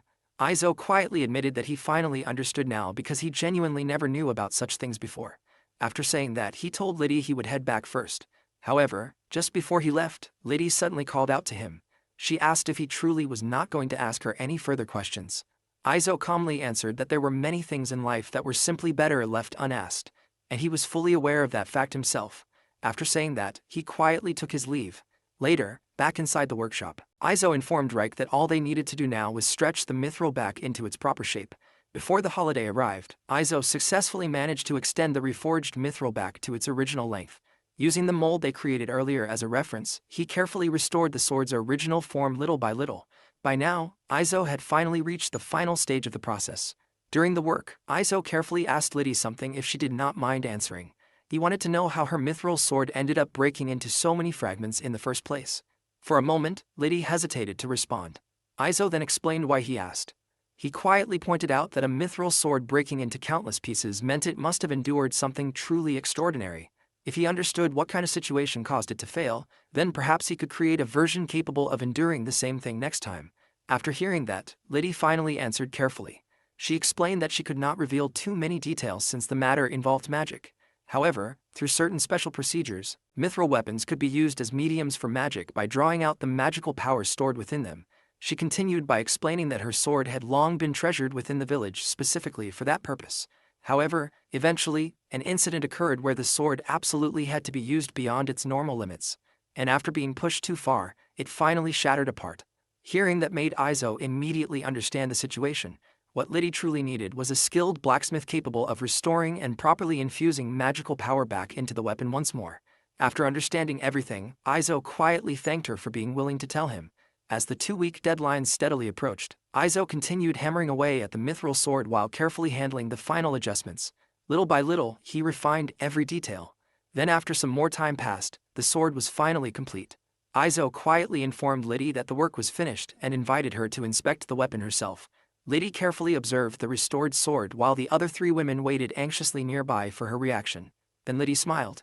She immediately thanked Izo and admitted that the finished sword turned out even better than she expected. The moment she said that, the 3 women cheered all at once in excitement. However, hearing the words "better than expected" actually surprised Izo instead. Deep inside, he quietly wondered if he may have gone too far while reforging it. If that was the case, then perhaps this result could truly be considered a success after all. Liddy then smiled warmly toward him and explained further. According to her, not only had the original shape been perfectly restored, but the amount of magical power infused into the sword was now significantly greater than before. She added that this improvement would be extremely helpful for how the sword was meant to be used. Hearing that finally relieved Izo completely. After that, Liddy brought up the matter of payment. She explained that although they originally discussed only a verbal agreement, she still wanted to confirm whether this would truly be acceptable. Then she revealed what she held in her hand. There were 5 shining gold coins along with a flat jewel-like plate. Liddy explained that normally, a weapon forged with this much magical power would cost even more than this. However, she admitted that this was the absolute limit of what they could pay. Hearing that immediately made Izo shake his head slightly. Since Liddy provided the original materials herself, he honestly felt the payment was already too much. Then after thinking for a moment, Izo returned one of the gold coins back to her. Instead, he asked if he could receive vegetable seeds from her village in exchange for that single gold coin. As long as doing so would not place too much burden on the village, she could simply hand the seeds over to Camillo in the city later on. Liddy then pointed out that she had already stayed in their home and received their hospitality during her visit. However, Izo simply replied that she also spent time teaching Reich various things about magical power. Because of that, he considered the seeds to be more like a lesson fee instead. Hearing that, Liddy quietly smiled and said that in that case, she would gladly accept his offer. Later, outside the workshop, Liddy sincerely thanked everyone once again for all the help they gave her. She admitted that during her stay, she experienced many fascinating things and genuinely had a wonderful time there. Diana then excitedly told Liddy that the next time she visited, she wanted her to teach elven swordsmanship as well. Meanwhile, Reich declared that before Liddy returned again, she planned to properly practice handling magical power herself first. Before finally leaving, Liddy also mentioned that in the future, she hoped to entrust not only repairs but many other kinds of work to Izo's workshop as well. Izo calmly answered that when the time came, she should absolutely do so. After completing the elven sword, they returned to their usual daily routine. Inside Camillo's shop, Camillo thought that working with Izo was as pleasant as always. The quality of the goods remained as excellent as ever. Izo mentioned that when he entered the town, he had noticed an unusually large number of city guards on patrol. He wondered if it was because of the rumored bandits. Camillo confirmed that it was. He explained that the bandits carried out attacks, yet they caused no loss of life or damage to property. Even more strangely, the victims were unable to remember what the attackers looked like. Izo found the situation unusual. He believed that they might be the people Karel had sent to target Diana. Diana, however, did not think that was the case. Diana believed that if Karel had enough money to hire mercenaries of that level, he would have done so from the very beginning. Izo agreed that her reasoning made sense. He added that although they had not suffered any direct harm, they were continuing to stay alert. As Camillo thought about it, he asked Izo if he needed a horse. Izo admitted that he certainly did, as transporting goods by manpower alone was becoming increasingly difficult. Camillo then asked him to come along for a moment. When they arrived, they were surprised to find a strange creature waiting there. Camillo explained that it was not a horse but a soryu. Despite its name, it was not actually a dragon but something much closer to a large lizard. Izo thought the creature looked adorable. Izo asked what it usually ate. Camillo replied that he had heard it would eat almost anything, including both meat and fodder. Izo understood and figured they would be able to provide both. He then asked how much it usually ate in a single meal. Camillo answered that it did not normally eat very much, although it had been eating quite a lot ever since it arrived at his shop. Izo asked if Camillo did not usually keep creatures like this. Camillo explained that, considering the scale of their business, owning only one would not be enough, and besides, it attracted far too much attention. Izo understood and decided that they would take it. Camillo warned him that it would not be cheap and asked if he was comfortable with that. Izo replied that he would need some time to prepare the money. He asked if it would be acceptable to pay when they made their next delivery. Camillo agreed and said that he would have it ready to be attached to Izo's cart. Looking excited, Diana asked if she could touch the creature. Izo felt that since it had now become part of their family, there was no reason to refuse. As Diana gently touched it, she was pleasantly surprised to find that its body was warm. Before long, the two had grown comfortable with each other, and they had gained a cute and dependable new member of the family. As they traveled back home with the soryu pulling their cart, Izo asked Reik how the ride felt. Reik thought that it was a little different from the carriage at her parents' house, but she felt that the creature was well behaved and understood their intentions. Izo remarked that once they returned home, they should practice handling the reins. He added that although it was fast and convenient, the ride was quite bumpy. Diana compared it to the time they had hidden behind Camillo's carriage, and Izo agreed with her observation. Samiya noticed that even with all four of them riding together, there still seemed to be extra space. She wondered how much weight the cart could actually carry, thinking that they needed to know its load capacity. Diana observed that they had already entered the forest. Izo noted that the soryu was moving at nearly twice the speed of walking. He also noticed that, for the moment, it did not seem frightened by the presence lurking within the forest. Izo believed they still could not afford to lower their guard, but with Samiya keeping watch over anything unusual, he felt they would be safe. Suddenly, one of the cart's wheels struck a large root, causing everyone inside to bounce. Reik apologized, realizing that the tree roots had gotten in the way. Izo thought that he should add some form of suspension and improve the carriage. Otherwise, his lower back and buttocks would suffer from the rough ride. After some time, they finally arrived back home. Izo noted that they had returned much earlier than expected. Samiya agreed, pointing out that it was still bright outside. Reik also observed that they still had plenty of time left in the day. Izo placed a tub of water in front of the soryu and silently thanked it for its hard work. While gently petting it, he prepared to bring over the meat they had hunted. He also allowed the soryu to eat the grass nearby if it was suitable for it, while reminding it not to wander away. Soon after, Diana arrived carrying the meat and wondered what they should name the soryu. Reik became curious whether it was a boy or a girl. Samiya pointed out that it was impossible to tell just by looking at it. Izo wondered if there were any traditions or customs for naming horses, but Diana did not believe there were. Diana remembered hearing about a noble from another country who had named his favorite horse Henning Hermann III. Izo found the name amusing and assumed that it must have been the third generation to inherit the family name. Diana then wondered if Izo already had a name in mind.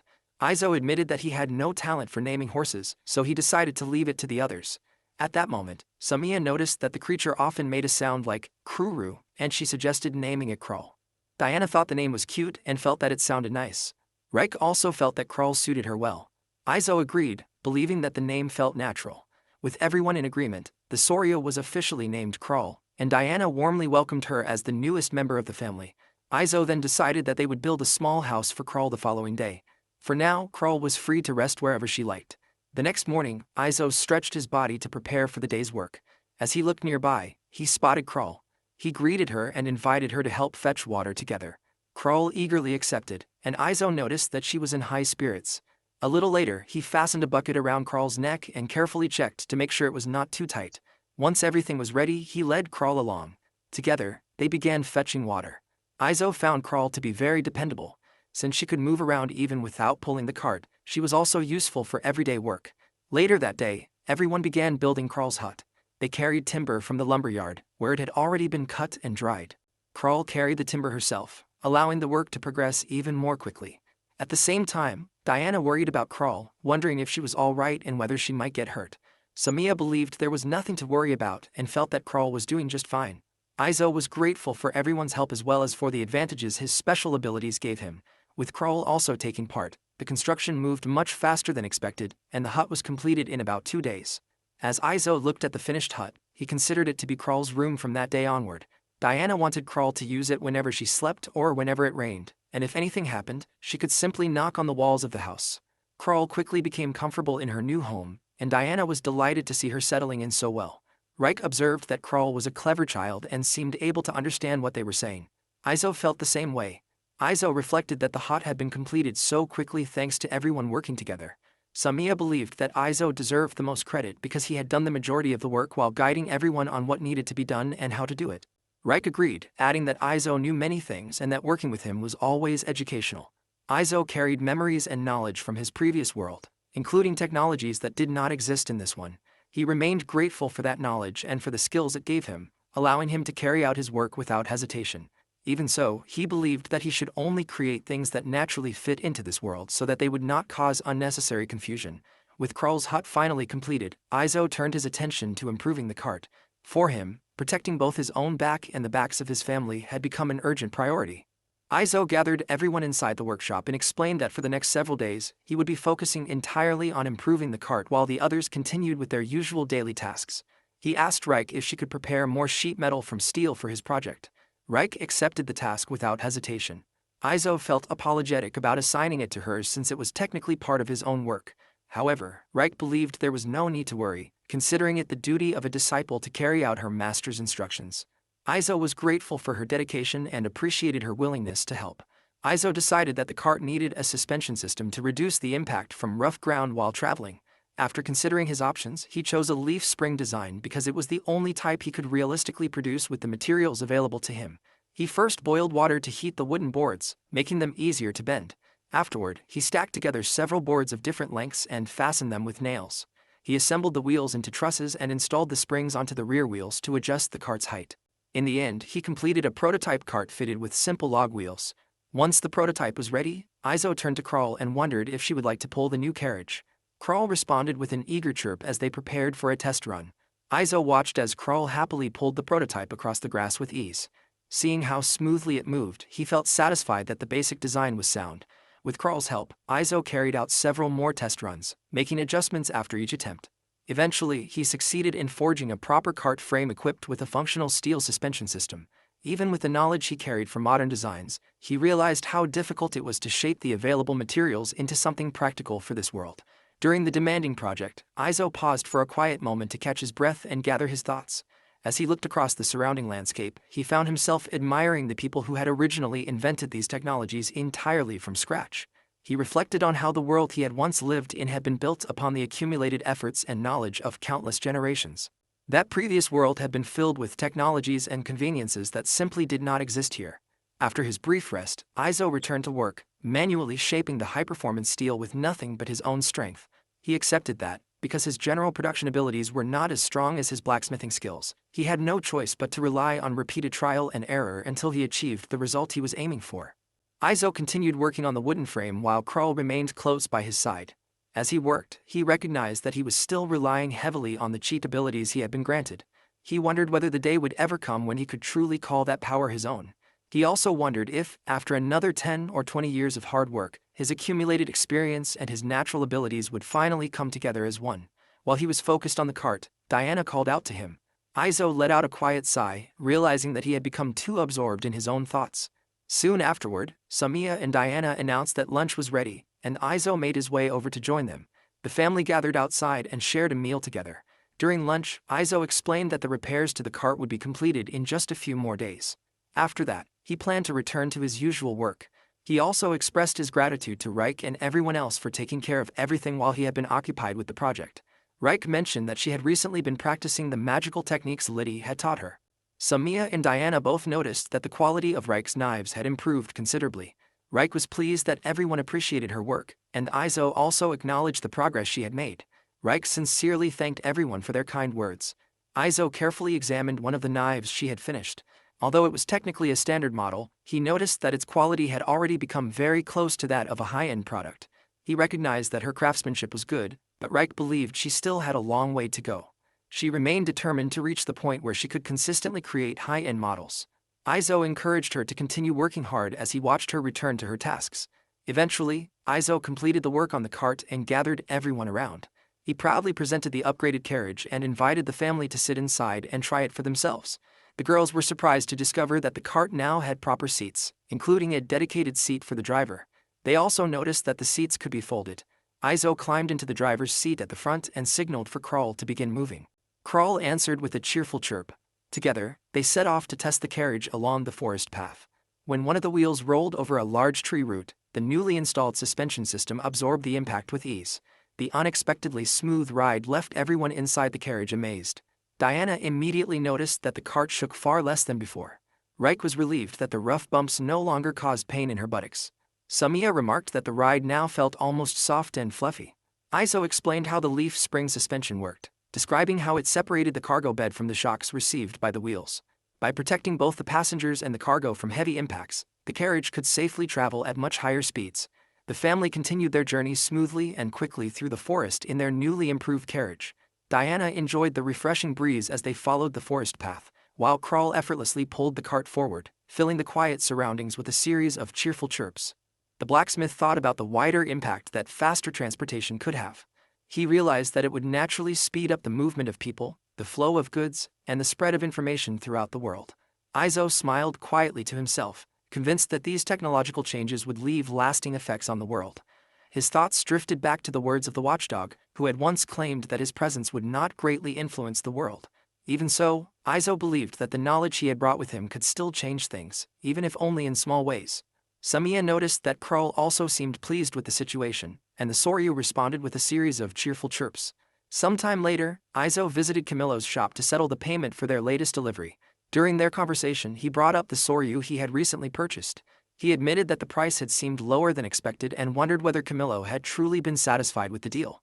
Camillo explained that he had bought the animal at a bargain price from a fallen noble family in the empire that had been desperate to sell it. He assured Izo that, despite the low price, he had still earned a healthy profit from the transaction. Izo recalled that the empire was the neighboring nation of the kingdom. Camillo then became curious about how the Soryu had been adjusting to its new home. He praised Krull for being intelligent, strong, and incredibly helpful, especially since she had allowed them to reach the shop much earlier than usual. Soon afterward, Camillo leaned forward with great interest as his attention shifted to the unusual mechanism installed on Izo's cart. He wanted to know how it worked. Izo recognized that Camillo had immediately noticed the suspension system. While the girls and Krull relaxed nearby, Izo began explaining the mechanism in detail. Camillo listened carefully as he learned that the suspension absorbed shocks from the ground, protecting the cargo even while the cart traveled at higher speeds. He found the design fascinating and realized that, despite certain limitations, it had the potential to make a round trip to the capital within a single day if it were further developed. Izo then told Camillo that he was free to reproduce the design if he wished. Camillo was taken aback by such a generous offer and questioned whether Izo truly meant it. Izo made it clear that there was no need to pay anything for the knowledge. Deeply grateful for the kindness, Camillo resolved to repay the favor properly someday. He then remembered an important matter that needed his attention, asked the group to wait for his return, and hurried away. Izo calmly watched Camillo leave. While the group waited inside the shop, Samiya mentioned that several townspeople had been giving them unusual looks ever since they arrived. A little later, Camillo returned and reported that Marius had been occupied with occasional skirmishes over mining rights along the border. Izo listened with a slightly annoyed expression, while Diana quietly observed the conversation with curiosity. As they shopped in the marketplace, Izo noticed that the mysterious bandit they had heard rumors about had not caused any recent damage. Even so, the person responsible still had not been captured. After finishing their shopping, the group made their way home through the forest with Krull pulling the cart. Samiya observed that they should arrive home before nightfall, and Izo agreed. However, without warning, Samiya sensed something suspicious waiting ahead. A figure suddenly slid into the middle of the road and came to a stop, blocking their path. The hooded strangers stood in front of the cart and threatened to kill them if they refused to stop. Izo immediately told Krull to halt the cart while wondering if this could be the rumored thief. The hooded figure drew a sword and ordered everyone to remain still. Samiya immediately warned the group to stay alert for any incoming projectiles as they carefully watched the stranger. Izo sensed no hidden allies nearby and quickly realized that ordinary bandits would never carry out such a careless ambush. From that, he concluded that the hooded individual was most likely the rumored thief. Diana wondered how someone who acted so carelessly had managed to avoid capture for so long. Samiya also found the stranger's behavior unusually reckless and questioned what they were trying to accomplish. The hooded figure then pointed the sword toward Krull. Krull simply stared back with a puzzled expression. Diana quietly prepared herself to move, but Izo signaled for her to remain where she was.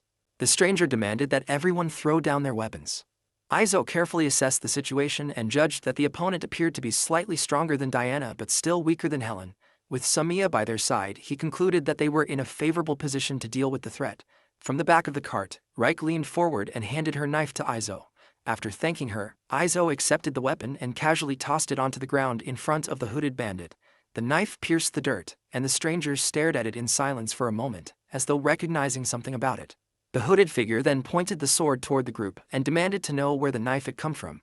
Izo, Diana, and Samiya were all surprised by the thief's sudden and intense interest in the weapon. Izo questioned why the stranger was so concerned about the knife. The hooded figure continued insisting on knowing its origin. Izo calmly revealed that he was the one who had forged it.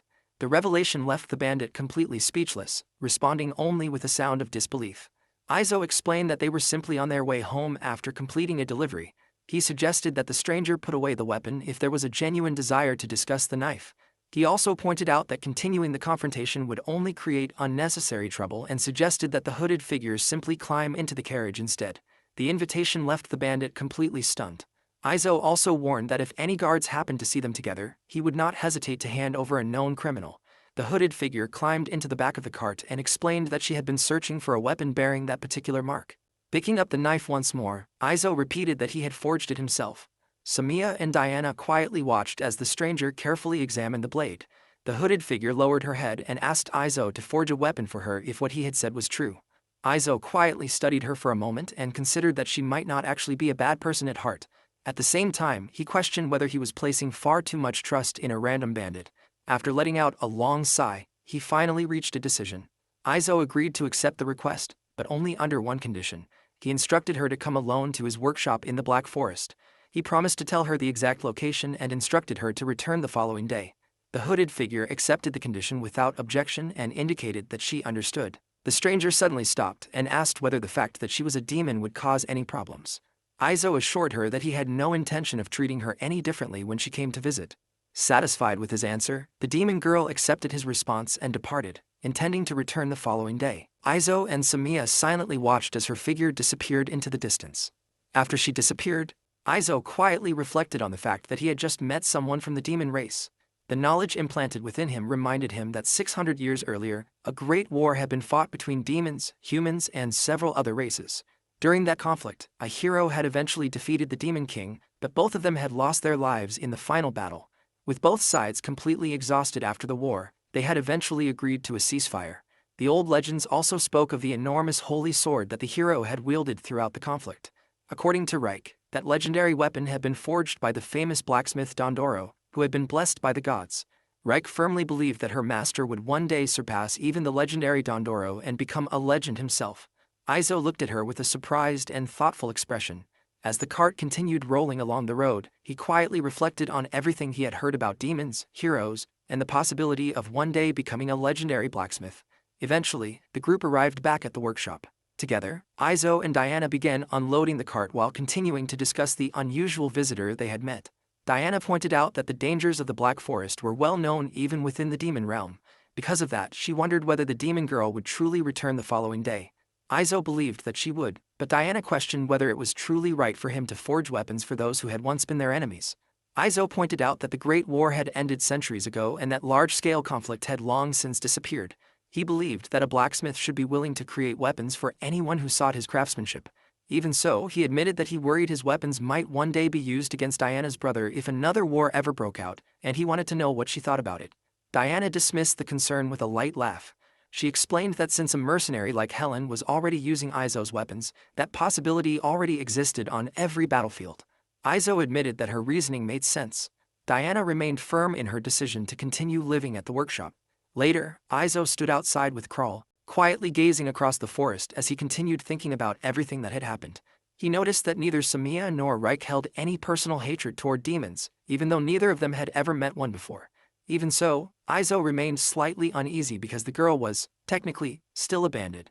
Samiya pointed out that the girl had not actually harmed anyone so far, and Izo admitted that she was right. Reich also reminded them that the city was still wasting manpower by maintaining heightened security because of the mysterious bandit. Diana agreed, observing that the city would likely remain on high alert for quite some time, even if the mysterious bandit never appeared again. She wondered whether they should simply explain the entire situation to Camillo and Marius so the matter could be officially resolved. Izo did not believe that such a step was necessary. However, Diana admitted that even though Marius was her brother, she would rather Izo not end up owing him any more favors. Izo still found himself hesitating at the thought of forging weapons for someone who might one day stand against his friends. Even so, he realized that this was a reality every blacksmith would eventually have to accept. The following day, Izo and Krull returned after fetching water and found the hooded demon girl already waiting outside the workshop. She had arrived exactly as instructed. Izo looked at her and asked if she was the same person they had met the previous day. The girl realized that she had never shown Izo her face the previous day. She slowly pulled back her hood, revealing herself to be a demon with dark skin and a pair of horns. As Izo examined her appearance, he thought that she closely resembled a dark elf. She wondered if it was acceptable for her to reveal her face. Izo asked her to wait for a moment while he set down the water he was carrying. As he worked, he asked whether she had experienced any difficulty finding the workshop. She admitted that the magical people-repelling wards surrounding the area had made it difficult for her to reach the place. Unfamiliar with the term, Izo became confused and wondered what she meant. Surprised by his reaction, she questioned how he could be unaware of the barrier protecting his own home.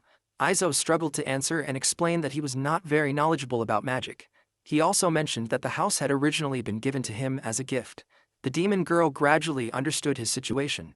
She explained that the ward was a type of magic that confused anyone who did not meet certain conditions.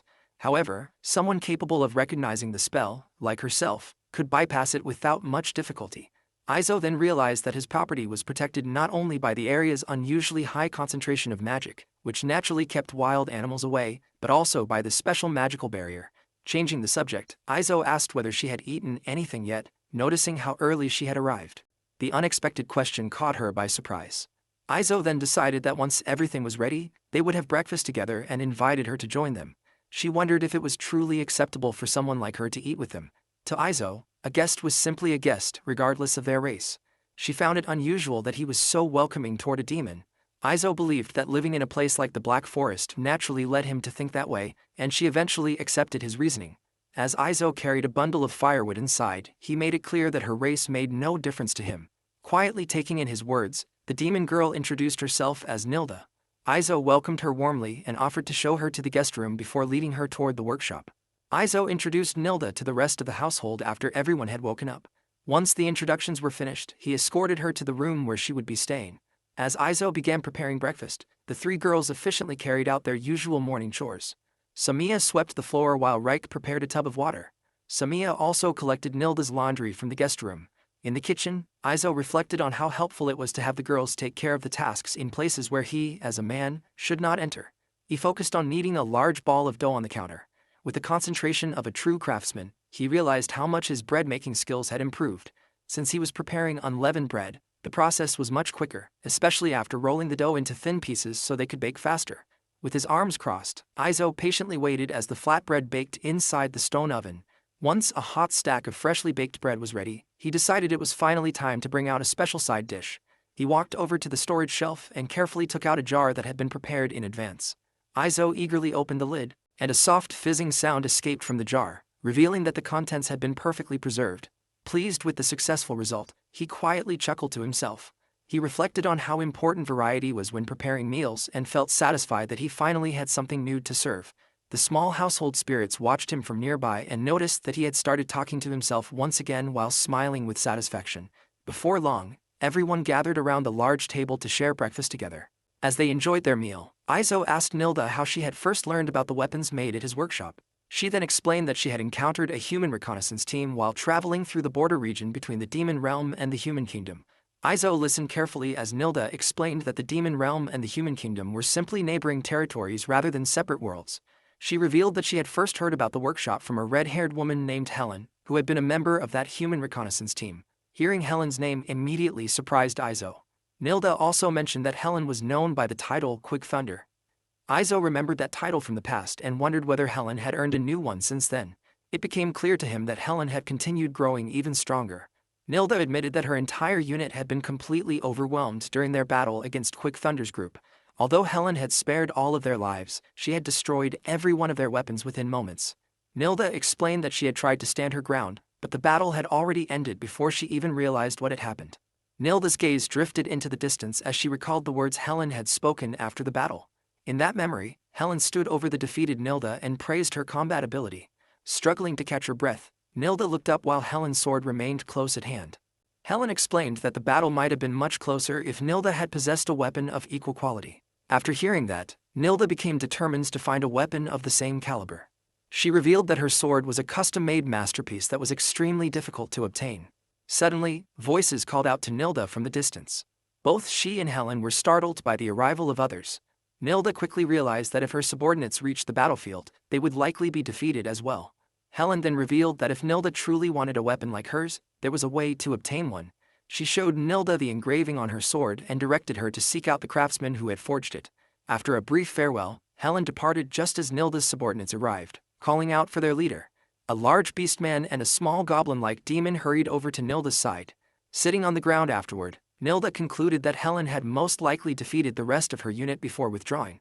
Izo quietly listened and understood what had happened. Nilda explained that she had taken leave from her duties to search for the blacksmith responsible for the engraving. Eventually, she heard rumors that the craftsman lived somewhere in this area. At that moment, Izo realized that this explained the stories about the harmless bandit. As he thought over everything she had told him, Izo asked whether she had been using magic to prevent people from remembering her. Nilda confirmed that by hiding her face, her forgetfulness magic worked effectively. Izo found the existence of such magic fascinating. Nilda then asked whether he had any more questions, but Izo admitted that he had none for the moment. Nilda continued eating her breakfast and remarked once again that Izo's cooking was delicious. Izo felt that even if those words were only meant as a compliment, they made all the effort of preparing the meal worthwhile. However, Nilda insisted that she was not merely being polite. She genuinely wondered whether there had been anyone as skilled as Izo, even in the household of her elder sister. The mention of the elder sister remained in Izo's thoughts, and he regarded Nilda's words as a great honor. From the way Nilda spoke about her, Izo concluded that this elder sister must be someone of considerable status within the demon realm. After breakfast, he clapped his hands together to signal that the meal had ended. Izo and the girls then gathered before the small household shrine and offered their usual morning prayer for a safe and productive day of work. Nilda watched the group's morning ritual from the side with a curious expression. Izo noticed her gaze and turned his attention toward her. He wondered whether it was acceptable for a demon to take part in a human prayer as she had done during breakfast. Nilda explained that she had not done it for religious reasons. She had simply found the custom interesting and decided to imitate it. Hearing that, Izo found himself wondering about the nature of religion in the demon realm and whether demons regarded the demon lord as a godlike figure.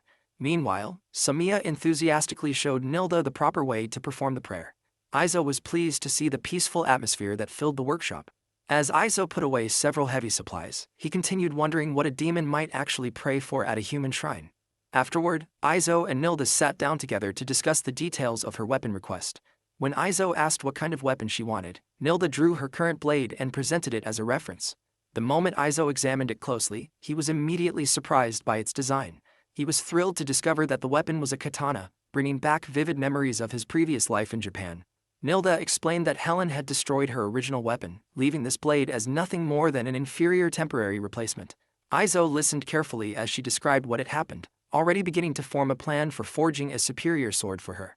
Izo then asked Nilda to follow him outside so she could demonstrate her sword techniques. He believed that watching the way she handled the weapon would help him determine the best way to craft its replacement.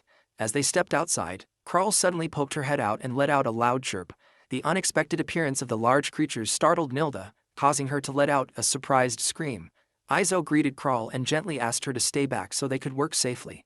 Carl happily hummed as Izo patted her, while Nilda watched the interaction with wide eyes. Izo then formally introduced the Soryu as Carl. Nilda was amazed by how tame the creature was and remarked that it had clearly been well cared for. Izo wondered if that was their normal behavior. Nilda replied that although Soryu also existed in the demon realm, they were generally much more aggressive, though she was not familiar with every type. Nilda explained that ordinary Soryu were usually difficult to handle because they often sulked, even if they were not completely disobedient. Izo found himself wondering whether there was really such a significant difference between the breeds.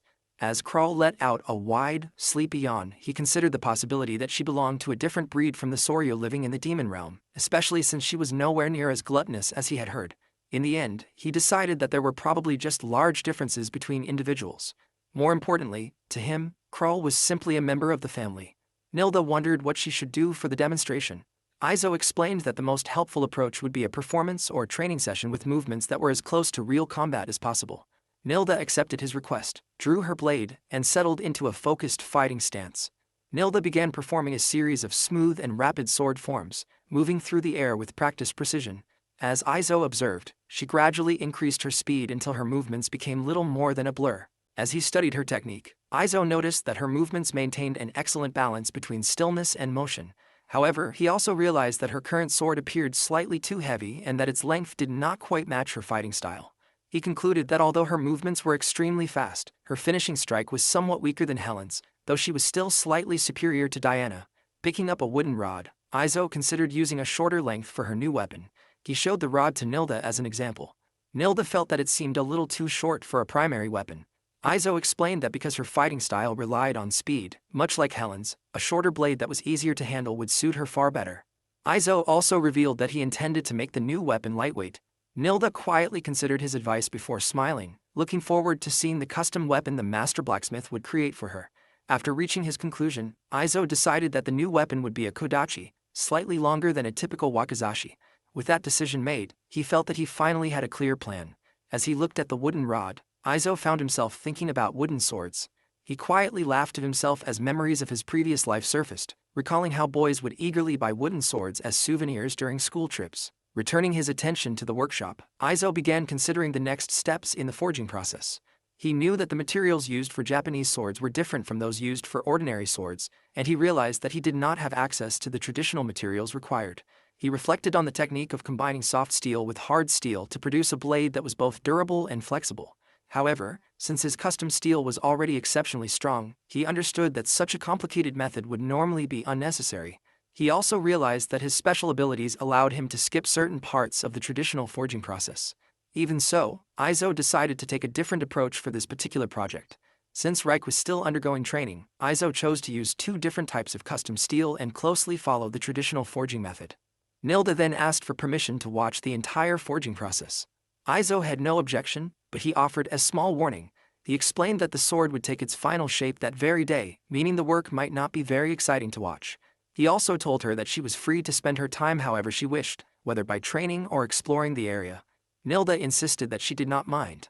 She admitted that she had been interested in blacksmithing for a long time and explained that she rarely had the opportunity to watch such work in her homeland. Since she finally had the chance, she wanted to observe the entire process. Hearing that, Izo welcomed her to stay and watch. The others agreed and prepared to help with the day's work.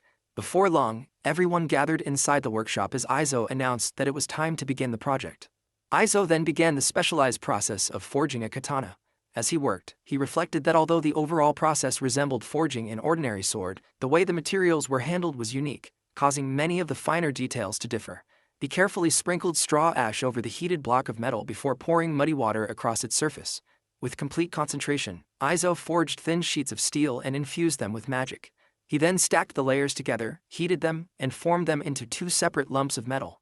As the process continued, Izo realized that his special abilities caused the materials to become perfectly homogenized almost instantly.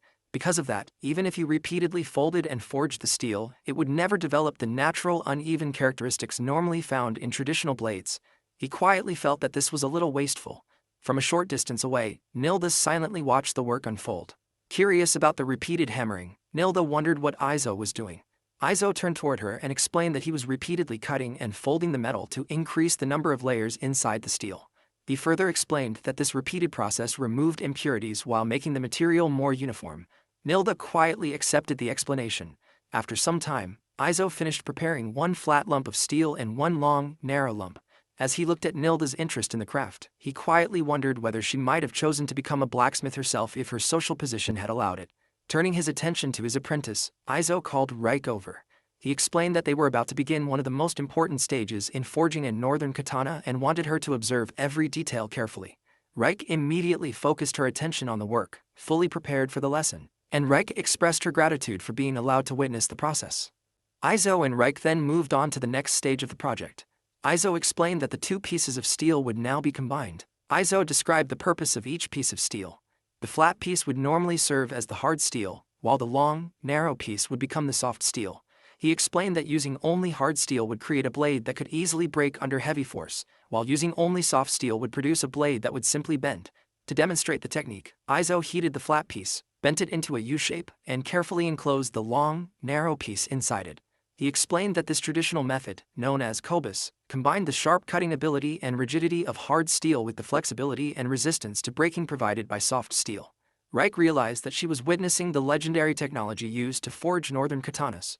Beside her, Nilda also watched every step with intense concentration as Izo continued the demanding process. As he observed the progress, Izo found himself wondering whether Nilda's original weapon had been forged using this very same technique. Without stopping, Izo moved on to the next stage, stretching the newly combined steel until it reached the required length and dimensions. He explained that this stage of the process was called sunobe as he continued striking the glowing metal with heavy, steady blows. Diana, Samiya, Reich, and Nilda all watched in silent amazement as the blacksmith gradually transformed the raw lumps of steel into the recognizable shape of a weapon. Izo apologized for the loud noise and assured everyone that everything was fine. Carl peeked through the workshop window to check on them, and Diana reassured her that there was nothing to worry about. Izo explained that wetting the anvil before hammering heated iron created a popping sound. He also explained that this process smoothed the surface of the metal while helping remove small unwanted metal fragments. Reich quietly acknowledged the new knowledge and carefully observed the effect. After adjusting the blade to the proper length and thickness, Izo decided to stop for the day once it reached the desired dimensions. He planned to let the steel rest overnight. Before finishing, he carefully shaped the tip of the blade into a rounded pighead style. He explained that they would begin the actual forging process to shape the blade on the following day. Nilda and Reich watched with growing anticipation as the sword gradually took shape. Nilda found the process exciting, and Izo quietly shared the same feeling. Izo reminded Reich that she should always consider how much the tip of the blade would curve during the quenching process so that it would not bend more than intended. Reich accepted the advice and committed it to memory. Curious about the process, Nilda wondered what quenching involved. Reich explained that it was the stage used to strengthen the steel. Nilda quietly nodded as she took in the explanation. Izo also explained that heating and cooling the iron at relatively low temperatures helped remove the surface oxides. As he carefully hammered the ridgeline and the flat sides of the blade, he tightened the steel and worked to improve its sharpness, hoping the final result would turn out well. While continuing his work, Izo reflected on how heavily he still relied on the special abilities he had been given, despite having studied blacksmithing only as a hobby in his previous life. Even so, he accepted that there was nothing wrong with making practical use of those abilities. Using a file, Izo carefully worked on the blade while it was secured in a vise. As he continued refining it, he felt a deep respect for the ancient blacksmiths who had first developed these complicated techniques.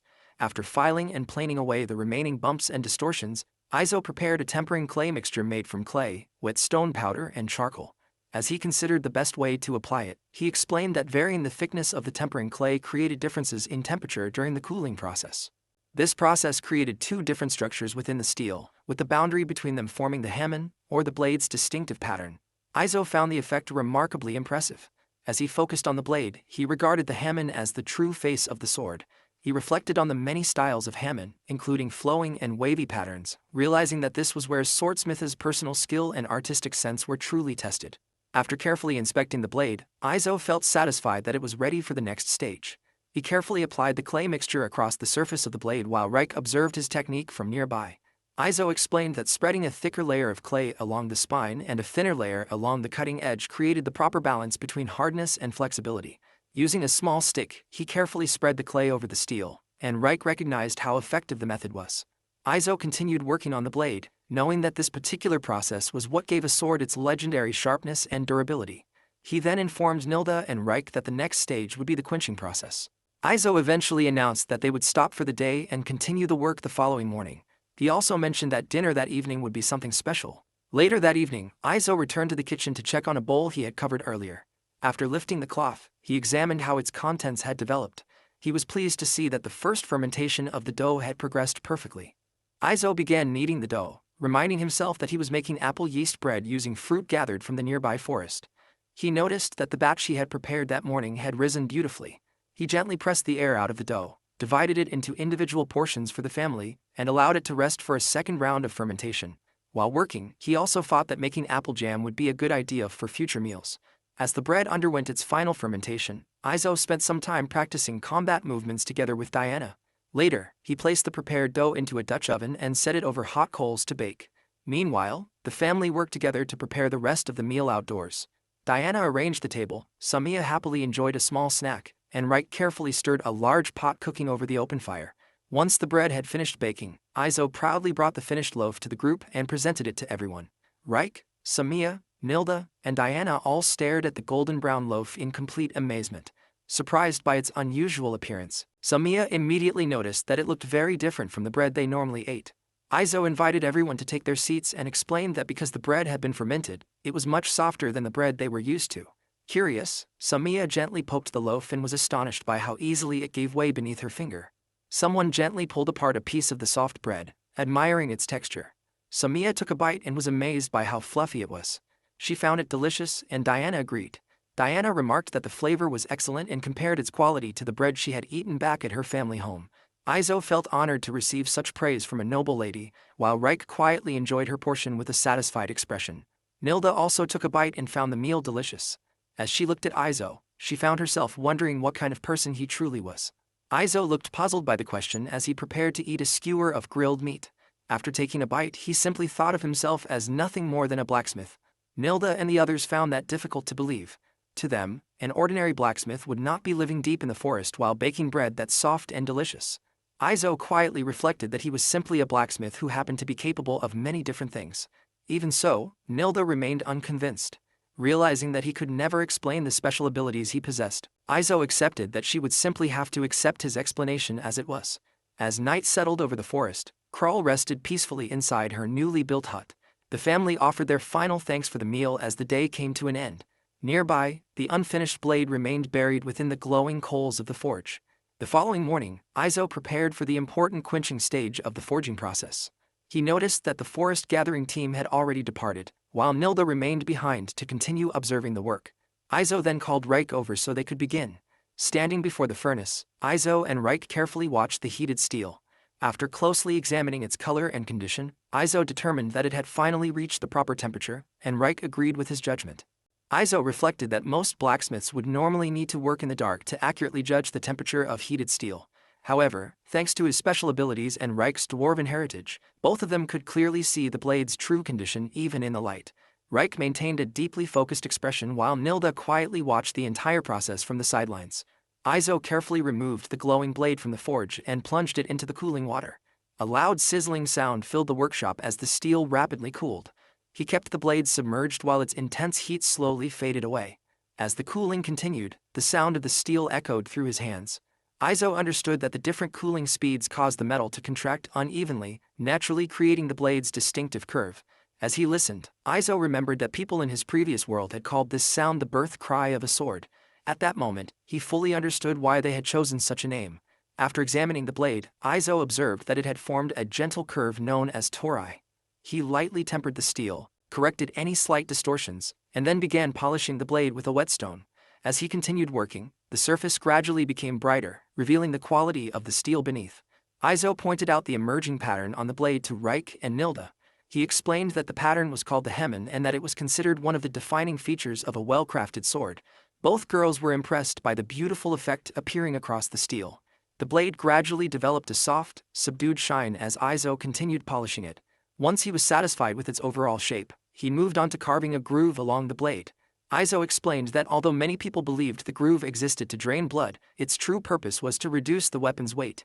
He then drilled a hole through the tang for the mounting peg before filing it into its final shape and engraving his workshop's official stamp. Using a small chisel and hammer, Izo carefully added further details to the tang. He devoted his full concentration to the delicate engraving work until the intricate markings were complete. Watching closely, Nilda leaned in with curiosity and wondered what exactly he had engraved onto the blade. Izo explained that one of the markings represented the official stamp of his workshop. He then showed her the second engraving on the tang and explained that it served as his personal signature, proving that he was the one who had forged the weapon. Nilda observed that she had never seen writing like that before and noticed that it did not resemble the northern script. Izo quickly explained that it was a secret script passed down through his family. After saying it, he decided that he would simply continue using that explanation. As Nilda admired the appearance of the unusual characters, she wondered whether Izo had also engraved the same signature onto Helen's sword. Izo clarified that he had not, explaining that he had only used it this time because this was a northern-style sword. Nilda looked relieved after hearing that and repeatedly expressed her understanding. Seeing her happy reaction, Izo realized that she regarded Helen as her rival. Not long afterward, Samiya and Diana returned from their gathering trip. Izo welcomed them back and suggested that they finish the day's work and begin cleaning up. As she looked at Nilda, Samiya immediately noticed that she seemed unusually happy. That evening, the group decided to celebrate using the herbs and plums they had gathered during the day. During dinner, Izo noticed that Nilda had become much more talkative after staying with them for several days. As they ate, she shared information about the demon realm. She explained that demons naturally replenish their magical power there and mentioned that the border was located far from the workshop. While eating his bread, Izo listened as Nilda explained that the demon realm contained an even denser concentration of magic than the Black Forest. He wondered whether that meant more monsters appeared there and whether the region was especially dangerous. Nilda clarified that although monsters did not attack demons, they also did not obey their commands. Izo accepted the explanation and noted that although excessive magical energy was dangerous for humans, some people still traveled between the human kingdom and the demon realm. Looking out toward the forest, he quietly wondered whether Camillo also conducted business within the demon realm. The following day, Izo pushed the project closer to completion. He reflected that his special abilities allowed him to handle every stage of the work by himself, even though each step would normally be performed by a different specialist. Sitting inside the workshop, he remained focused on completing the sword. Although he lacked several traditional tools and had skipped some of the usual steps, his goal had never changed. He simply wanted to create the best possible weapon for its owner, just as he always had. The completed blade rested on the work table, its polished surface and razor-sharp edge reflecting the light. Nilda looked at it with excitement and wondered whether the work had finally been completed. Izo confirmed that the blade itself was finished, but explained that crafting the scabbard would still require another day or so. Nilda admitted that she was eager to test the new weapon as soon as possible, making Izo quietly chuckle. Izo then turned his attention to the guard and pommel, recognizing them as essential parts of the sword's construction. Although his methods differed from traditional northern techniques, he carefully crafted and assembled each component. He admitted to himself that even with his extraordinary abilities, these delicate tasks demanded complete concentration. He also found himself wondering how northern swordsmiths carried out the same work and considered visiting them someday to see their methods firsthand.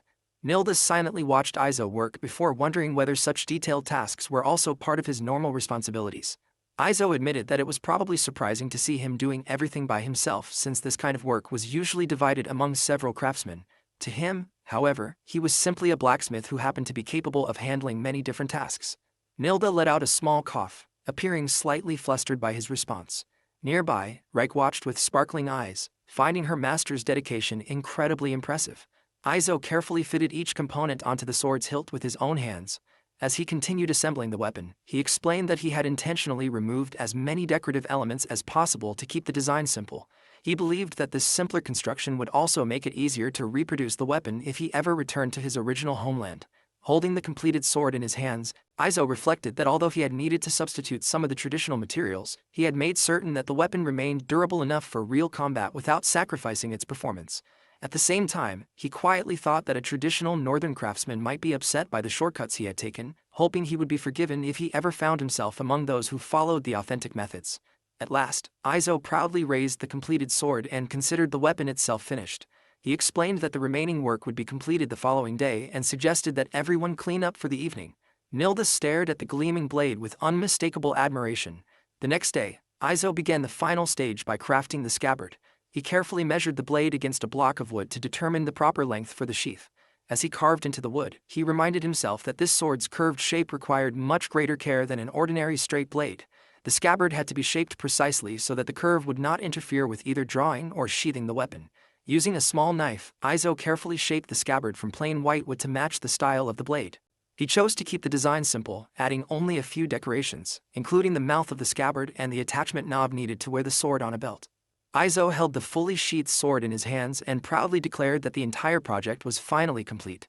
Nilda looked at the finished masterpiece with wide, sparkling eyes. She was astonished by how quickly the work had been completed. Izo quietly reflected that skipping certain steps and using substitute materials had allowed him to finish the weapon much faster than he normally could. Izo then invited Nilda to test the new sword for herself.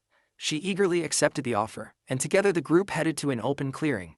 Nilda stood a short distance away while Izo and Samiya watched from the side, carefully observing her movements.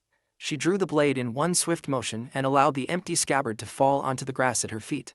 The moment Izo saw that, he immediately called out to Nilda and informed her that she had already been defeated.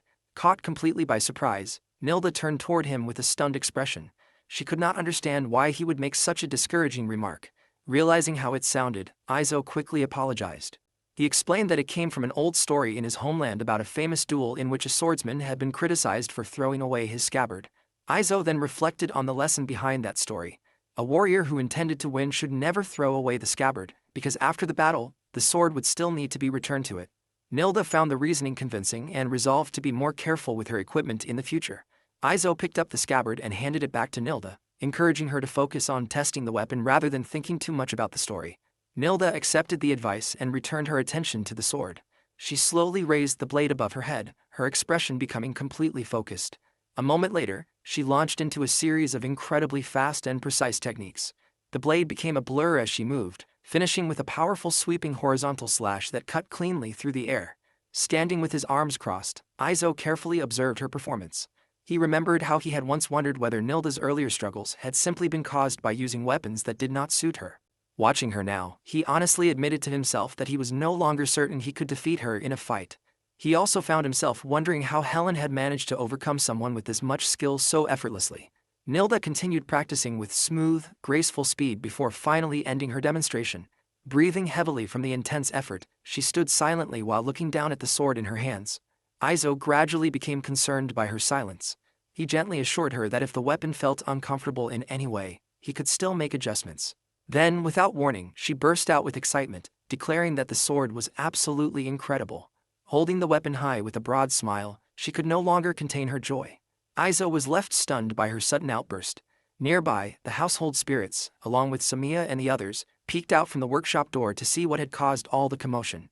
Nilda soon cleared her throat, trying to regain her composure. She admitted that she had become a little too excited. Looking back at the sword once more, she expressed just how remarkable she believed it was. Hearing her genuine approval, Izo felt relieved and was glad that she liked it. Nilda quietly hummed to herself as she sheathed her new weapon. Inside the workshop, Nilda expressed her gratitude to Izo for everything he had done for her. She then remembered that they had not yet discussed the final price of the custom weapon. Taking out a small pouch, she wondered whether 30 gold coins would be enough as payment. Izo was completely surprised by the amount and tried to explain the policy he normally followed. For custom orders, he usually allowed the customer to decide the final price, believing they could simply pay whatever they thought was appropriate. Nilda found his approach surprisingly bold and questioned whether he should not be more concerned about earning a greater profit. Izo struggled to come up with an answer, while Diana and Samiya watched him with doubtful expressions. Even the household spirits seemed puzzled by his lack of business sense. Izo explained that custom orders were valuable learning opportunities for him as a blacksmith. He also believed that, ever since Helen had shown off the weapon he had forged for her, his reputation had begun spreading by word of mouth. Because of that, he expected more work to come his way in the future. After thinking it over, Nilda decided on what she believed was a fair payment. Reaching into her pouch, she placed a stack of gold coins along with a small dark object onto the wooden table. She wanted Izo to accept the payment exactly as it was. Izo was surprised to find that the payment consisted of 10 gold coins and a mysterious gemstone. Holding the deep red gem up to the light, he quietly admired its beauty. Samiya immediately recognized it as a magic stone. Nilda explained that a magic stone was a solidified form of stagnant magical power. She added that although such magical energy usually developed into monsters, it would occasionally harden into a stone instead. Nilda added that when the magic stone was held up to the light, the magical power sealed within it flickered softly. Curious, Izo wondered whether the magical power inside the stone was safe to handle. Nilda explained that once it reached that state, the magical energy no longer leaked out. She also remarked that it was unfortunate that the power sealed inside could not be extracted. Diana and Samiya admired the stone, commenting on how beautiful it was. Nilda explained that even within the demon realm, magic stones were considered extremely rare. Samiya carefully examined the stone and estimated that it was worth at least 40 gold coins. Hearing that valuation, Izo was completely stunned. Reich explained that because magic stones were so scarce in this region, its actual market value might be even higher. Nilda then turned to Izo and asked whether he was satisfied with the payment. She reminded him that he had been the one who told her to decide the final price of the weapon herself. Faced with his own words, Izo found it difficult to argue. Smiling as she held her newly forged sword, Nilda remained convinced that the price she had chosen was fair. Seeing her determination, Izo accepted the payment without any further hesitation. Nilda looked pleased, believing that he should definitely accept it. As Nilda prepared to leave the workshop, Izo asked her to wait until she had returned to the demon realm before using her new weapon. Nilda reacted playfully, believing that humans would never be able to capture her and feeling confident that she would not be defeated by them. Izo wished her a safe journey and hoped that she would avoid taking any unnecessary detours on her way home. As Nilda pulled her hood over her head, she quietly remarked that Izo should not say things that made him sound exactly like her elder sister. Izo silently watched as the demon girl began her long journey back toward her own land. Before long, Nilda disappeared into the thick forest. Left standing there, Izo found himself thinking once again about her repeated mentions of her elder sister. Stretching his arms, Izo reflected that the mystery surrounding the highway bandit had finally been resolved. He then wondered whether Camillo would be able to pass this information along to Marius. Nearby, Samiya playfully bared her claws and fangs while Diana and Reich laughed together, enjoying the lighthearted atmosphere around the workshop. As Izo looked up at the roof of the workshop, he decided that he should write a letter to Marius to inform him about everything that had happened. Far away across the kingdom, the sun shone over a large fortified city surrounded by wide open fields. At the Amal residence, a servant welcomed Marius home. Marius acknowledged the greeting as he walked through the grand hallway. As they continued walking, Marius revealed that the king had assigned him a difficult mission to subjugate monsters. He explained that they would need high-quality weapons to equip a monster subjugation squad, especially considering the losses his family had already suffered. The servant offered to contact the local blacksmiths, but Marius stopped him. Wearing a confident smile, Marius revealed that he already had the perfect place in mind for placing the weapon order. Sometime later, Nilda returned to the demon castle after being summoned. As soon as she arrived before the demon queen, she lowered herself in a respectful bow, but the demon queen told her there was no need for such formality. The demon queen noticed that Nilda seemed to be in a good mood and wondered if it had something to do with the sword hanging at her waist. Nilda confirmed that it did. She explained that it had been crafted by a human blacksmith and described it as durable, elegant, and exceptionally sharp, making it a very useful weapon. The demon queen was surprised to learn that it had been forged by a human. Nilda wondered if she had done something wrong, but the demon queen assured her that she had not. She explained that no matter what others might think, there was no longer any particular reason for demons to see humans as enemies. She reflected that the Great War had taken place centuries ago during the reign of the previous demon king. Curious, the demon queen asked to examine the sword, and Nilda handed it over. As she slowly drew the blade from its sheath, she was impressed by its craftsmanship and wondered if Nilda had already used it in battle. Nilda explained that she had only tested it a few times. The demon queen continued examining the blade closely. Its edge was remarkably sharp, and she asked how Nilda maintained it. Nilda explained that although it was not completely maintenance-free, it had not suffered any chips or warping, so all she needed to do was wipe away any dirt after using it. The demon queen acknowledged that it was truly impressive. She then asked whether the blacksmith also forged weapons for demons. Nilda confirmed that he did, although there were certain conditions. Curious, the demon queen asked what those conditions were. Nilda explained that every client had to visit the workshop alone, deep within the forest. When the demon queen asked if that was the only requirement, Nilda added that the workshop was located inside the Black Forest. The demon queen fell silent. She noted that the land surrounding the forest belonged to the beastfolk and that dangerous beasts were known to roam the deeper parts of the woods. Nilda explained that the dense magical energy within the forest was advantageous for them. More importantly, the workshop itself was protected by anti-human magic. The demon queen questioned the reason for such measures, finding it strange that the workshop was hidden in such a remote place while also making it difficult for customers to visit. Nilda added that, on top of everything else, the blacksmith accepted payment based entirely on whatever the customer chose to offer. The demon queen remarked that the blacksmith truly was a strange individual. Nilda agreed, admitting that he really was an unusual person. Meanwhile, at Camillo's shop, Izo arrived while suffering from a cold. Camillo noticed his condition and checked on him, but Izo ignored the concern and instead asked about the order. Camillo informed him that the next shipment would consist entirely of long swords. The more they could produce, the better.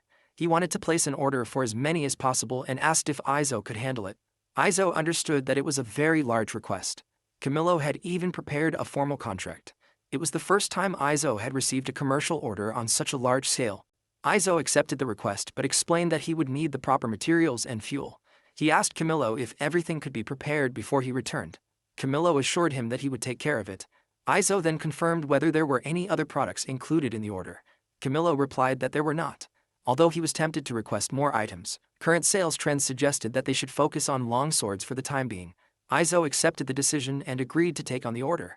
He then mentioned that he had 2 requests of his own, which Camillo found rather unusual. Izo handed him a letter and asked him to deliver it to Marius. The letter informed him that the bandit problem along the highway had already been resolved. Camillo found it surprising that Izo was even accepting work from demons. Izo then revealed his second request, asking Camillo to obtain seed potatoes and spices from the northern regions. Camillo agreed without hesitation, although he admitted that while acquiring the seed potatoes would be easy, he was not very familiar with northern trade, so obtaining the spices might take some time. Izo replied that he could wait. Until now, Izo had always been the one approaching clients to sell his goods, but this was the first time he had received a true commercial order. He was glad that his first large client was Camillo. Once everything had been settled, the two concluded their business by shaking hands to seal the agreement. Later, Izo explained to everyone why the workshop would now focus entirely on the mass production of long swords. He encouraged the whole group to work as efficiently as possible. He assigned Diana to continue making molds while also carrying on with the preparations she had started the previous day. Since Samiya no longer needed to remove the burrs from the molds, she was given other work, while Reik and Izo would take care of the finishing process. Izo reminded everyone that although it was important to work quickly, they should never rush to the point of causing accidents. He explained that it was perfectly fine for each action to be done slowly, as long as everything was handled carefully and safely. He encouraged everyone to keep one thought in mind throughout their work: slow is smooth and smooth is fast. With that reminder, they all began their tasks. As Diana continued making the molds, she realized that if she did not finish them first, everyone else's work would come to a halt. She felt the urge to hurry, but then she remembered Izo's words: slow is smooth and smooth is fast. As each person continued with their assigned work, Samiya began to feel how incredibly hot the workshop had become. Diana pointed out that the furnace had been running at full capacity for a long time, while Reik noticed that Samiya's fur had become especially fluffy from the heat. Izo reminded everyone to stay properly hydrated whenever they took a break, explaining that heat stroke was something they needed to take seriously. Later that day, Izo announced that their work was finished. They had successfully produced 10 long swords in a single day, which he considered a solid achievement.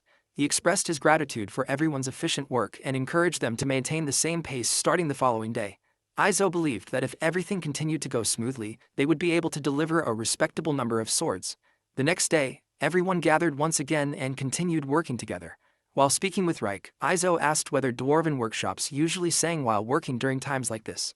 He admitted that he had not been a blacksmith for very long, and since no one in his family had been involved in smithing, he did not really know whether singing while working was a common tradition. Still, he found himself wondering about it. Reik confirmed that it did happen in dwarven workshops. Hearing that, Izo asked if she would be willing to sing for them. Reik became nervous at the request. Izo quickly realized that it might have been like unexpectedly asking someone to perform a hidden talent during a gathering. He assured her that there was no pressure and that he had only been curious. Reik decided that it was fine. She set down her glass, gathered herself, and began to sing. Once she finished, everyone responded by cheering for her. Izo told her that she had sung well. Reik replied that it was not really about being good or bad. To her, it simply felt like such a dwarven thing to do, and that made her feel a little embarrassed. Before leaving her home, she had never really given much thought to it. Izo pointed out that there was nothing embarrassing about being dwarfish. From his point of view, Diana and he looked like humans, Samiya was beast folk, and there were elves and many other races as well. He made it clear that if anyone ever looked down on Reik for being dwarfish, no one at his workshop would tolerate it. Reik appreciated those words and thanked him. She felt that she needed to become a blacksmith worthy of the dwarf name. After that, everyone returned to their work. As they continued, Diana remarked that Reik's dwarven singing was so powerful and memorable that she could not help humming the tune herself. Reik found it a little unusual to hear Diana singing it and asked if Diana could sing something of her own. Diana thought for a moment before recalling that as part of her upbringing, she had been taught singing and dancing. With that, she began to dance.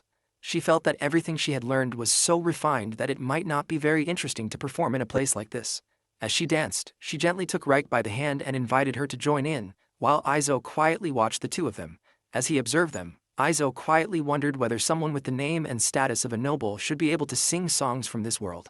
He realized that he had no such songs naturally in his memory, and he certainly could not sing songs from his original world either. Deciding it would be best, he quietly stayed out of sight so that everyone's attention would not turn toward him. A moment later, Diana let out a small cry that immediately caught his attention. When Izo looked over to see what had happened, Diana assured him that it was nothing serious. She explained that after spending so much time making clay molds, her hands had become a little rough. As Izo gently took her hands to examine them, Diana blushed for a brief moment. Izo agreed that her hands had indeed become rough and apologized for not noticing it sooner. He immediately asked whether there was any medicine available. Diana fell silent for a moment and lowered her head, while Samiya quietly noticed her reaction from nearby.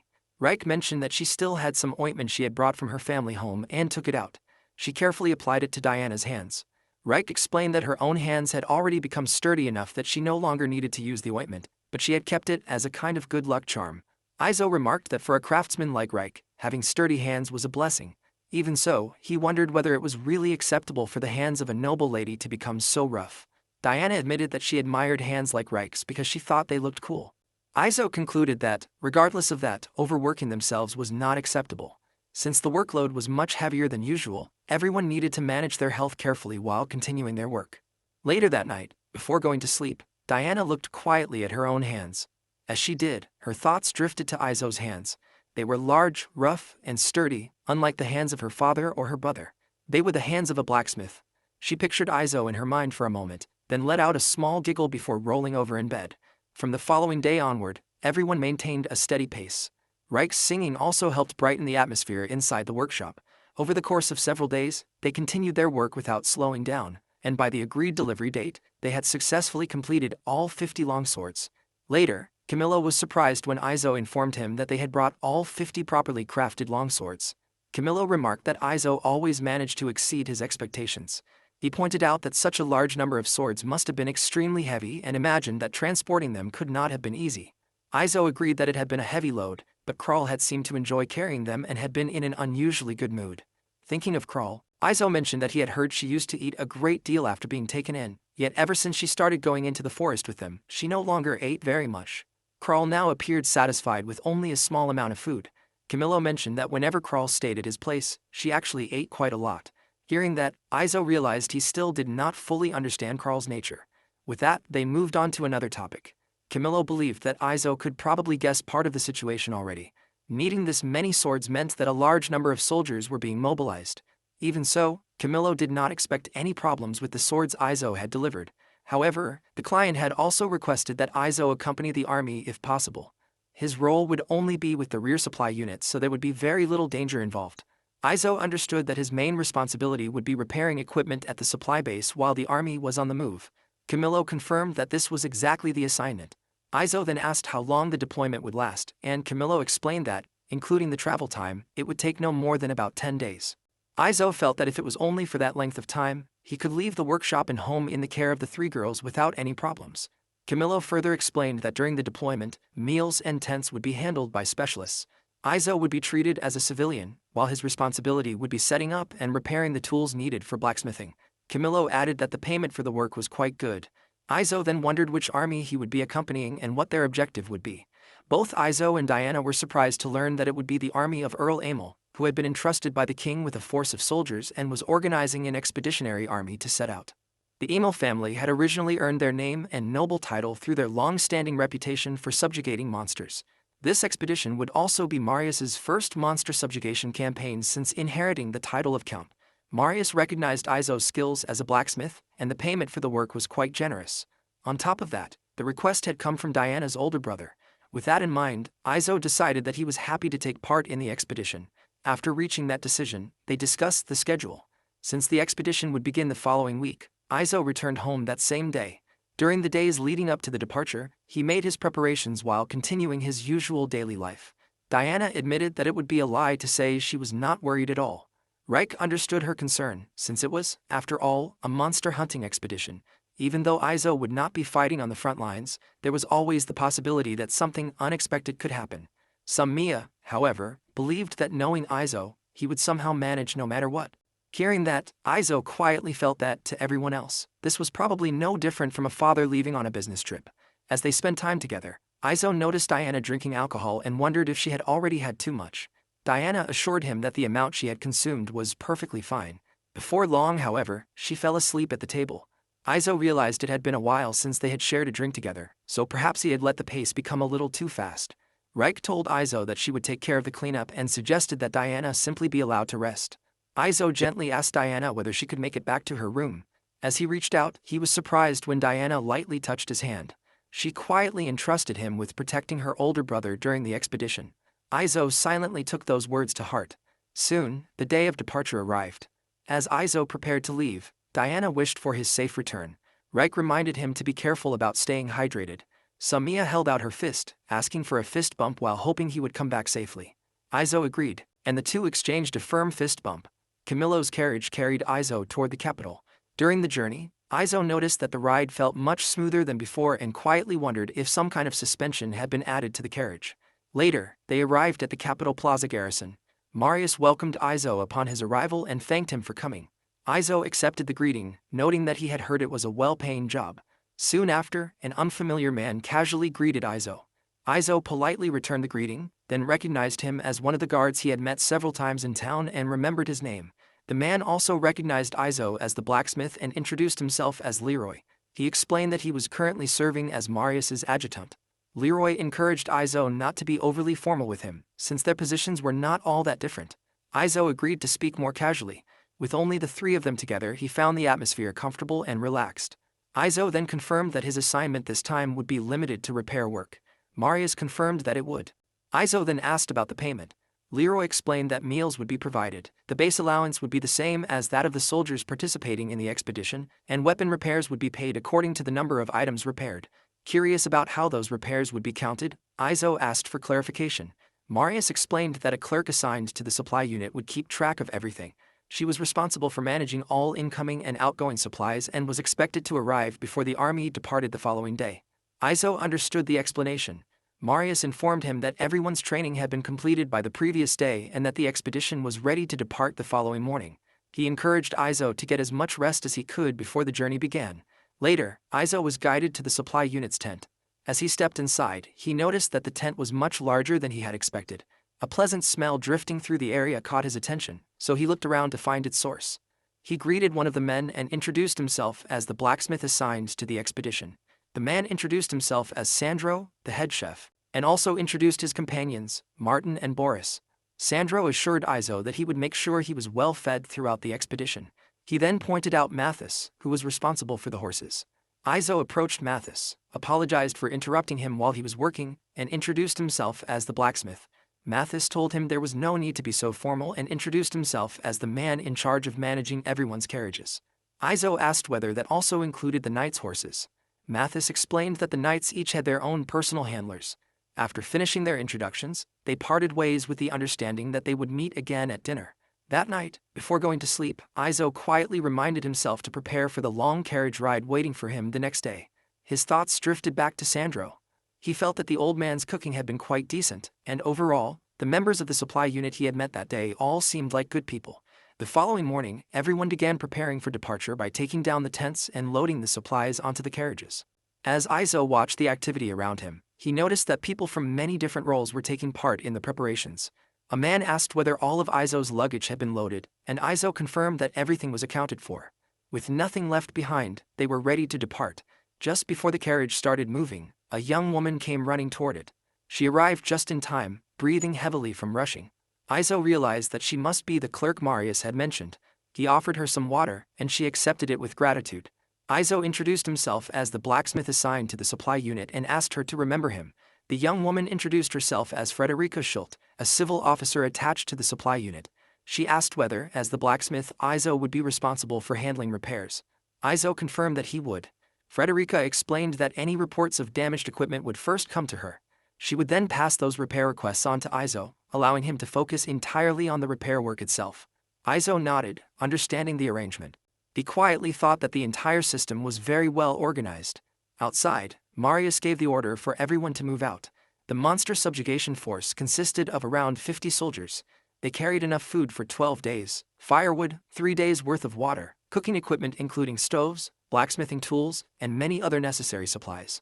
All of these supplies were transported by wagons pulled by draft horses. As the journey began, Izo started to feel pain in his back and hips from the constant shaking. He turned to the older man sitting beside him and asked whether he was feeling the same discomfort. The man confirmed that he was. Looking around, Izo noticed that the younger members of the group seemed to be handling the rough ride much better. He also overheard Frederica mentioning that the constant shaking had left her with sore hips. Izo had already grown used to traveling by cart back at home, but in this world, leaf spring suspension systems were still uncommon. After traveling for some time, the group stopped to take a break near a river. Some of the soldiers fetched water, others stretched their stiff bodies, while everyone else spent the break in their own way. Izo took the opportunity to stretch as well. While doing so, he found himself thinking about the carriage Marius was riding. As expected of a noble, it was equipped with a suspension system. His thoughts then turned to Camillo, and he hoped that the use of leaf spring suspensions would spread more quickly. From that day onward, everyone would be eating only 2 meals a day. Since there was still time before dinner, Izo decided to eat the food he had brought from home. As he looked around, he noticed Frederica nearby and approached her. He realized that she was not eating anything. Izo pointed out that if she stayed hungry, she would be more likely to suffer from motion sickness during the carriage ride. Frederica admitted that she had forgotten to bring any food with her. Wondering if this was her first time on an assignment like this, Izo asked about it. Frederica confirmed that it was. She normally handled duties such as calculating tax collections, making her work mostly office-based. Izo understood that she was used to desk work. He then offered her some dried meat that had been made at his workshop. Frederica was surprised and initially refused, worrying that accepting it would interfere with Izo's planned food supply. Izo explained that young people needed to eat properly or they would not have the strength to last until dinner. He also pointed out that an empty stomach would make it harder for her to think clearly. Since he had brought extra food, he encouraged her not to hesitate. Although she tried to decline once more, Izo continued insisting until she finally accepted his kindness. The moment she tasted the dried meat, her eyes widened in surprise. Despite being preserved meat, it was unexpectedly delicious. Izo explained that it was one of the specialty products made at his workshop. He also reminded himself that the journey ahead was still a long one. Watching Frederica, Izo noticed that she also seemed to be having a difficult time with the long carriage ride. He quietly thought that he might make a simple cushion for her.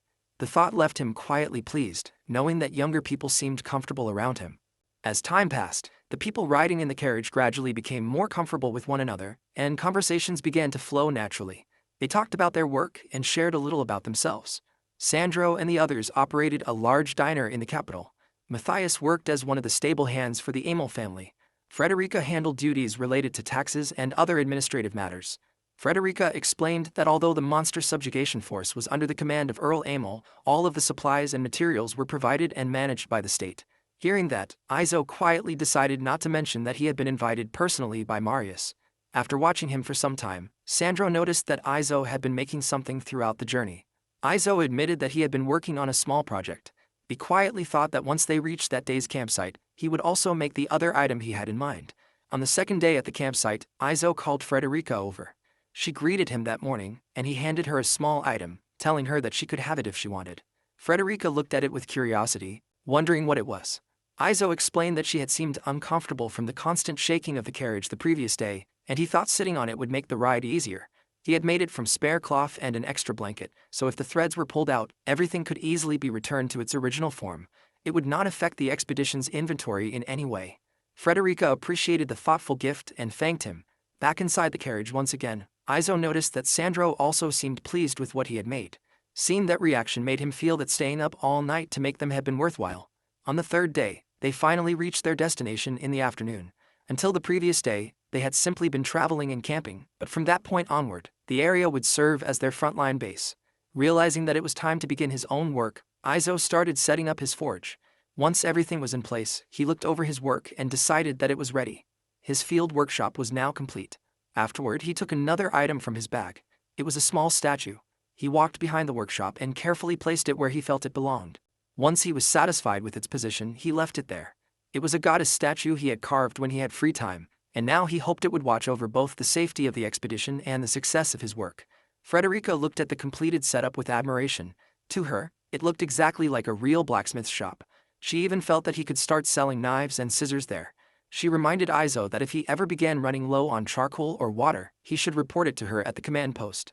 She also explained that any work outside of the repair requests she assigned to him would not be covered by his compensation.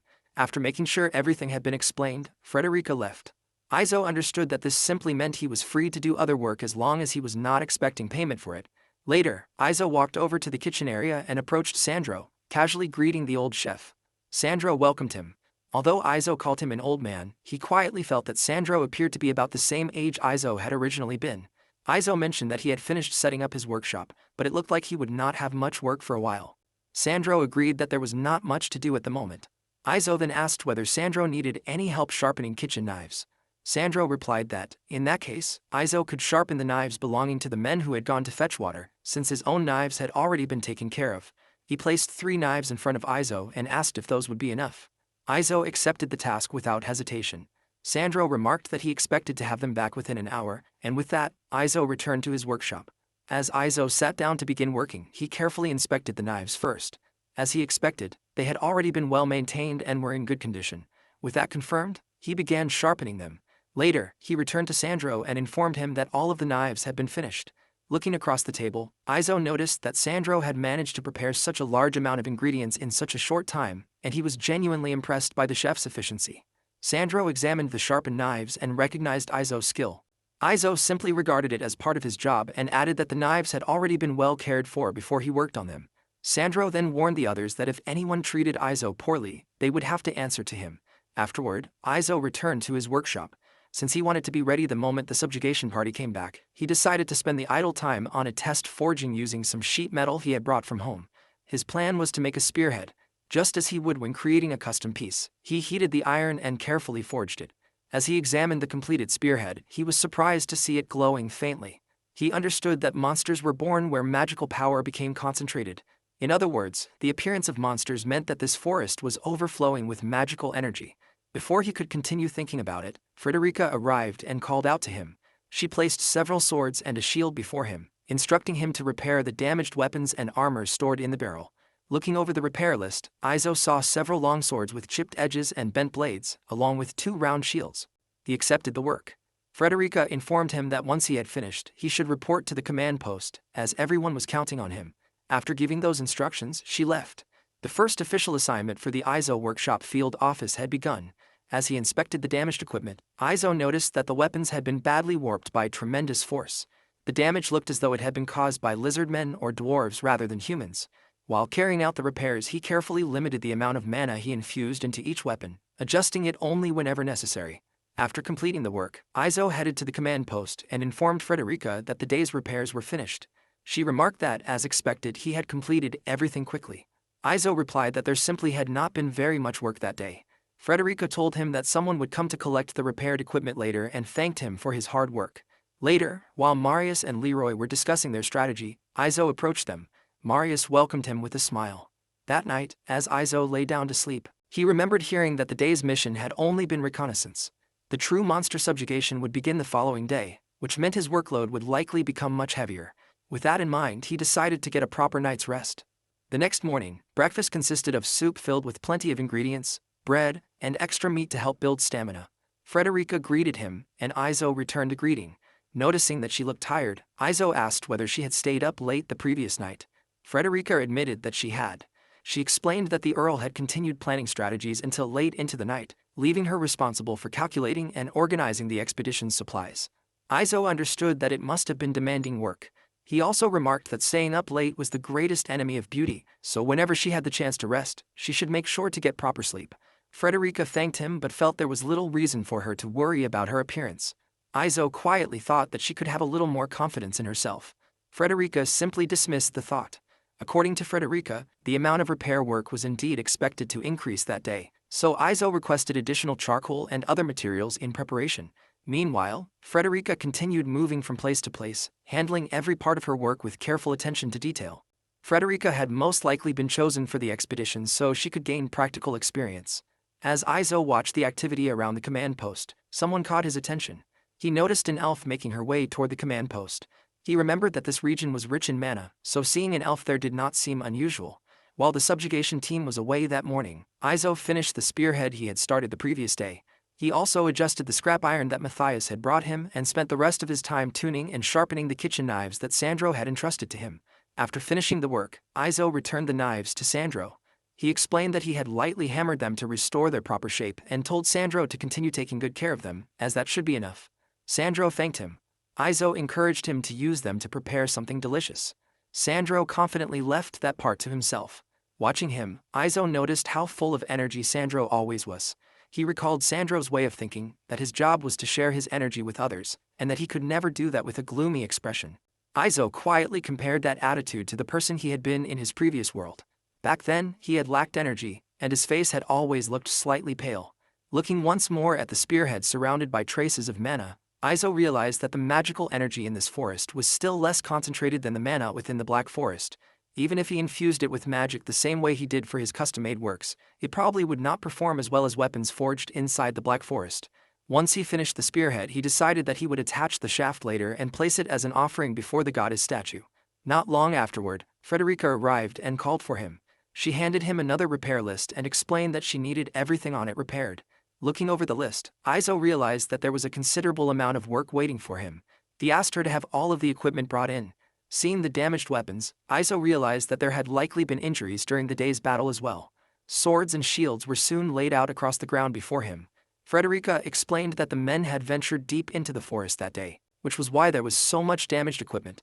Izo assured her that he would do everything he could to repair it. One of the soldiers approached Izo and mentioned the sword Izo had repaired the previous day. When it had broken, the soldier had believed it was beyond saving. However, after using it again that day, it had felt almost brand new. If anything, it even seemed sturdier than before it had broken. Izo simply responded with a quiet smile. Among the equipment brought in, Izo found several pieces that would be difficult to repair under the current conditions. He decided to prioritize the items that could be repaired quickly and immediately began working.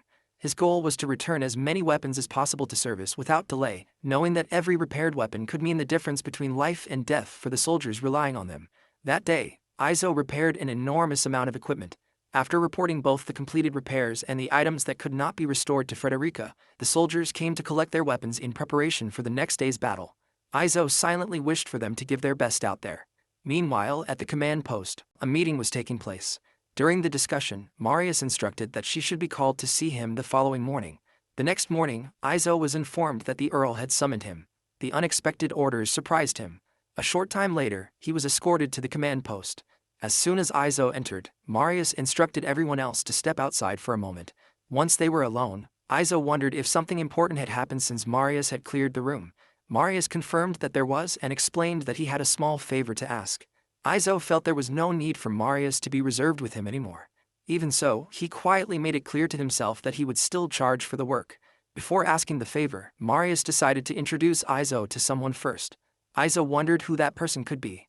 Moments later, Marius called for the person to enter. The instant the newcomers stepped into the room, Izo's eyes widened in surprise. It was Liddy, the elf woman. Both of them were visibly surprised to see one another. It was a reunion neither of them had expected. Marius asked whether Izo and Liddy already knew each other. Izo confirmed that they did and explained that they had worked together once before. Quietly, Izo realized that it might have been more convenient if he had pretended this was their first meeting. Judging from Marius's reaction, he had a feeling the situation was about to become troublesome. Marius remarked that despite Izo's calm and expressionless face, he was quite an interesting person. Izo simply told him not to make fun of him. Marius then explained that, since introductions were unnecessary, he would get straight to the favor he wanted to ask. He wanted Izo to serve as Liddy's bodyguard. The request caught Izo by surprise. Marius explained that they needed Liddy's cooperation in order to seal the source of the monsters. The mission assigned to their unit was to escort her safely to the deepest part of the cave. Izo wondered whether there were not enough soldiers available. Marius explained that the number of soldiers was not the problem. The real issue was their level of skill. Thinking it over, Izo realized that most of the people in the expedition were newly recruited soldiers. The experienced members, such as the captains, already had their own responsibilities and could not serve as personal bodyguards. A proper bodyguard not only had to protect the person they were assigned to, but also needed the ability to keep themselves alive in dangerous situations. Even so, Izo reminded him that he was only a blacksmith. Marius, however, pointed out that Izo was also a capable fighter. After all, he had become the sword master of the Rose of the Sword Arena. At that moment, Izo realized that Diana must have told Marius about it. Marius then asked whether Izo still remembered Marquis Menzel. Izo recalled that the Marquis had been present as a witness during the duel between Corel and Marius. Marius explained that Marquis Menzel was widely respected for his military achievements. When they first met, the Marquis had intentionally tried to pressure Izo, a man whose background was completely unknown. Yet Izo had remained completely unfazed. Hearing that, Izo wondered what Marius meant by remaining unfazed. At the time, he had simply thought that the Marquis was an unusually intense person and had never realized he was being tested. Marius explained that an ordinary person would not even have been able to speak normally in the Marquis's presence. It seemed that Marquis Menzel had taken a liking to Izo because of the way he reacted. Marius also reminded him that the Marquis had approached him during the celebration of his knighthood. He quietly pointed out that a Marquis would hardly strike up a conversation with an ordinary blacksmith without a reason. Izo had no response. Marius continued by admitting that, although he had never personally witnessed Izo's abilities in battle, he was confident that Izo would be capable of protecting Liddy. At the same time, he admitted that he felt somewhat guilty for involving Izo in such a dangerous mission. Liddy expressed that if Izo became her bodyguard, she would feel much more at ease. The three of them fell silent for a brief moment. During that silence, Izo remembered the moment Diana had gently touched his hand before he left. He quietly reflected that he had already been entrusted with something important. When Marius reacted to his words, Izo simply stopped himself from saying anything further. Instead, he bowed respectfully and accepted the request. He resolved that he would protect Liddy with his own life. Marius expressed that he would be counting on him. Liddy was visibly relieved and entrusted herself to his protection. Izo accepted the responsibility without hesitation. Once everything had been settled, Marius informed him that his equipment would be prepared and told him to gather anything else he might need before departure. As Izo stepped outside the tent, he realized that it had already been several days since he had left home. His thoughts naturally turned toward the young women waiting at his house, and he quietly wondered how they were doing. 2 days earlier, Samiya had been tending the grass in the field when someone called out to her. It was Diana. Samiya asked whether Diana had already finished her training for the day. Diana, in turn, asked if Samiya was taking care of the field. Samiya admitted that she was, although there was not yet anything growing there. She explained that Izo had said he would eventually plant crops there. Samiya felt that Izo would be disappointed if he returned and found that the field could not be used. Diana understood, realizing that this was why Samiya had been taking care of it so diligently. Samiya explained that when Izo came home, she wanted everything to look just as it always had, with nothing changed. She thought that would make him happy. Diana agreed and decided that she would help as well. Diana then mentioned that Reich had also been doing everything just as usual. She had continued making knives, kept everything tidy, and even cleaned Izo's workshop. Samiya agreed, feeling that everyone had been quietly doing their part. As they worked, Samiya noticed that Diana still carried the scent of anxiety. She gently wondered whether Diana was worried about her older brother. Diana hesitated before answering. Samiya simply smiled and reassured her with her usual cheerful energy. She reminded Diana that she had made a promise with Izo. Diana quietly confirmed that she had. Samiya then remembered that she had made a promise as well. She firmly believed that Izo would definitely come home. Just as he always had, he would return safely once again. Hearing that, Diana quietly agreed. Before long, Reich called to Diana and Samiya, reminding them that it was almost time to prepare dinner. Having already finished cleaning, Reich headed inside, and the others followed her. As Diana smiled quietly to herself, she silently wished for Izo's safe return. Meanwhile, back at the expedition camp, Izo was instructed to raise his arms while someone helped fit a piece of plate armor onto him. After it was secured, he was told that it suited him very well. Izo recognized the woman assisting him. She was one of the maids from the Amel estate, the same maid who had helped him dress for Marius's knighthood reception. He apologized for not recognizing her sooner. Looking around, Izo realized that he recognized several other faces from the Amel mansion as well. For the mission, he decided to carry the short sword from his home along with the short spear he had finished forging the previous day. He was glad that he had taken the time to make it. In addition, he secretly brought along the small goddess statue, hoping it would serve as a good luck charm. Just then, Frederica caught his attention. Izo greeted her that morning, and Frederica asked whether he had any previous military experience. Izo admitted that he had none at all. Looking him over in his plate armor, Frederica remarked that it suited him well. She encouraged him to do his best before heading off to continue her duties.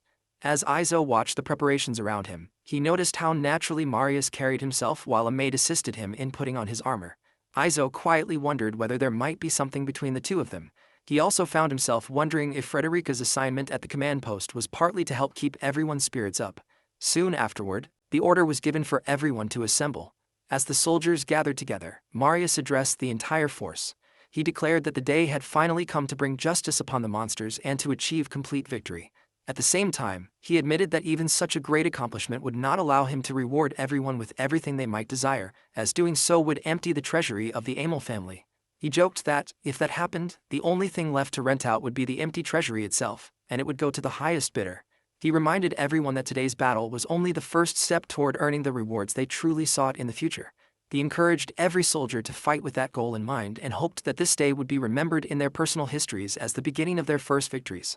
The speech lifted the morale of the soldiers. Watching their reactions, Izo quietly thought that it was a rather good speech. With everything prepared, Leroy gave the order to move out, and the group began their march. As they advanced, Izo observed that the cave they were heading toward lay at the foot of the mountain ahead. He quietly thought that perhaps because so many people were traveling together, there were no beasts to be seen anywhere nearby. As they continued walking, Izo briefly glanced toward Liddy. Later, when they reached the entrance to the cave, Leroy ordered everyone to halt. From that point onward, they would proceed according to the planned formation.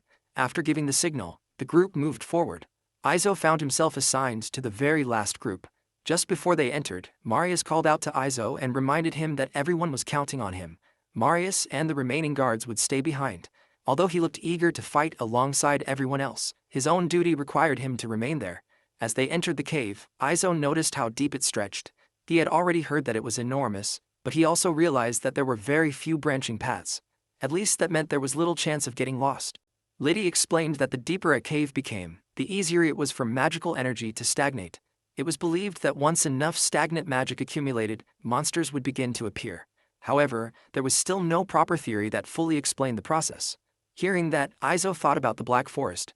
It contained even more magical energy than this place, yet monsters rarely appeared there.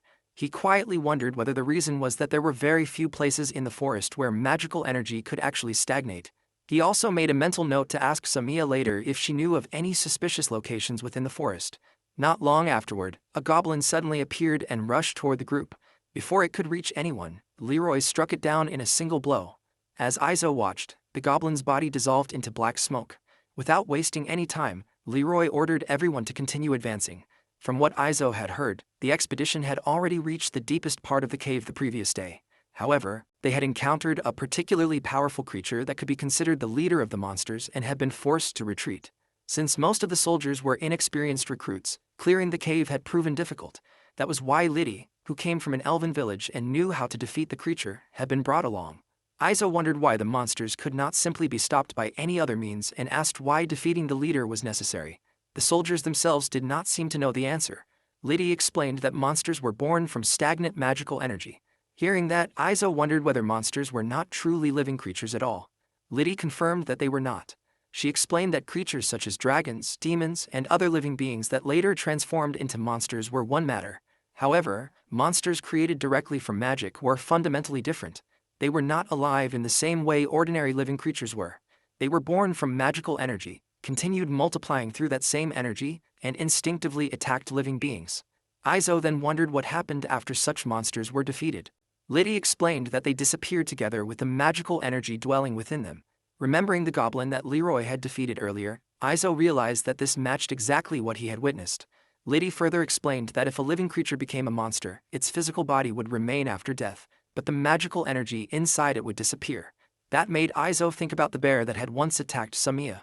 He then asked whether the existence of a leader meant that, unless it was defeated, monsters would continue being created from the accumulated magical energy, causing even more monsters to appear. Liddy confirmed that his understanding was correct. Izo then wondered if that meant the number of monsters could continue increasing without limit. Liddy explained that this was indeed the case. Under normal circumstances, monsters only appeared little by little. However, if something triggered an unusually large outbreak, the situation would become extremely dangerous. She explained that such an event had occurred in this very place not long ago. Izo was surprised to hear that. Liddy continued by explaining that they had barely managed to drive the monsters back at that time. Even so, several monsters had survived. For a while, they had managed to prevent the remaining monsters from multiplying further, but because they had been unable to eliminate them completely, it had begun to look as though another large outbreak was about to occur. That was why a monster subjugation force had been dispatched. After hearing the full explanation, Izo finally understood the situation. The elves possessed the knowledge needed to defeat the leader, but they could not fight their way through the monsters to reach it. The subjugation force, on the other hand, was capable of clearing a path but lacked the means to defeat the leader itself. Their mission depended on working together, covering each other's weaknesses until every monster had been eliminated. Suddenly, both Izo and Liddy became alert as an enemy appeared. They immediately rushed toward the disturbance. As they drew closer, Izo noticed that the tunnel opened into a much wider chamber. When they arrived, they found several soldiers already engaged in battle against a group of goblins. Looking around the cavern, Izo observed how spacious it was. Spotting Leroy occupied with fighting the goblins, he called out to him. At the same time, he instructed Liddy to remain behind him. For the first time, Izo was able to clearly see the monsters. They had green skin and yellow eyes. He quietly wondered if these creatures truly matched what people called goblins. Looking at them, he sensed neither intelligence nor any trace of civilization. Leroy immediately ordered the guard squad to protect the elf woman and ensure her safety. Izo responded that there was no need to remind them, as they already understood their responsibility. One goblin suddenly lunged toward Izo. Without hesitation, he struck it down. As the creature died, its body dissolved into black smoke. Watching it disappear left Izo with an unpleasant feeling. As he observed the soldiers continuing to fight, Izo remembered hearing that many of them were inexperienced recruits. Even so, the unit before him fought with remarkable discipline. Their formation never fell into disorder. He quietly concluded that Marius's training must have been excellent, even though Marius himself was not present. Leroy then called for the guard squad. He informed them that the enemies in the current area had mostly been eliminated and ordered them to move farther into the cave. He assigned 2 soldiers to remain behind and guard their current position, while everyone else followed him. Leroy then gave the commands to open a path for the guard squad. As they advanced deeper into the cave, Leroy explained that another large chamber lay ahead. When they reached the entrance to the next open area, the group concealed themselves first before carefully looking inside. The sight before them visibly surprised Izo. Beyond the goblin stood another creature, one unlike anything he had seen before. It was far larger than an ordinary goblin. The monster towered over the others, standing even taller than a human. Realizing what it was, Izo concluded that it had to be a hobgoblin. Leroy called out to Izo and explained that his men would deal with the smaller goblins surrounding the area while the guard squad focused on the leader. He immediately turned toward Liddy and asked whether she was ready to proceed. Liddy answered by reaching for the sword at her side, signaling that she was ready. Izo quickly recognized the weapon as the same sword he had repaired before. Leroy shouted to everyone that it was coming. The hobgoblin raised its fist and slammed it down at Izo, but he managed to dodge in time. The hobgoblin immediately followed with a powerful side strike. Izo was hit, but the breastplate he was wearing protected him from the worst of the blow. He then rushed forward to attack, but the hobgoblin easily avoided the strike. Izo realized that although the monster was enormous, it moved with surprising speed.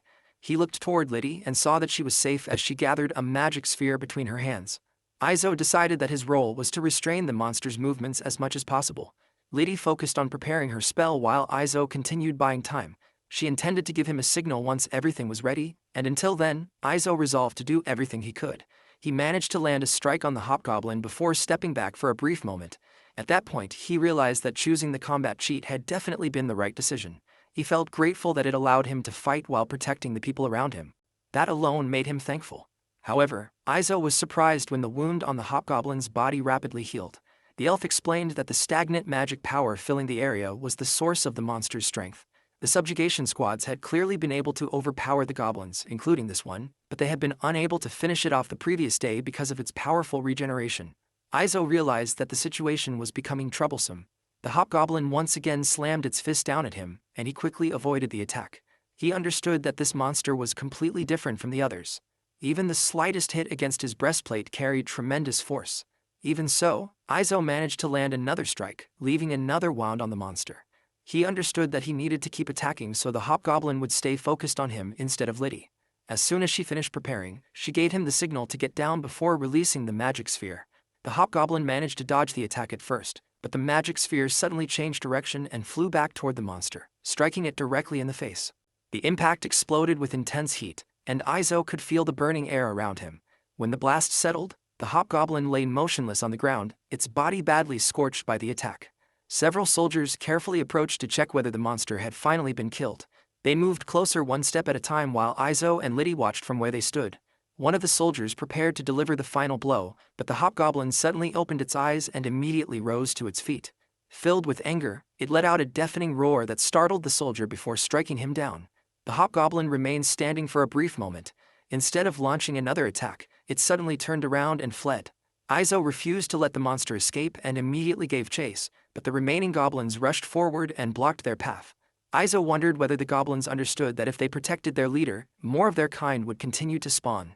The thought frustrated him as the hobgoblin disappeared from sight. At the same time, Liddy felt disappointed that her attack had failed. The elf handed her back her sword. One of the soldiers suggested that they should retreat for now while eliminating the remaining goblins. Izo agreed with the decision. Later, outside the cave, Earl Marius waited for the subjugation squad. At first, he was pleased to see people emerging from the cave, but his expression soon changed as he realized that the attempt to defeat the hobgoblin had failed.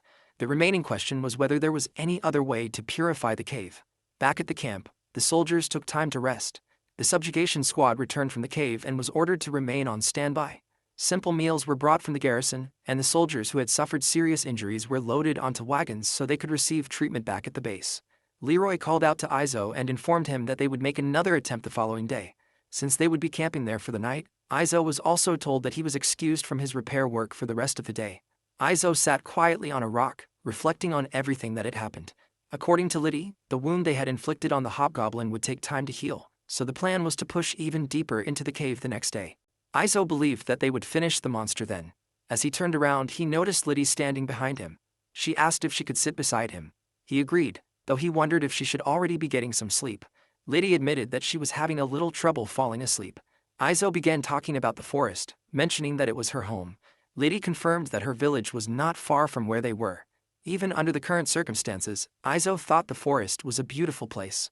The land was rich with magic, and it seemed like a good location for his main business, although moving everything there would be troublesome. Liddy mentioned that the deer found in the area were also very good. She added that monsters had appeared there once before, but they had managed to defeat them at that time. Izo asked whether that incident involved the sword he had repaired. Liddy confirmed that it was indeed the same sword. Izo remembered that she had once mentioned a method of drawing out magic through a certain procedure, and he wondered how it had been done. Liddy explained that it required offering up one's life. The answer caught Izo by surprise. She explained that by sacrificing one's life, it was possible to draw out and use an enormous amount of magic power. That sacrifice allowed someone to cast powerful spells that would otherwise be impossible. Izo finally understood why the sword had been shattered when it was brought to him. It had broken because it had been used in that way. Liddy revealed that the one who had used it was her older brother. The monster they had faced back then had been even stronger than the ones they were fighting now. To protect the village, he had chosen that method as a last resort, and that was how everything had happened. Izo remembered how amazed he had been by the amount of magic woven into the sword when he first examined it. Liddy explained that, under normal circumstances, there would be a long period before another monster of that kind appeared. This time, however, the next one had emerged far sooner than anyone had expected. Izo finally understood why the subjugation squad had been called in. Until their arrival, Liddy and the others had been doing everything they could to hold the monsters back. Izo then pleaded with Liddy not to use the sword. He believed that her brother had protected the village by giving his own life, and that such a sacrifice was truly noble. At the same time, he admitted that it was something he could never bring himself to do. Even if it was presumptuous of him, he did not want Liddy to meet the same fate. He resolved that he would be the one to bring down the monster. Liddy remained silent for a moment before quietly placing her trust in him. The next day, the subjugation squad gathered once again in front of the cave. The advance party had already spotted the enemy, and the order to charge was given. They moved forward with the determination to return alive and strike once more.